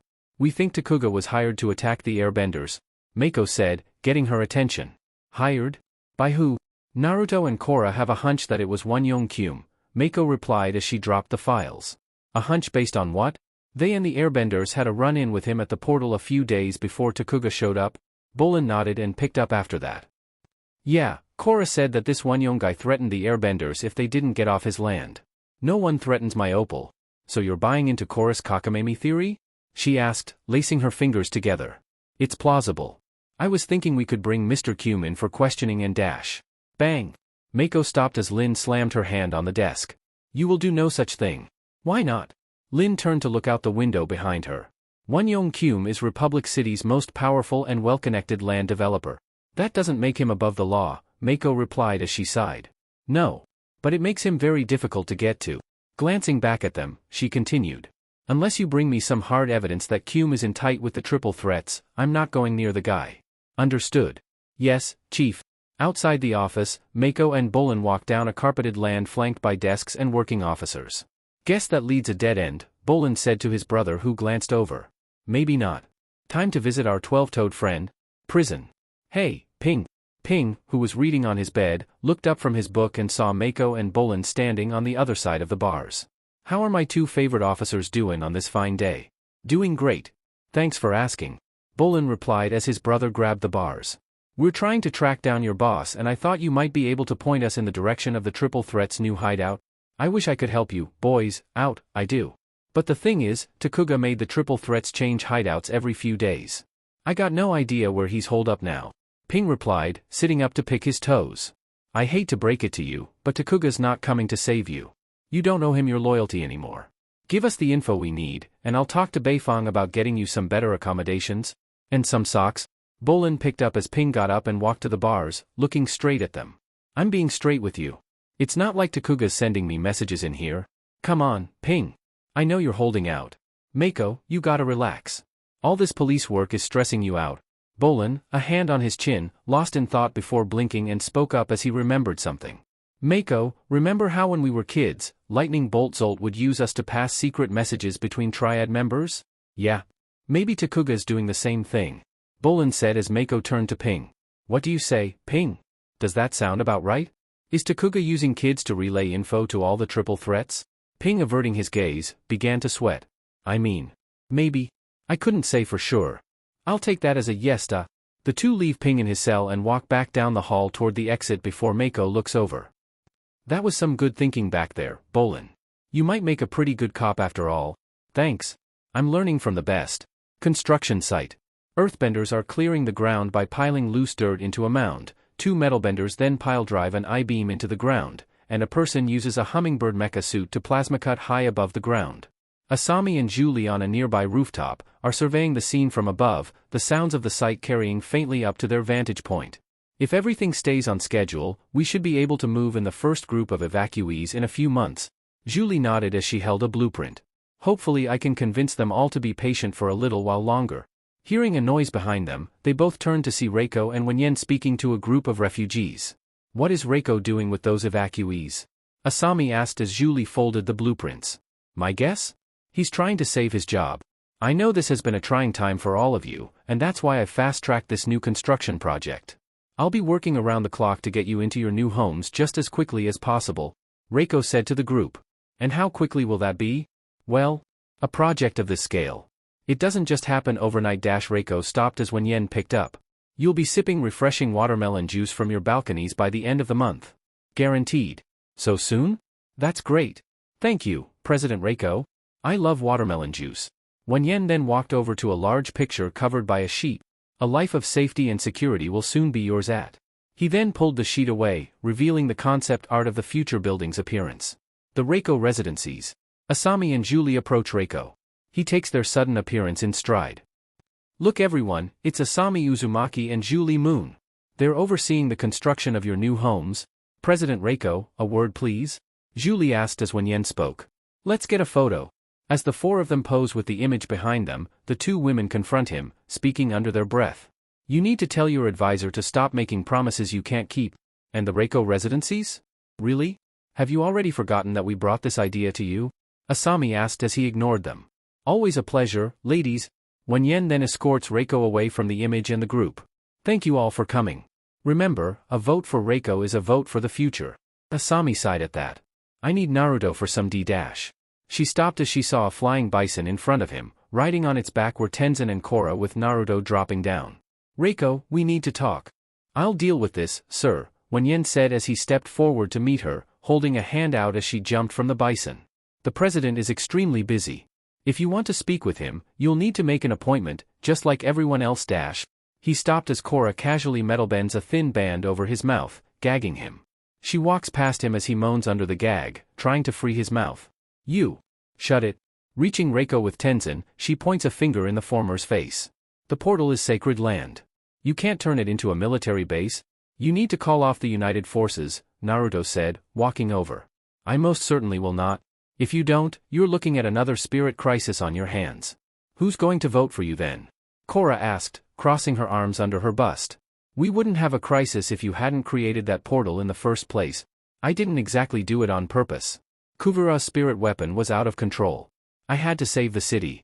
And in doing so, you destroyed these poor people's homes. Entire neighborhoods were leveled in the blink of an eye, he said, turning to address the group behind him. The Avatar claims to have your best interests at heart.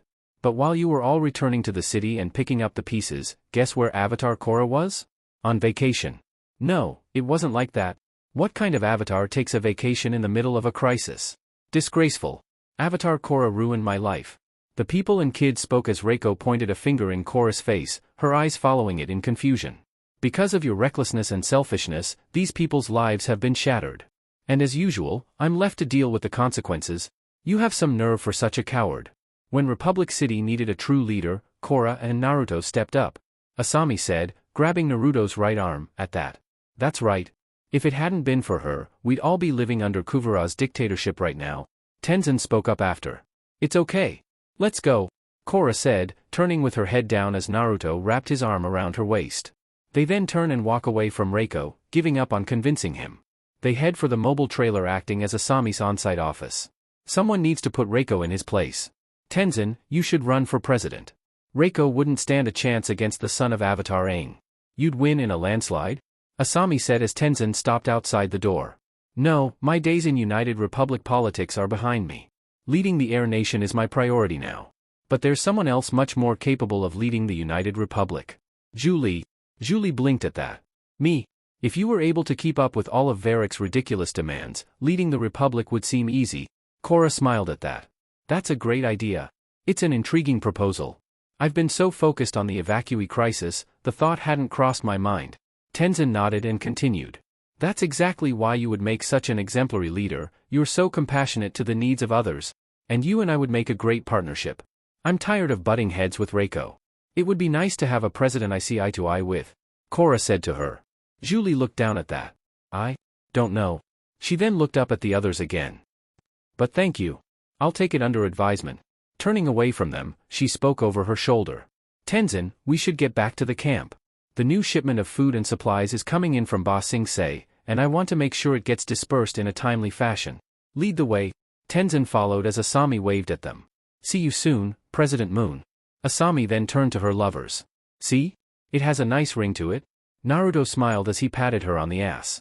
The trio then walks into the trailer. Its interior, mostly empty, consists of a few notice boards hung on the walls and a single desk on its far side with a door. We went back to the spirit world this morning, Korra said, turning toward Asami as she closed the door. That beautiful field of flowers we walked through. It's a wasteland now. It is? That's awful. Korra then went to the desk and sat on the edge, eyes downcast. When we stepped through that portal, I thought my life was finally changing for the better. But now that we're back, it feels like nothing's any different. Reiko's still impossible to deal with, the city's still a mess, and now the people are starting to turn on me again. Naruto walked to her and hugged his wife. Later. 1. Naruto pulled his pants up as his wives cuddled on the bed under the sheets in the room behind the office, their skin still glistening with sweat. Korra then kissed Asami before pulling back to let Naruto see their dueling tongues before pulling back to look at him. Thanks. I needed that. No problem, Naruto smirked as Asami licked a substance off Korra's cheek. He then walked out and closed the door as he saw Asami pull Korra back in for a kiss, having their breasts pushed together. Chapter 2. Gang Crackdown. Police are on the move. Lin's police force and Naruto's task force work together to get the triple threat triads and creeping crystal triads off the streets, all while stopping their gang war. Can they overcome the odds and stop these gangs before they take over? Republic City. Republic City, a metropolis in turmoil. Like a wild moose lion, crime runs rampant. Innocent citizens go about their days, oblivious to the fact that a shadowy force threatens their very existence. The city's only hope lies with two brothers. Mako and Bolan are sitting in a wagon truck, and Bolan is giving his narration as they drive. Both are on a search for justice and themselves. Okay, enough with the narration. We're not filming a mover. Mako sighed as he drove. Bolan clenches his fists in excitement at that idea. But maybe we should. Varric could make a doku mover about us. We could call it, Mako and Bolan, on the beat. Or how about, good cop, bad cop? Let me guess, I'm the bad cop in that scenario? Well, I certainly can't be. I'm a boyish charmer. You're the brooding, mysterious, older brother. I'm sorry, but you're not a good enough actor to play against type. Bolan smiled at that. Neither are you. You think being Nuktuk was a stretch? Hey, that role had a lot of range. Scoochie, the kid we're out here looking for. Mako pointed as they looked at the steps to the entrance of an apartment building, where several street children, Scoochie included, were loitering around. As the wagon approaches, one of the children notices it and points at it. Coppers. Everyone split. The street kids take off running in every direction as the wagon screeches to a stop, and Bolan jumps out of it. Bolan earthbends a wall spanning the width of the alley from the ground, right in front of Scoochie. Nowhere to go now. That's what you think. Scoochie keeps on running, before jumping up and grabbing onto the top of the wall with one hand, quickly climbing over it and waving to Bolan as he does so. See you around, slowpoke. Ah, come on. Scoochie lands on the other side of the wall to find himself facing Mako, who had come around the other end of the alley to cut him off. Not so fast, kid. Mako grabs Scoochie by the front of his shirt and holds him against the wall. Hey, hey, hey. Hands off the duds. It's been a while, Scoochie. How have you been? Doin' fine until you two mooks showed up? As they talk, Bolan earthbends the wall out of the way and comes over to the pair. Oh, good, you got him. He gave me the slip. What do you want, anyway? Scoochie asked Mako. Word is you might know where the Triple Threat's new hideout is. And how would I know that? Been livin' on the straight and narrow these days. Mako dropped Scoochie before looking down. Yeah, right. Then where does street rat like you get such nice clothes? I found him. As Mako questions him about being involved with the Triple Threats. Scoochie continually denies it, until Bolan runs out of patience and shouts at him to stop lying and answer the questions. Mako tells his brother to calm down and persuades Scoochie to help them by relating his involvement with the Triple Threats, and telling Scoochie that people could die if the police do not find Tuuga. Scoochie tells them that the Triple Threats are based in an abandoned warehouse at the docks, before running off. After he leaves, Bolan apologizes to Mako for getting angry and remarks that he had it backward on which of the brothers was the good cop and the bad cop. Mako just says that they should find Tuuga and that he will call Lin for backup. Construction site. Asami sat at her desk and looked over a blueprint. Suddenly, 3 people move past the window, before Asami turns away from her blueprint to look out the window. Hello? Still looking out the window, Asami pulls open one of the desk's drawers and reaches inside with her right hand. She blushed as she touched one of their toys before moving to the right just as Creeping Crystal members came to the door and opened it. Jargala's 2 subordinates enter the office first, followed by their boss, who walks in wearing a diagonally draped green dress and sits on the edge of Asami's desk, crossing her legs as she does so. Asami's right hand remains in the desk drawer as she narrows her eyes at Jargala, clearly unhappy with her intrusion. Can I help you? Jargala smiled at her. Actually, we're here to help you, sweetheart. This is quite the construction project you're overseeing. It would be unfortunate if you weren't able to complete it. Don't threaten me. And don't call me sweetheart. Asami hissed before one of the men spoke. Do you know who you're talking to? Jargala Omo, leader of the Creeping Crystals. Show some respect. It's all right. She didn't mean anything by it. Jargala said to her man before looking at Asami. You've got moxie, a quality woman in this city could use more of it, am I right? What do you want? I'm offering you a chance to work with me. Thanks, but I'm not looking for any new business partners. Jargala got off the desk and started backing away. Think of it more as a professional courtesy. Tuuga and the triple threats are making a play for all the turf on this side of the river, including the land we're standing on right now. Now, the creeping crystals are happy to provide you protection in exchange for a small, monthly fee. Asami stood up and said, I already told you. She then falls into a combat stance, now wearing an electrified glove on her right hand. Not interested. Cute weapon. You know how to use it? I'm happy to give you a demonstration. Both creeping crystal members have gone into fighting stances of their own, but Jargala turns away from Asami and heads toward the door. Maybe next time. Come on, boys, let's go. We're leaving. Obviously Miss Sato isn't thinking straight. Let's give her a couple of days to reconsider my generous offer. Jargala and the two creeping crystal members leave the office, shutting the door behind them as they go. As soon as they are gone, Asami sits down and breathes a sigh of relief. Triple Triad. 5 Triad members, including Shady Shin and a gray-haired balding man, are currently in the middle of a card game. Word is, that spirit really did a number on him. Doesn't even look human anymore, from what I hear. The balding man looked up at that. Like some kind of freak. Raise. 100 yuans? I fold. Shin sighed and dropped his cards. Me too. Jin wins again?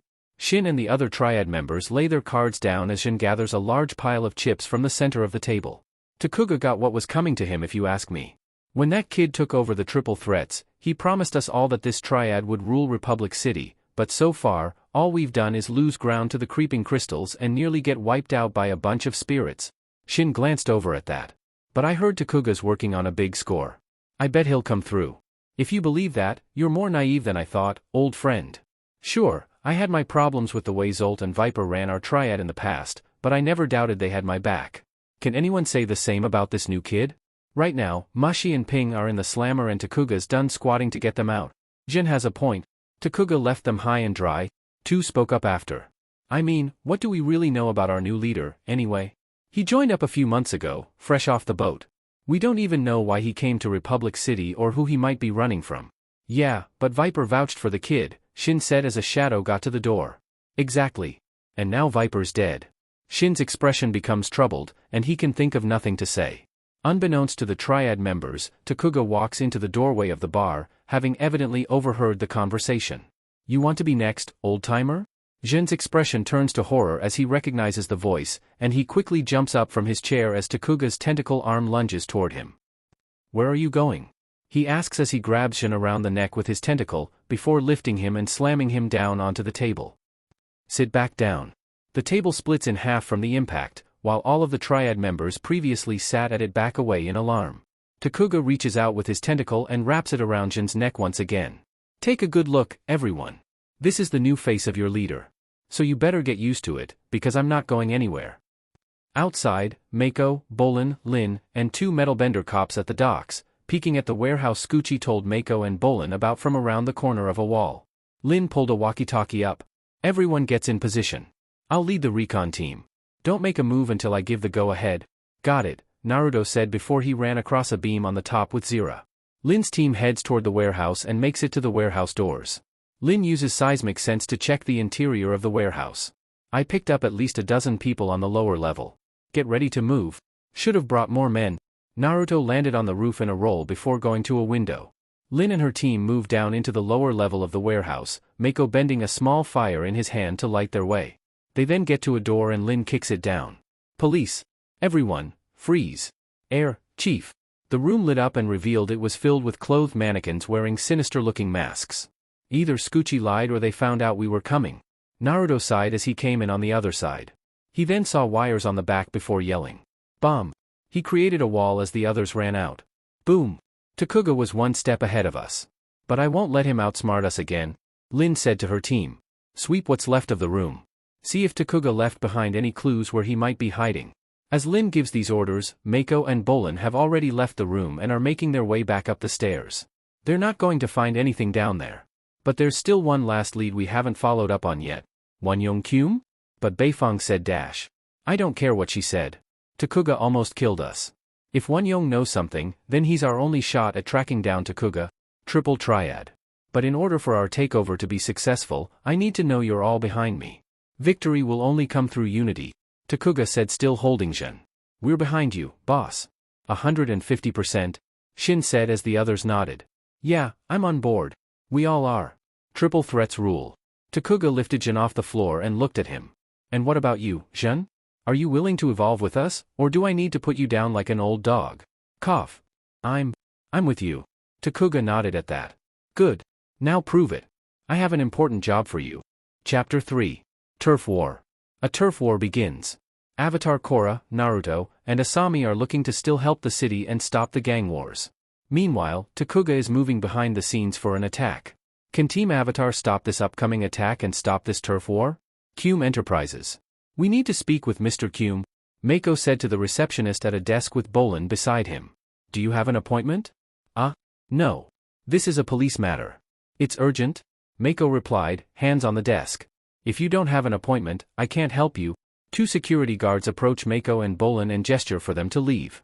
Please follow us, sir. Mako sighed at that. Fine. We're leaving. The brothers make to leave, but the security guards continue to hover around them, prompting Mako to turn to the first one with an annoyed look. Back off. I said we're leaving. The male security guard looked at him before speaking. Actually, can we ask you a question? Excuse me. Is Mr. Cume in some kind of trouble? What do you mean? Mako asked with a puzzled look. The two security guards give each other a look before they turn back to Mako and Bolan. Mr. Cume hasn't shown up for work the past couple of days. We haven't informed his employees yet. We don't want to alarm anyone. The male explained to them. Your boss has been missing for 2 days and you didn't think to call the police? The female guard then crossed her arms at that. Mr. Cume's a private man and doesn't like to involve the authorities, so we've been investigating on our own. We've checked his home, but his wife hasn't seen him either. Bolan glanced over at Mako. You don't think Tuuga? Asami's office. Korra looks at the new presence of security guards as she and Naruto approach Asami's office. One of the security guards stops them before they can enter. Can I help you? Yeah. We're here to see Asami. Is Miss Sato expecting you? Yeah, Naruto said before walking in to see Asami at the door. Task force business? What's with all the hired muscle? Korra asked, closing the door. Just a precaution. Korra nodded as they got to her desk. Because of what happened last night with Naruto and the others? Asami shook her head at that. No, I hadn't heard. Are the others all right? Tuuga set a trap for Beifong and the task force. Nearly blew us up. Naruto explained sitting on the edge. I had a small scare last night too, but nothing like that. A few triad thugs showed up and threatened me unless I paid them off. Korra recoils in shock at this news, before rushing over to Asami and taking both her hands, worrying all over her face. What? Are you okay? I'm fine. Please don't make a big deal out of it. The triple threats are out of control. Asami sighed at her sister-wife at that. It wasn't them. It was some woman named Jargala, leader of the Creeping Crystals. Korra narrowed her eyes at that. You don't need all this security. I'll visit this Jargala lady and I promise she'll never bother you again. Oh, come on, I can leave Kurama here. Naruto shrugged at that as he was ignored. Camp, late afternoon. At an evacuee camp late in the afternoon, evacuees are queuing up in front of Zhu Li, Varric, Tenzin, and Kia, and are getting impatient waiting for the food supplies. Where's our food? You said it would be here by now. Zhu Li looked at the man at that. I know. Please, be patient. The supplies should be here soon. She then sighed and spoke quietly. I hope. You've been telling us to be patient all day. I'm sick of being patient. Yeah. We want to eat. What do we do? Varric asked the group. This horde already devoured my whole supply of Vari cakes. Zhu Li, Tenzin, and Kia stare at Varric, unimpressed by his antics as he picks one food item out of his pocket. He glances back at them as he unwraps the cake. What? You can't expect me to work on an empty stomach? It's all Reiko's fault we're in this mess. He assured me that supplies from Boss Sing Se would sail through customs. I swear, he's holding things up just to spite me. Zhu Li sighed as Tenzin looked over. This is unconscionable, even for him. This morning, Reiko was acting like he had the evacuees' best interests at heart. What a hypocrite. I guess he only wants to help people when it suits his needs. Zhu Li replied as she turned to walk into a tent. Varric held the flap of the tent open for Zhu Li and motioned for her to enter. I can't stand seeing my Zhu Li getting so bent out of shape. Why don't you come inside, sweetheart, and massage your troubles away? That's so thoughtful of you. I guess I could use a break. Upon entering the tent, Varric immediately sits backward on a chair, expecting Zhu Li to give him a massage. I'm especially tight in the shoulders. And don't go easy. I like a lot of pressure. Cough cough, excuse me? Varric looks up to see Zhu Li standing in place with her arms crossed, giving him a cold glare. I thought I was the one getting the massage. Right. Of course, dear. For you, I'll be the best shoulder kneader ever. The two swap positions and Varric begins massaging Zhu Li's shoulders, causing her to lean against the back of the seat and let out a groan of relief. Honey? Varric looked down at that. Yes, my love. What would you think of me running for president? I love it. Zhu Li turns around to face him. Really? Korra, Asami, and Tenzin encouraged me to run against Reiko. But what if I end up losing to that imbecile? I don't know if I could handle it. You won't lose. But if I win, suddenly all the problems plaguing the United Republic become my problems. I don't know if I could handle that, either. She sighed. Zhu Li, you are the most tenacious, brilliant, inspiring woman I know. The people love you. If you want this, Reiko doesn't stand a chance. Hearing his words, Zhu Li suddenly stands up and clenches her fist with a confident expression. You're right. I'm in. Varric, overjoyed, hugs Zhu Li and lifts her off the ground. Hoo-hoo. This calls for a celebration. Put me down, dear. Harmony Tower, late evening. A smartly dressed Korra and Naruto are sitting at a table at a crowded fan's dumplings, her head in her hands as she glances unhappily at the clock on her right, waiting for Asami to appear. At 8:30, Asami has still not arrived, and a waitress approaches Korra to take her order. It's an honor to have you dining with us this evening, Avatar Korra. May I take your dash? Sorry. Gotta go. Wife's not here, we'll probably be back. Hopefully, Naruto said, walking after his wife to see her getting a pay phone. Mako, it's Korra. I need you and Bolan to meet me at Asami's new office. Everything alright? Could be Asami stood us up, but I doubt it. I have a bad feeling she's in trouble. Asami's office. Zira, Mako, and Bolan turn around as Korra and Naruto land still in their date attire. The group quickly notices that the area surrounding Asami's office is covered in boulders and cracked earth and runs toward the office building, Korra swiftly taking the lead. Asami. The group enters the office to discover it destroyed. Boulders and rocks are everywhere, the walls are cracked in several places, the windows are shattered, Asami's desk has been knocked over, and 4 of her security guards are lying on the floor. One of the security guards lets out a groan of pain and sits up before Korra runs over and crouches by her side. What happened? Where's Asami? Not sure, we were ambushed. Mako looked down at the guard. Did you get a look at who attacked you? No, they came out of nowhere. Then it wasn't the crystals, since they came for protection and won't kidnap, as there would be no money in it for that. Naruto mused before looking over. But to cross them off, let's check their hideout. Hideout? In a lounge-like room lit up by several luminous green crystals, some mounted on the wall, others formed into a chandelier, Jargala and one of the triad members who threatened Asami are playing a game on a billiards table underneath the chandelier, while the other member of the trio is sitting at a nearby bar watching the game. Other triad members are sitting in comfy chairs arranged around a fireplace. Korra kicked the door and barged in. I'm here for Jargala.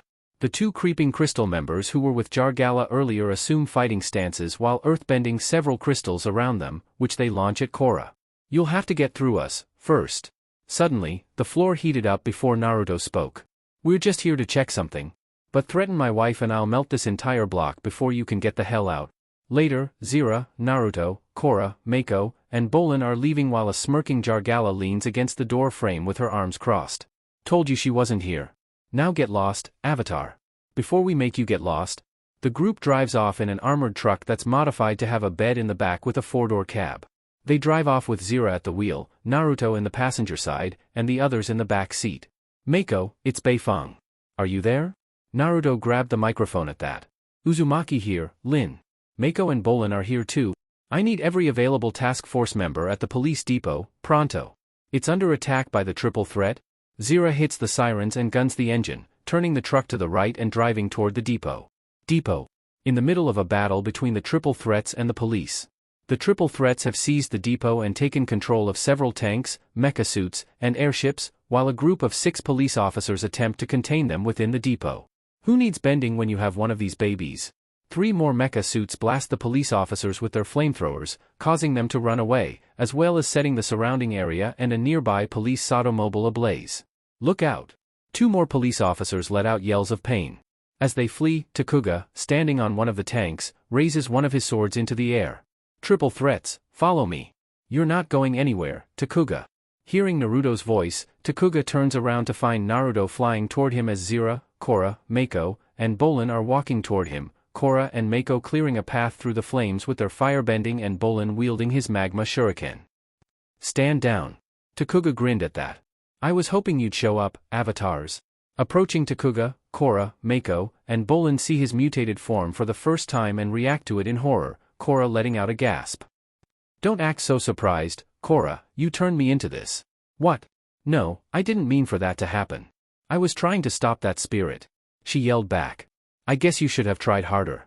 Your actions have consequences, Avatar. It's time you learned that. Tuuga spoke as she blinked. What's that supposed to mean? You'll find out soon enough. Kora grows worried upon hearing this, but it disappears when Naruto walks up to stand beside her. You're the one who needs to answer for your actions, not Kora. Who sent you to the portal to attack the airbenders? Was it Wonyoung-kyum? Are you stealing all these weapons for him? No one owns me anymore. Mr. Kyum works for me now. Where is he? Naruto asked, creating a shuriken of his own. Look up, officer. He's been right over your head this whole time. Naruto, Kora, Mako, and Bolan look up to see an Earth Empire airship drifting above them, with a bound and gagged Wonyoung-kyum being held at its door by a triple-threat thug. Wonyoung glances down, sees Kora, Mako, and Bolan, and lets out a muffled exclamation. Release Mr. Kyum immediately and surrender yourselves. And why would I do that? You're outnumbered and outmatched. Naruto glared at him. You couldn't beat us at the portal, and you couldn't kill us with your ploy at the docks. You're not going to win now. Kora punches forward, airbending a huge blast of wind at Tuuga, who rolls out of the way of the attack before swinging at Kora with his hook sword. Kora jumps up to avoid the blow and firebends a flame in her raised right hand as she descends. Before she can attack, however, Tuuga grabs her around the wrist with his tentacle arm, causing the flame to dissipate, and throws her to the floor. Kora screams and grunts in pain as she lands. Mako and Bolan run toward her, but two of the mecha suits move forward and blast them with electricity. Mako and Bolan collapse to the floor as Kora struggles up to her hands and knees, while Tuuga looks over the three of them. Now you and the police are going to back off and let me and the triple threats leave. Kora stood up and entered the avatar state. Not a chance. Tuuga then pointed up. You will. Or she dies. Kora looks up to see Asami being held by Gen at the point of a fire dagger in the doorway of another airship, her ankles chained and her wrists behind her back. Up above, Naruto broke through the window and kicked Gen out of the airship, and caught Asami before looking down to see the triads gone.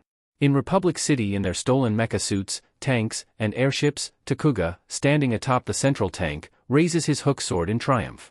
It's time to lay claim to our turf. Chapter 4. Protest. Air nomads take a stand. Kora, Naruto, Mako, and Bolan look to get help to find Tuuga and stop his army before it's too late. But they'll need to get help from an unlikely place. Meanwhile, Tenzin and the Air Nation go to protest at the new spirit portal. Can they find a peaceful solution before the military takes drastic measures? Creeping Crystal's hideout. The gang members are cleaning up the mess from Korra's intrusion. One triad member is reading a newspaper. I guess Reiko's days are numbered. Says here that Julie Moon's running against him. Rumor is, Tuuga got turned into some kind of lizard creature. I'm telling ya, a little soda water will get those bloodstains right out. Jargala, who was playing pool, looked up at that. Keep quiet for a second, I can't concentrate with you all yapping. The walls start rattling as the glasses at the bar begin shaking. I said quiet. It ain't me.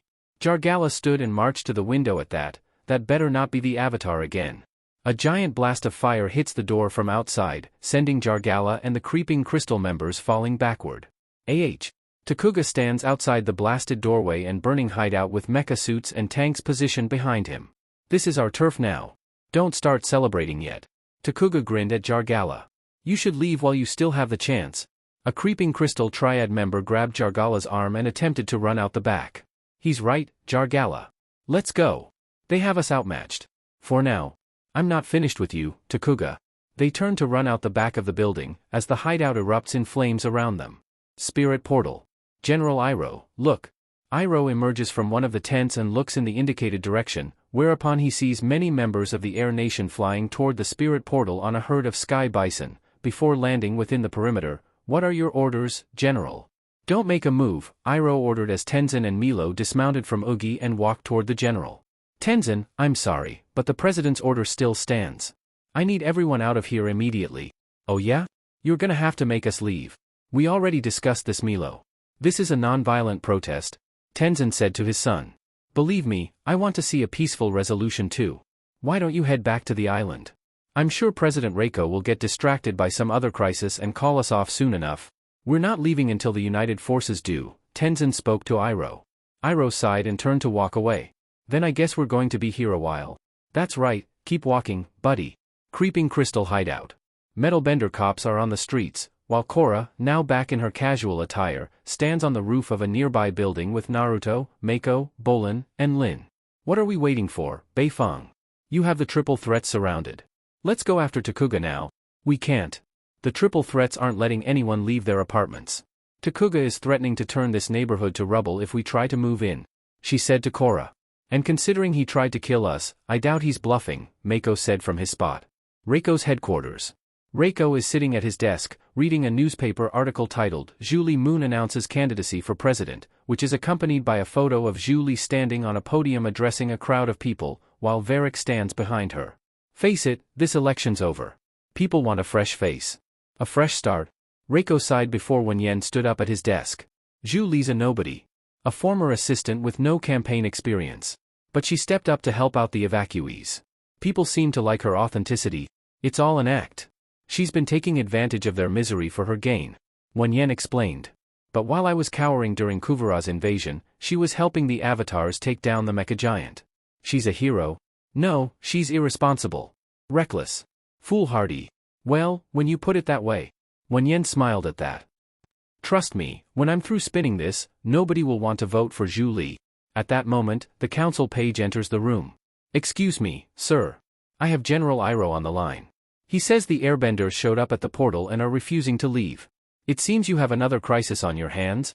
Reiko stood up and said, not a crisis, an opportunity to change the narrative. That's the spirit. Spirit portal. Tenzin, Milo, Jinora, Kai, and the rest of the Air Nation are gathered, an unhappy Milo tugging on the front of his father's cloak. Dad, protesting is so boring. And I'm hungry. Can we go now? No, Milo. We all must stand together as one. Tenzin explained before kneeling down and gently holding Milo's shoulders.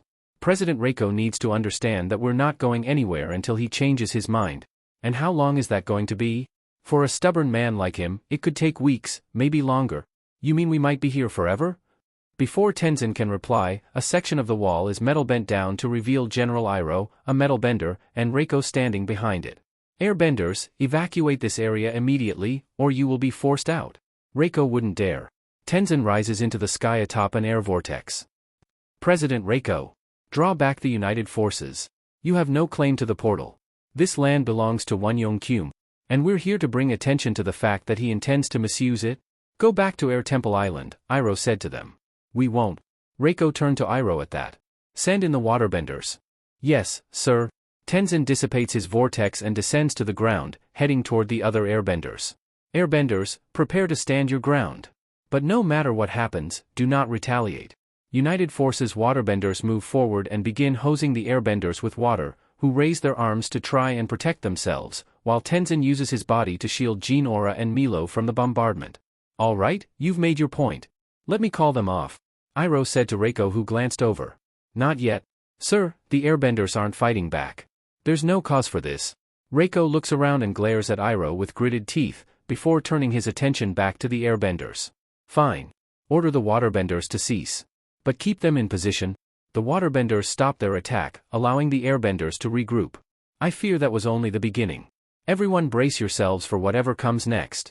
At that moment, the ground starts to rumble, causing the airbenders to struggle to maintain their balance, Poki flying off of Milo's shoulder with a screech. What now? Another section of the wall is brought down, after which Zhu Li comes forward to stand on one of the fallen pieces of the wall, a large crowd of people behind her. Everyone, follow me. Zhu Li. What is she doing here? Wen Yen brought his hand to his chin at that. She bought her camera crew? Cunning move. Zhu Li and the crowd, which indeed includes a camera crew led by Varrick in his director's uniform, move forward into the fortified area. Varrick spoke to the camera crew with a megaphone dressed like a 1950s director.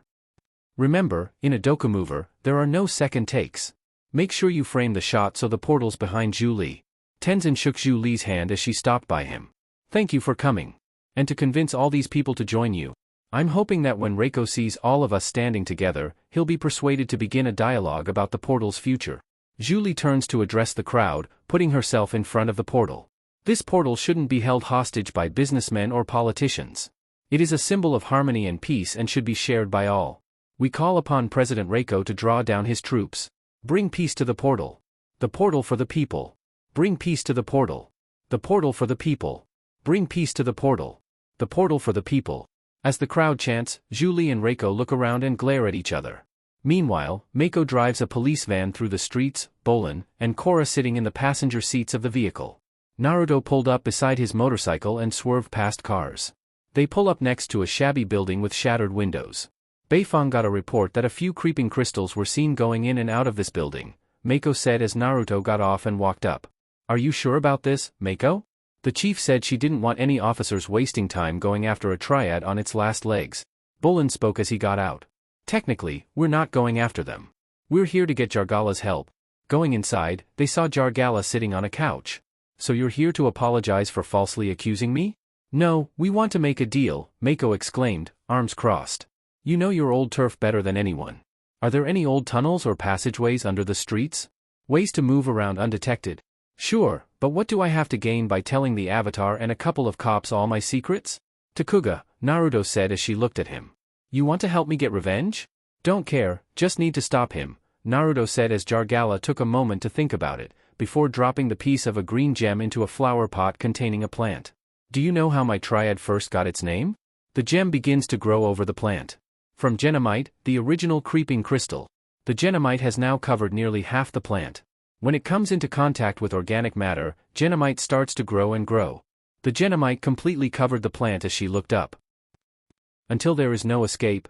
She stands up and looks at Naruto, determined. Takuga's about to discover why the creeping crystals were once the most feared triad in Republic City. Underground. Tanks and mecha suits stolen by the triple threat triad are patrolling the streets. Beneath them, Naruto, Korra, Mako, Bolan, and Jargala make their way through an underground passage, Jargala in the lead, lighting the way with a glowing piece of genomite. Some of these passages are as old as the city itself. This way, the only building large enough to house a couple of stolen airships is the abandoned earthen fire refinery. Takuga has to be there, Mako said as they continued walking before coming to a ladder. This should take us straight to Takuga. They quickly get up and start attacking the triple threat mecha suits as a creeping crystal member strikes one with an earth pillar to the chest. Jargala, Mako, and Bolan fight another with genomite, fire, and a lava shuriken, respectively, and Korra and Naruto blows back a third mecha suit with airbending. Takuga narrows his eyes at the sight of Korra and vaults over the edge of the railing. He moves to follow them but looks around in surprise when he feels the ground rumble beneath him. Seconds later, Jargala uses her earthbending to shatter the floor beneath him, sending him to the ground and making him drop his hook sword. Guess you missed your flight? She then bends a small piece of genomite at him. Catch! Takuga catches the genomite with his human hand and grins up at Jargala, unimpressed. Huh, you're gonna have to earthbend a lot harder than that. It's time you learned? She said as the genomite started growing around Takuga's hand, weighing it down and sending it falling to the floor, whereupon the genomite attached itself to the ground and moved up Takuga's arm. Don't mess with a creeping crystal. Takuga strikes the genomite with his tentacle arm, shattering it and forcing Jargala to cover her face as the genomite shards fly around. His hand free, Takuga leaps to his feet and grabs his hook sword, before jumping back onto the metal platform and hooking an overhead pipe with his sword. I'd love to stay and finish this dash. He uses his hook sword and tentacle arm to swing along the ceiling toward the airship. But my ride's leaving. Swinging off outside, Takuga reaches for the airship's gondola with his tentacle arm, grabbing hold of it and pulling himself in. Mako, Bolan. We have to follow that airship. Naruto yelled, running up to them as he took out a member by slamming his head on the ground with a stomp. Chapter 5. Turf War ends. The end of the turf war draws near. While Takuga heads towards the new spirit portal, the Avatar and company move quickly to stop him before it's too late. Meanwhile, the protest by the air nomads continues and picks up more eyes from the civilians. Naruto, Korra, Mako, and Bolan.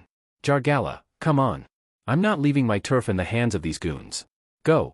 Naruto, Korra, Mako, and Bolan run outside before Mako and Bolan jump onto a nearby motorbike, while Korra moves a short distance away and begins airbending an air scooter and jumps on top of it. Naruto takes off just above them. As he and Korra race off, Bolan starts the motorbike's engine and rides after them out of the refinery's grounds and into Republic City's streets. Follow me. We'll take Kyoshi Bridge. Korra yelled as she went down the streets. The group races after Takuga's airship as it makes its way toward the spirit portal, Korra gritting her teeth with a look of determination on her face. Up above, Varric was directing those with the cameras. Get that camera on the ground. We need some low-angle shots of Julie. Make her look heroic. Bring peace to the portal. The portal for the people. The crowd chants as a cameraman looks up at the airship. Do you want any footage of that airship? Varric looks up with a puzzled look. Huh. That's not the United Forces? This is Takuga, leader of the Triple Threat Triad. And the soon-to-be leader of Republic City. President Reiko and Avatar Korra have failed this city. The spirit portal stands not as a symbol of hope, but as a harbinger of destruction. That's why I'm stepping in. I will ensure this once great metropolis rises again and becomes the most dominant power in the world. Starting immediately, the President and the Avatar will answer to me. Reiko glares up at that. Who does that hoodlum think he is? He has no idea what it means to lead a city. No, but he does have a way with words. We should steal that metropolis line for your next speech, sir. Wenyen says, hand on his chin before Takuga continues. My first order is for President Reiko to immediately and permanently withdraw the United Forces from Republic City. Should the President refuse to comply, he should know that I've equipped this airship with poison gas. And I won't hesitate to use it. Please, everyone remain calm. Julie said to the panicked crowd. Tenzin looks over at the nomads. Airbenders, get ready. If he drops that, we must funnel it away from everyone. What are your orders, sir? Iroh asks as Wenyen looks over as well. And think carefully. Whatever you decide may very well determine the election. Reiko brought a hand to his chin at that. I back down against Kuvira and I'm still paying the price. I'm not about to make the same mistake again. To Iroh.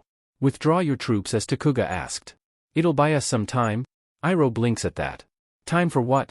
I want you to call in a squadron of airplanes. Force Takuga's airship out over the bay. Then take it down.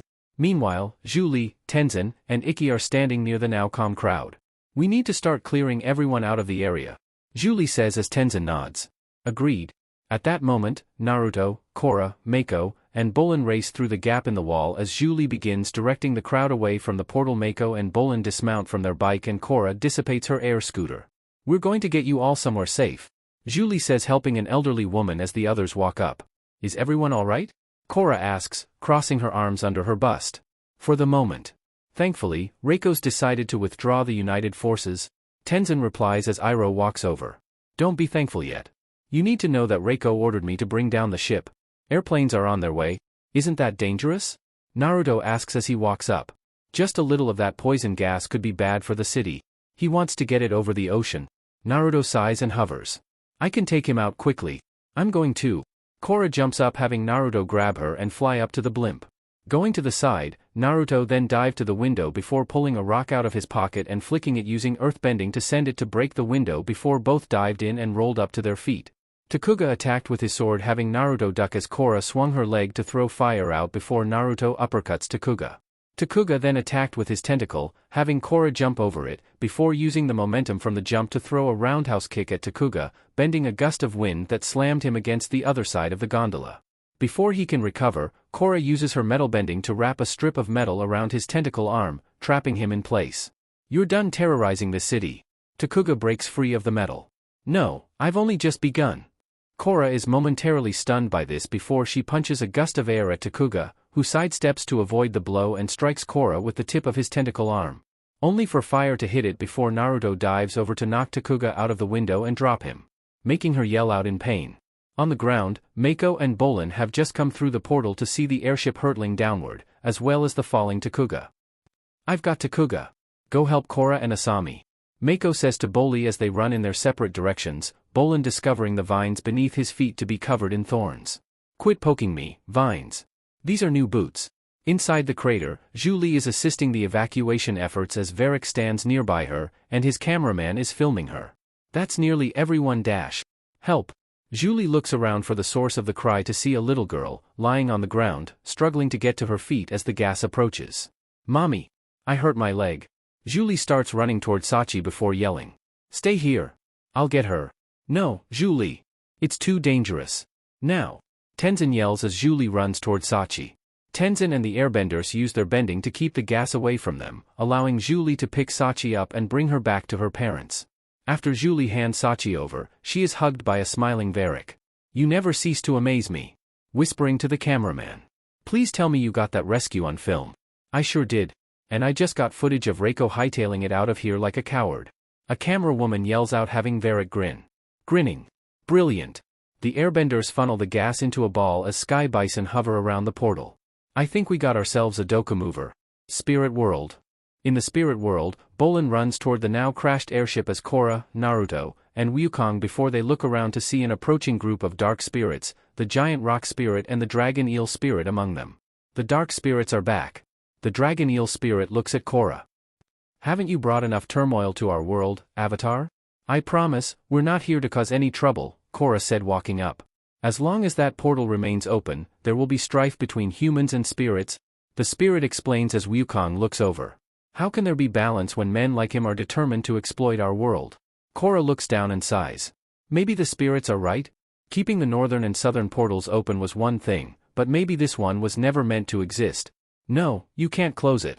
It's too precious. Naruto places a hand on her shoulder. Naruto's right?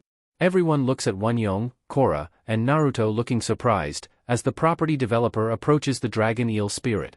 What if I abandon my claim on the land around the portal? And why would you do that? Wonyoung looks at the avatars. I owe these two my life. And the last thing I want to do is cause more hostility in Republic City. I'd rather do what I can to support the avatar in bringing peace. If what you say is true, the spirit says, turning back to normal, then I'm willing to let this matter lie and allow the future to unfold. The other spirits also return to their normal forms and start to leave the area. The dragon eel spirit remains behind as Mako comes running over. But we'll be watching what happens next, Avatar. And for your sake, I hope the situation improves. Otherwise, you'll be seeing us again soon.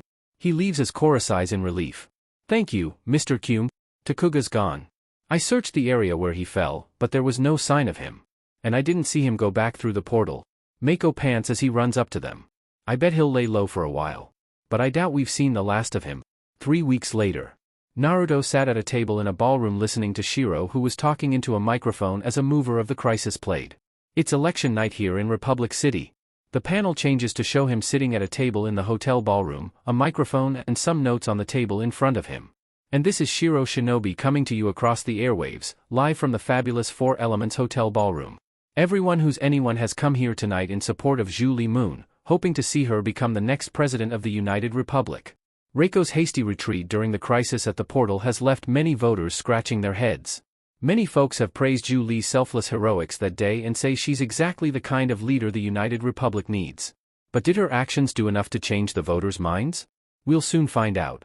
Among the crowd, Mako approaches Bolan, getting his attention with a fist bump. How's it going, partner? Oh. Beifong didn't tell you. Bolan asked Mako, who blinked. Tell me what? Don't take this too hard, but now that the triad situation is under control, I've decided to move on. I'm quitting the force. Really? But I thought you loved being a cop. Bolan nodded at that. Yes, it was thrilling while it lasted, but I can't be tied down. This little bird needs to fly. Indifferent. Okay. Whatever. Mako sighs at his brother. Brave, Mako. Please, don't make this any harder than it needs to be. What we had was a special partnership, but I'm afraid it's time we go our separate ways. But I'm going to see you at home in, 2 hours. Mako deadpants as Bolan walks away. I'll give you some time to process all this. Shiro then continues reading the results. And with a whopping 68% of the vote, Zhu Li Moon wins in a landslide. Woohoo! Congratulations, Zhu Li. Yay! Zhu Li! Zhu Li! Zhu Li! Zhu Li walks out onto the stage, waving to the cheering crowd as she does so. Thank you, everyone. Standing on the podium. I stand before you humbled and honored to serve as your next president, with no illusions about the challenges we face.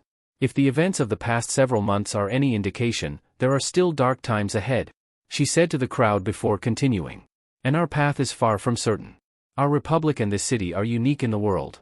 There's no place else where so many disparate groups and traditions have come together to live as one. But Republic City is only in its infancy. And too often, our differences become a source of conflict. But it doesn't have to be this way. Next time you're walking down the street, look up. Say hello to that stranger passing you by. Imagine what it's like to walk in their shoes. Hopeful. If enough of us do that, we might someday find balance as a society, and with one another. But I realize that peace and harmony won't happen overnight. After all, the Avatar has been trying to achieve balance for millennia and there is still much work to be done. It will take all of us supporting one another to fight the forces of hate that seek to throw our lives into chaos. I know the portal has caused a lot of problems, and I will work tirelessly to rebuild and help the evacuees find new homes. A new spirit portal in the middle of downtown is not something any of us could have anticipated. But it's here to stay. And now that Wonyoung-kyum has generously donated his land to our city, we need to plan for the portal's future. And that is why, as my first act as president, I will bestow the spirit portal and the surrounding wilds to the Air Nation. I hope that the Air Nation continues to thrive and flourish in an area rich with spiritual energy. Naruto walked outside with his wives to look up at the sky before looking down to kiss them. Chapter 6. An empire ruined. A new threat emerges. After saving the new spirit portal, things have calmed down. But a new threat looms. One of Kuvura's men, Guan, does not accept that Kuvura surrendered to the Avatar. Can Korra defeat this new threat? Flashback. Earth Empire Re-Education Camp, Jailing. 3 months ago. Kuvura's men were practicing their earthbending in one of the metal tents. A man with fair skin and short brown hair was getting a haircut, while talking with Dr. Sheng. A bespectacled woman in a lab coat stood nearby. "Please tell me you've made some progress since the last time we spoke," he said to the woman. "I'm getting better responses from the subjects, Commander. But that's not why I'm here." Guan looked at her. "Then enlighten me, Dr. Sheng, what could be so important that you had to interrupt my morning ritual?" "The radio operators just heard from our forces in Republic City." Guan turned fully towards her. "Well, why didn't you say so? I assume Kuvura and her mecha giant dealt the United Forces a crushing defeat." Sheng shook her head at that. "I'm afraid not. Kuvura surrendered to the Avatar. She ordered all Earth Empire officers and soldiers to lay down their arms immediately." A now furious Guan takes hold of the barber's razor with his metal bending, the barber watching with alarm. "No." Guan stands up and flings the razor away, as both Sheng and the barber watch in shock. "Out." The barber hastily flees from the tent, as Guan turns away from Sheng and clasps his hands behind his back. Victory was within our grasp. How could Kuvura turn her back on the Empire like that? On us? "I don't understand it either," Sheng replies as he looks at the troops. "You said you're getting better responses from the subjects?" Sheng blinks at that. "That's right, but dash." She stops as Guan turns to her. "Continue your experiments." The two step outside the tent to see a group of Earth Empire soldiers marching past them. "Yes, sir." "So, this means we're not surrendering?" Guan nods at her. "When these soldiers came to us, they were pathetic, a disgrace to the uniform. Even Kuvura had little hope that they could be redeemed." Guan nods before continuing. "But you showed me that within every broken shell lies a seed waiting to grow anew. Thanks to us, these men and women are now a force to be reckoned with. And their potential has yet to be fulfilled. The Great Uniters' reign may be over, but the Earth Empire will never die." Flashback end. Present-day City Hall, Republic City. 1. At the new City Hall, a large crowd of people have gathered outside, while inside, Bolan, Julie and Varric in suits walk down a hallway with Bolan holding a clipboard. "President Moon, after the speech you have a 1 o'clock with Councilman Huang about the evacuee relocation. Then at 2 o'clock with Wonyoung-kyum and Tenzin to sign the paperwork transferring his lands to the Air Nation." "Thank you, Bolan," she replies before walking ahead as Varric leans to Bolan. "What's the earliest I can get a dinner date on the books with my beautiful wife?" "Let's see. I don't have anything available until the end of the month." "Sorry, but she's got a lot on her plate." Varric sighs in frustration at that. Who knew being president would be so much work? I'm pretty sure Julie knew. The three of them come up to the entrance to the building to find Naruto, Korra, Asami, Wu, and Mako waiting for them. "Good to see you all. Welcome back to Republic City, King Wu." Wu smiles at that. "Thanks. And congratulations on winning the election." Korra nudges Wu playfully before speaking. "Are you ready for your big, historic speech?" "I don't know, there are a lot of people out there." "You can't get cold feet now, Wu," Mako says as Wu tries to hand his scroll to Mako. "I got an idea. How about you deliver my speech for me, Mako?" "No way. You're the king, remember." "Thankfully not for much longer. I hate public speaking." Wu sighs at that. "Relax. You'll do great. Just be yourself." "Be myself. I can do that." "You always know the right thing to say, Mako. Must be why I keep you around." Mako crosses his arms at that. "Must be." Wu walks out to stand at a podium at the top of the building steps and faces the people gathered outside. Team Avatar and Varric stand on one side, and Julie stands on the other. "Good morning, everyone. As you all know, a couple of months ago I declared my intention to step down as Earth King and abolish the monarchy. Well, after much planning and many discussions with the leaders of the Earth Kingdom states, that time is almost upon us. A disgruntled Een heckles Wu from within the crowd while holding portraits of Wu and Ho Ting, as Chao, Liling, and Tu look at her in alarm. Boo! Long live the monarchy. Grandma. Shoo! You promised Mako and Bolan you'd behave yourself, Tu says to her as Wu continues. I'm pleased to announce that the very first democratic election will take place 2 weeks from today, in the state of Jailing. He's doing great, Korra said as Naruto nodded. Yep, starts to act like a leader as soon as he makes it to where the people will vote. After the vote in Jailing, elections will continue in the other states.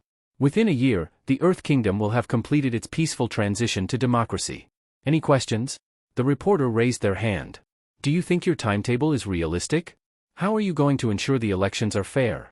I didn't, let me check my notes. What about the states that have already expressed opposition to your plan? Another asked. Will you force them to comply? Wu suddenly breaks out into a song about giving up being king and tosses the crown into the crowd where Een grabs it as Zhu Li gives him a look of surprise and disbelief. Well, you did tell him to be himself. Korra sighed as Mako facebombed. This is not what I meant. Zhu Li steps up to the podium. I think what the king is trying to express through the medium of song is that once the other states see Jailing's smooth transition to democracy, they'll be encouraged and follow suit. Wu then faints and topples backward to the alarm of Korra, Mako, and Varrick, Mako catching him before he can hit the floor. Later in the courthouse, Kuvara is led into a courtroom, where Team Avatar minus Asami, and the Beifong family minus Lin and Batar Jr. are sitting on one side of the gallery, all of them glaring at her from behind. I yielded to the Avatar. I gave up my empire. I surrendered my freedom. The people I once considered family hate me. But that isn't enough for them. She looks up as a gavel bangs down, to see 5 judges seated at a high table. 2 White Lotus members stand on one side of the room, and Wu, Varrick, Zhu Li, Lin, Tenzin, Reiko, and Wenyan are sitting in the gallery opposite where Team Avatar and the Beifong family are sitting. By executive order of President Zhu Li Moon, this special tribunal is now in session. Now those in power want to humiliate me. You stand accused of crimes against peace.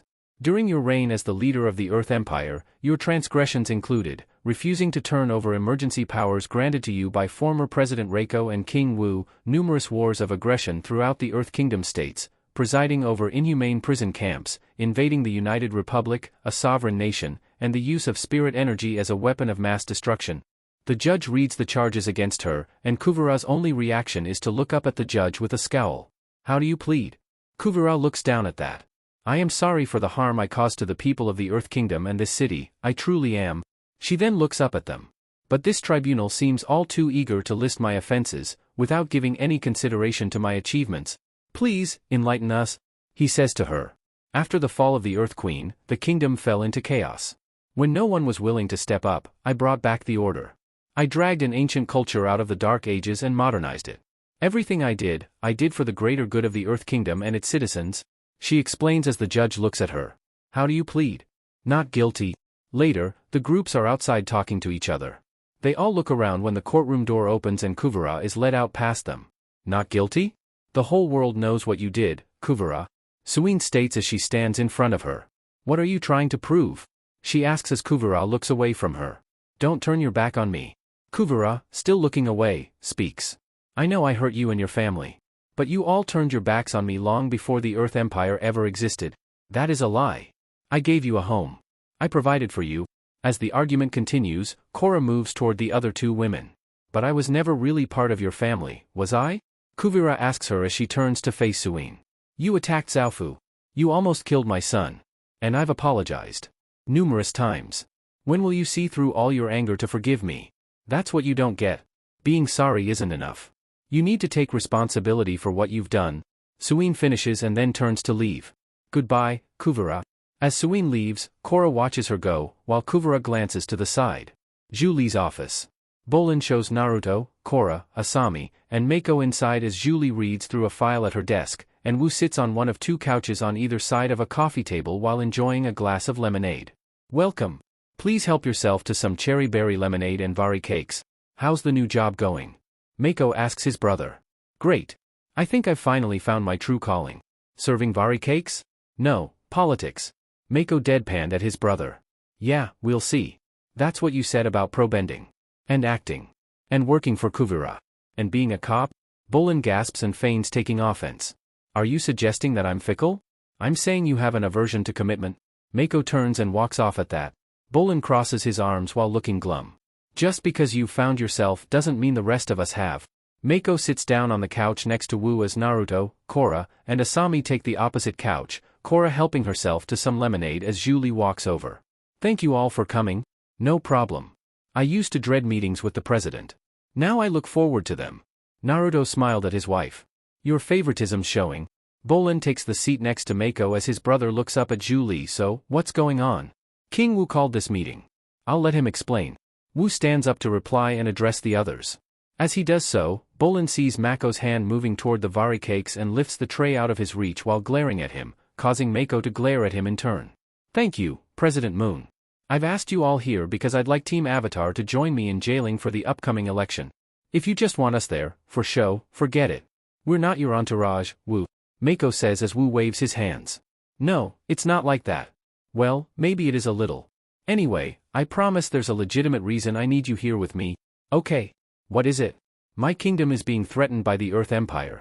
Wu said, causing the others to blink. Kuvira surrendered to Korra, remember? Asami says as Korra nodded. Yeah, the Earth Empire is no more. That's what I thought too. But recently, I received some reports about a group of holdouts hiding in jailing that never surrendered. Korra blinks at that. What? How'd they slip through the cracks? Kuvira gutted the Earth Kingdom army when she took power. We've been doing our best to round up Earth Empire stragglers, but the army is still understaffed. And no doubt any of the higher-ups Kuvira made to overlook groups she left in areas to overlook the cities didn't want to give up on the dream, Naruto said, resting his hands on his legs. Something similar happened in my world, a group bent on taking over the world, the leader dies and renounces the plan only for someone else in the group to take over to continue. The leader of the holdouts is one of Kuvira's former commanders, a man by the name of Guan. Julie says, holding the information. Korra looks at Wu while holding the document. And you're worried Guan and his troops might disrupt the election? Yes. I couldn't get a wink of sleep last night. Korra turns to the others. If Commander Guan does try to stop people from voting, it might give the other states an excuse to call off their elections. Mako nods at that. It would put the whole democratic movement in jeopardy, and put the Earth Empire in a position to rise to power again. We can't let that happen. Asami muses as Julie looks at Korra. I think it would be a good idea for the Avatar to stand with King Wu, as a symbol of balance and peace. Agreed. If Guan tries anything, we'll keep you safe, Mako says to Wu. Yes. Could I go too? Bolan asks Julie, who smiles. Of course, Bolan. Team Avatar wouldn't be the same without you. Bolan turns to Mako, wagging a finger. Before you say anything, I'm not being fickle. I'm just taking a few days off, then I'm right back here, doing what I love. I didn't say a word. Wu, Mako, Naruto, Korra, and Asami then leave the office as Bolan stands up and watches them go. After you clear away the refreshments, I have some paperwork that needs filing, Julie says to Bolan, who nods. Yes, ma'am. As Bolan starts clearing up, he lets out a sigh while facing away from Julie. Outside, Wu looks at Naruto, Mako, Korra, and Asami. You and me, teaming up again, just like the good old days. Let's celebrate with a smoothie, he said, arm around Mako's shoulder. Wu and Mako walk off, the latter sporting a weary-looking impression, while Korra hesitates to follow the two of them. Asami, Naruto, wait. What is it? I think we should visit Kuvira. I want to find out what she knows about Commander Guan. That's a good idea. But it's probably best if you go without me. I have work to catch up on, Asami says as the Avatar and Naruto look at each other. Mountain prison. Later, Naruto held Korra's waist as the two were riding Naga toward the entrance to Kuvira's prison, a large door set within a mountain being attended to by a pair of White Lotus guards. Once at the door, Korra dismounts from Naga and turns to address the guards. We're here to see Kuvira. Of course, Avatar Korra. The guards bow and step aside as the doors to the prison open and Naruto and Korra walk toward them. Inside Kuvira, her eyes are closed as she recalls a memory of her childhood with her biological parents, with her running away after an argument. Kuvira opens her eyes to see the avatars standing at the entrance to her cell. Hello, Kuvira. I had a feeling you were going to be my first visitor, Kuvira said as Korra walked in. I need your help? With what? Tell me about Commander Guan. Kuvira narrowed her eyes at that. Why are you so interested in him? Were you aware he and his troops never surrendered? Kuvira gained a surprised look before speaking. What? No, I wasn't. Guan is a cunning strategist. I put him in charge of my southern forces because I knew he could keep that region in line. I'm worried he's going to try to derail the upcoming elections. How big of a threat do you think he is? Kuvira looked down and thought before speaking. If Guan hasn't surrendered by now, then he's plotting something. I'd treat him like a barrel of blasting jelly with a very short fuse. If you were in my position, how would you deal with him? I'd take someone with me, whom Guan respects. Someone who can reason with him and bring him into line. You want me to bring you? Korra asked, raising an eyebrow. That may not work, Naruto says, getting their attention. He may not see you as the leader with you surrendering and may try to take the place of leader instead. Thanks for the info. But I can handle Guan without you, Korra says as she turns to leave. Think it over. I'll be here when you need me. And you will? Guan's camp. Guan is addressing his soldiers while standing on top of a tank. Kuvira may have abandoned all of you, but I never will. Together, we will bring the Earth King to his knees. Together, we will force the Avatar to yield. The Earth Empire will rise from the ruins of defeat, and become more powerful and formidable than it ever was before. And our journey begins in jailing. Raises his fist. Are you with me? All hail Commander Guan. All hail the Earth Empire. Republic City, steam bathroom. Thanks for meeting me here, Wu said to Team Avatar and Julie, Wu wearing a towel, and the others in bathing suits. Korra is wearing a tube top and tight short shorts. Naruto sat between his wives and grinned as they squirmed with his hands behind them. Couldn't this have waited until later? Mako asked, annoyed. No, it's too urgent. And I couldn't miss my morning steam bath. My muscles are all knotted up over this Guan situation.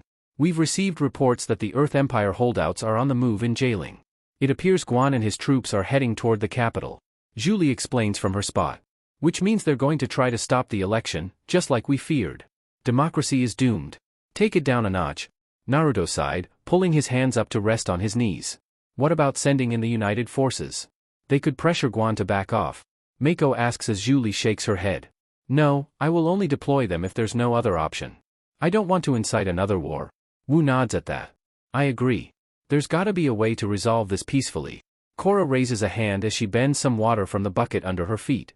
There is, but you all might want to relax before I tell you what I'm thinking. Korra bends the water onto the hot rocks in the center of the room, causing steam to wash over everyone. All the occupants except Julie closed their eyes and smiled, Wu letting out a pleasurable sigh. I assume your idea has something to do with whatever Kuvira told you? Asami asks Korra. Upon hearing this, Mako, Bolan, and Wu all look at Korra in surprise. Wait, you met with Kuvira? Mako asked as Korra nodded. Yes, I wanted her input on how to handle Guan. And what did she say? Korra sighs at that. That she's our best chance to get the holdouts to surrender. So, I'm thinking, what if we brought Kuvira with us? I wasn't crazy about the idea at first, and I'm not saying Kuvira would be a part of our team, but with her help, we can avoid another all-out battle. And put an end to the Earth Empire, once and for all. But Kuvira's the worst. She threatened my life. More than once. Bolan said from his spot. She nearly destroyed Republic City, Julie says as Wu stands. And let's not forget how she ruined my coronation. Wu notices the others all giving him looks of annoyance after saying this and quickly sits back down with an apologetic look. Sorry. I probably should have aired my grievance first. Korra looks at everyone before speaking. I know. Kuvira has hurt us all. Terribly. But before she was our enemy, Kuvira was our ally. She was the captain of Sue's guard and helped us fight Zahir and the Red Lotus. And there's part of me that feels like I still owe her for saving my father's life at Lagima's peak. The problem is, we don't know which version of Kuvira is going to show up if we bring her with us. Asami muses as Korra looks over. Kuvira thought she had died when we were blasted into the spirit world. It was a huge wake-up call for her. When I visited her in prison, I could see that she was still broken. I think she wants to redeem herself in the eyes of the world, and her people. I say we give her that chance. Kuvira has a special talent for getting people to do things they don't want to do. For once, we can use that skill to our advantage. Bolan said, hand on his chin. You think this will work? Asami asks as Korra nodded. I do. Then let's do it, Naruto said as the others nodded before Julie put her glasses on. I'll sign an order for Kuvira's temporary release. Prison. The Future Industries airship flew toward the entrance to Kuvira's prison. Four White Lotus guards are standing outside along with Kuvira, her wrists shackled and one of the guards clutching her upper arm, as the five of them watch the airship approach. The airship lands, and Korra steps out and walks toward the guards and Kuvira and hands some papers to a guard. Here's President Moon's release order. I'll take the prisoner from here. Having handed over the papers, Korra takes Kuvira's arm and guides her up the entrance ramp of the airship. The prisoner? No need to be so formal, we're partners now. Kuvira says as Korra turns to glare. We might be working together, but we are not teammates. If you step out of line, or do anything to harm my friends, I won't hesitate to take you down. Do we have an understanding? Of course. You're in charge. Korra and Kuvira step out of the elevator and into the meeting room of the airship's gondola. Waiting at the elevator are 4 Earth Kingdom soldiers and Naga, the latter of whom growls at Kuvira. Mako, Bolan, and Wu are shown sitting down around the room's table, all of them giving Kuvira suspicious looks as Pabu hisses at her from atop Bolan's shoulders. Korra and Kuvira walk on and approach a stony-faced Asami, who is wearing her electric gauntlet and standing next to a platinum pod. Step inside. That won't be necessary. If I was planning to escape, I would have done it before I got on the ship, Kuvira said as Naruto walked over. I'll watch over her. Kurama's here as well. Kuvira meanwhile walks over toward the table and sits down on a nearby couch, Mako, Bolan, Wu, and Pabu watching her the whole time. Nice to see you too, gentlemen. 3 days later. A trio of Musaus are grazing in a field and look up to see the airship flying toward Jailing. The airship lands at a small airport out of town, where it is met by an ostrich horse carriage, out of which step Mayuri, a bespectacled middle-aged man in a beige suit jacket and green pants, as well as Chief Magistrates Ling and Bak, 2 elderly officials in bluish-green robes. Mayuri waves up at the airship, where Wu is looking out the window as the others are all gathered around the table. Any sign of Guan? Wu shook his head. No, just Mayuri and a couple of elderly magistrates that look like they're about to keel over. Oh, Commander Guan will show up, Kuvira says as she looks at her shackles. And before he does, I need to get out of these rags and chains and into something more presentable. No way, Mako says before Korra looks down in thought. She has a point.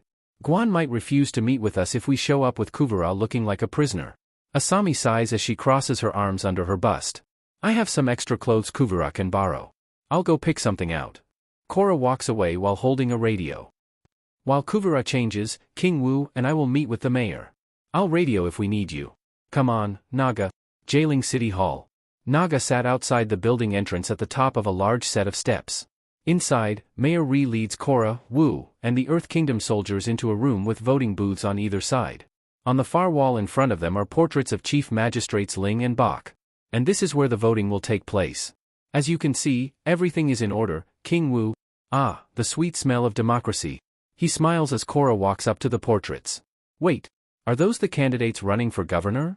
Chief Magistrates Ling and Bak are 2 of Jailing's finest government officials. Either one will make an excellent governor. Yeah, I don't know how the voters will ever be able to decide. Let's go, Wu. It's starting to stink in here, Korra says, and they turn to leave with Wu sighing, wanting younger candidates instead for new ideas before they hear rumbling and run out to see the Earth Empire army coming in. Commander Guan's here. Airship. Kuvira, now wearing a white shirt with a dark gray waistcoat, reddish pants, and brown boots, and with her old hairstyle, applies the finishing touches to her appearance in front of a large bathroom mirror, while Asami stands next to her, and Mako and Bolan wait outside the room. I can't tell you how good it feels to be out of those shackles. Don't get too comfortable. You'll be back in them soon enough, Asami said from her spot. It must be challenging for you, being the Avatar's wife. Asami blinks at that. Excuse me. Well, you could be back in Republic City, running your business or inventing another awesome piece of machinery. Instead, you're stuck here in a bathroom, guarding me. I'm exactly where I want to be, protecting Korra from you. So whatever little game you're playing, it's not going to work. You're not going to drive a wedge between me and Korra. Kuvira leaves the room at that. I'm not playing any games. I'm genuinely impressed by the loyalty all 4 of you have to Korra and each other. I never had that in my life. That's because you've always pushed people away, Bolan says as Kuvira looks over. And what do you know about it, Bolan? Opal told me that when you 2 were growing up, she always tried to be your friend. But you didn't want anything to do with her. Don't believe everything your girlfriend tells you. Opal and I may have lived under the same roof, but we had very different experiences being raised by Sue. You and everyone else have me pegged wrong. I'm not the same person I was when I was leading the Earth Empire. I've changed, she said as Naruto walked up. I believe that people can redeem themselves. But no one changes overnight,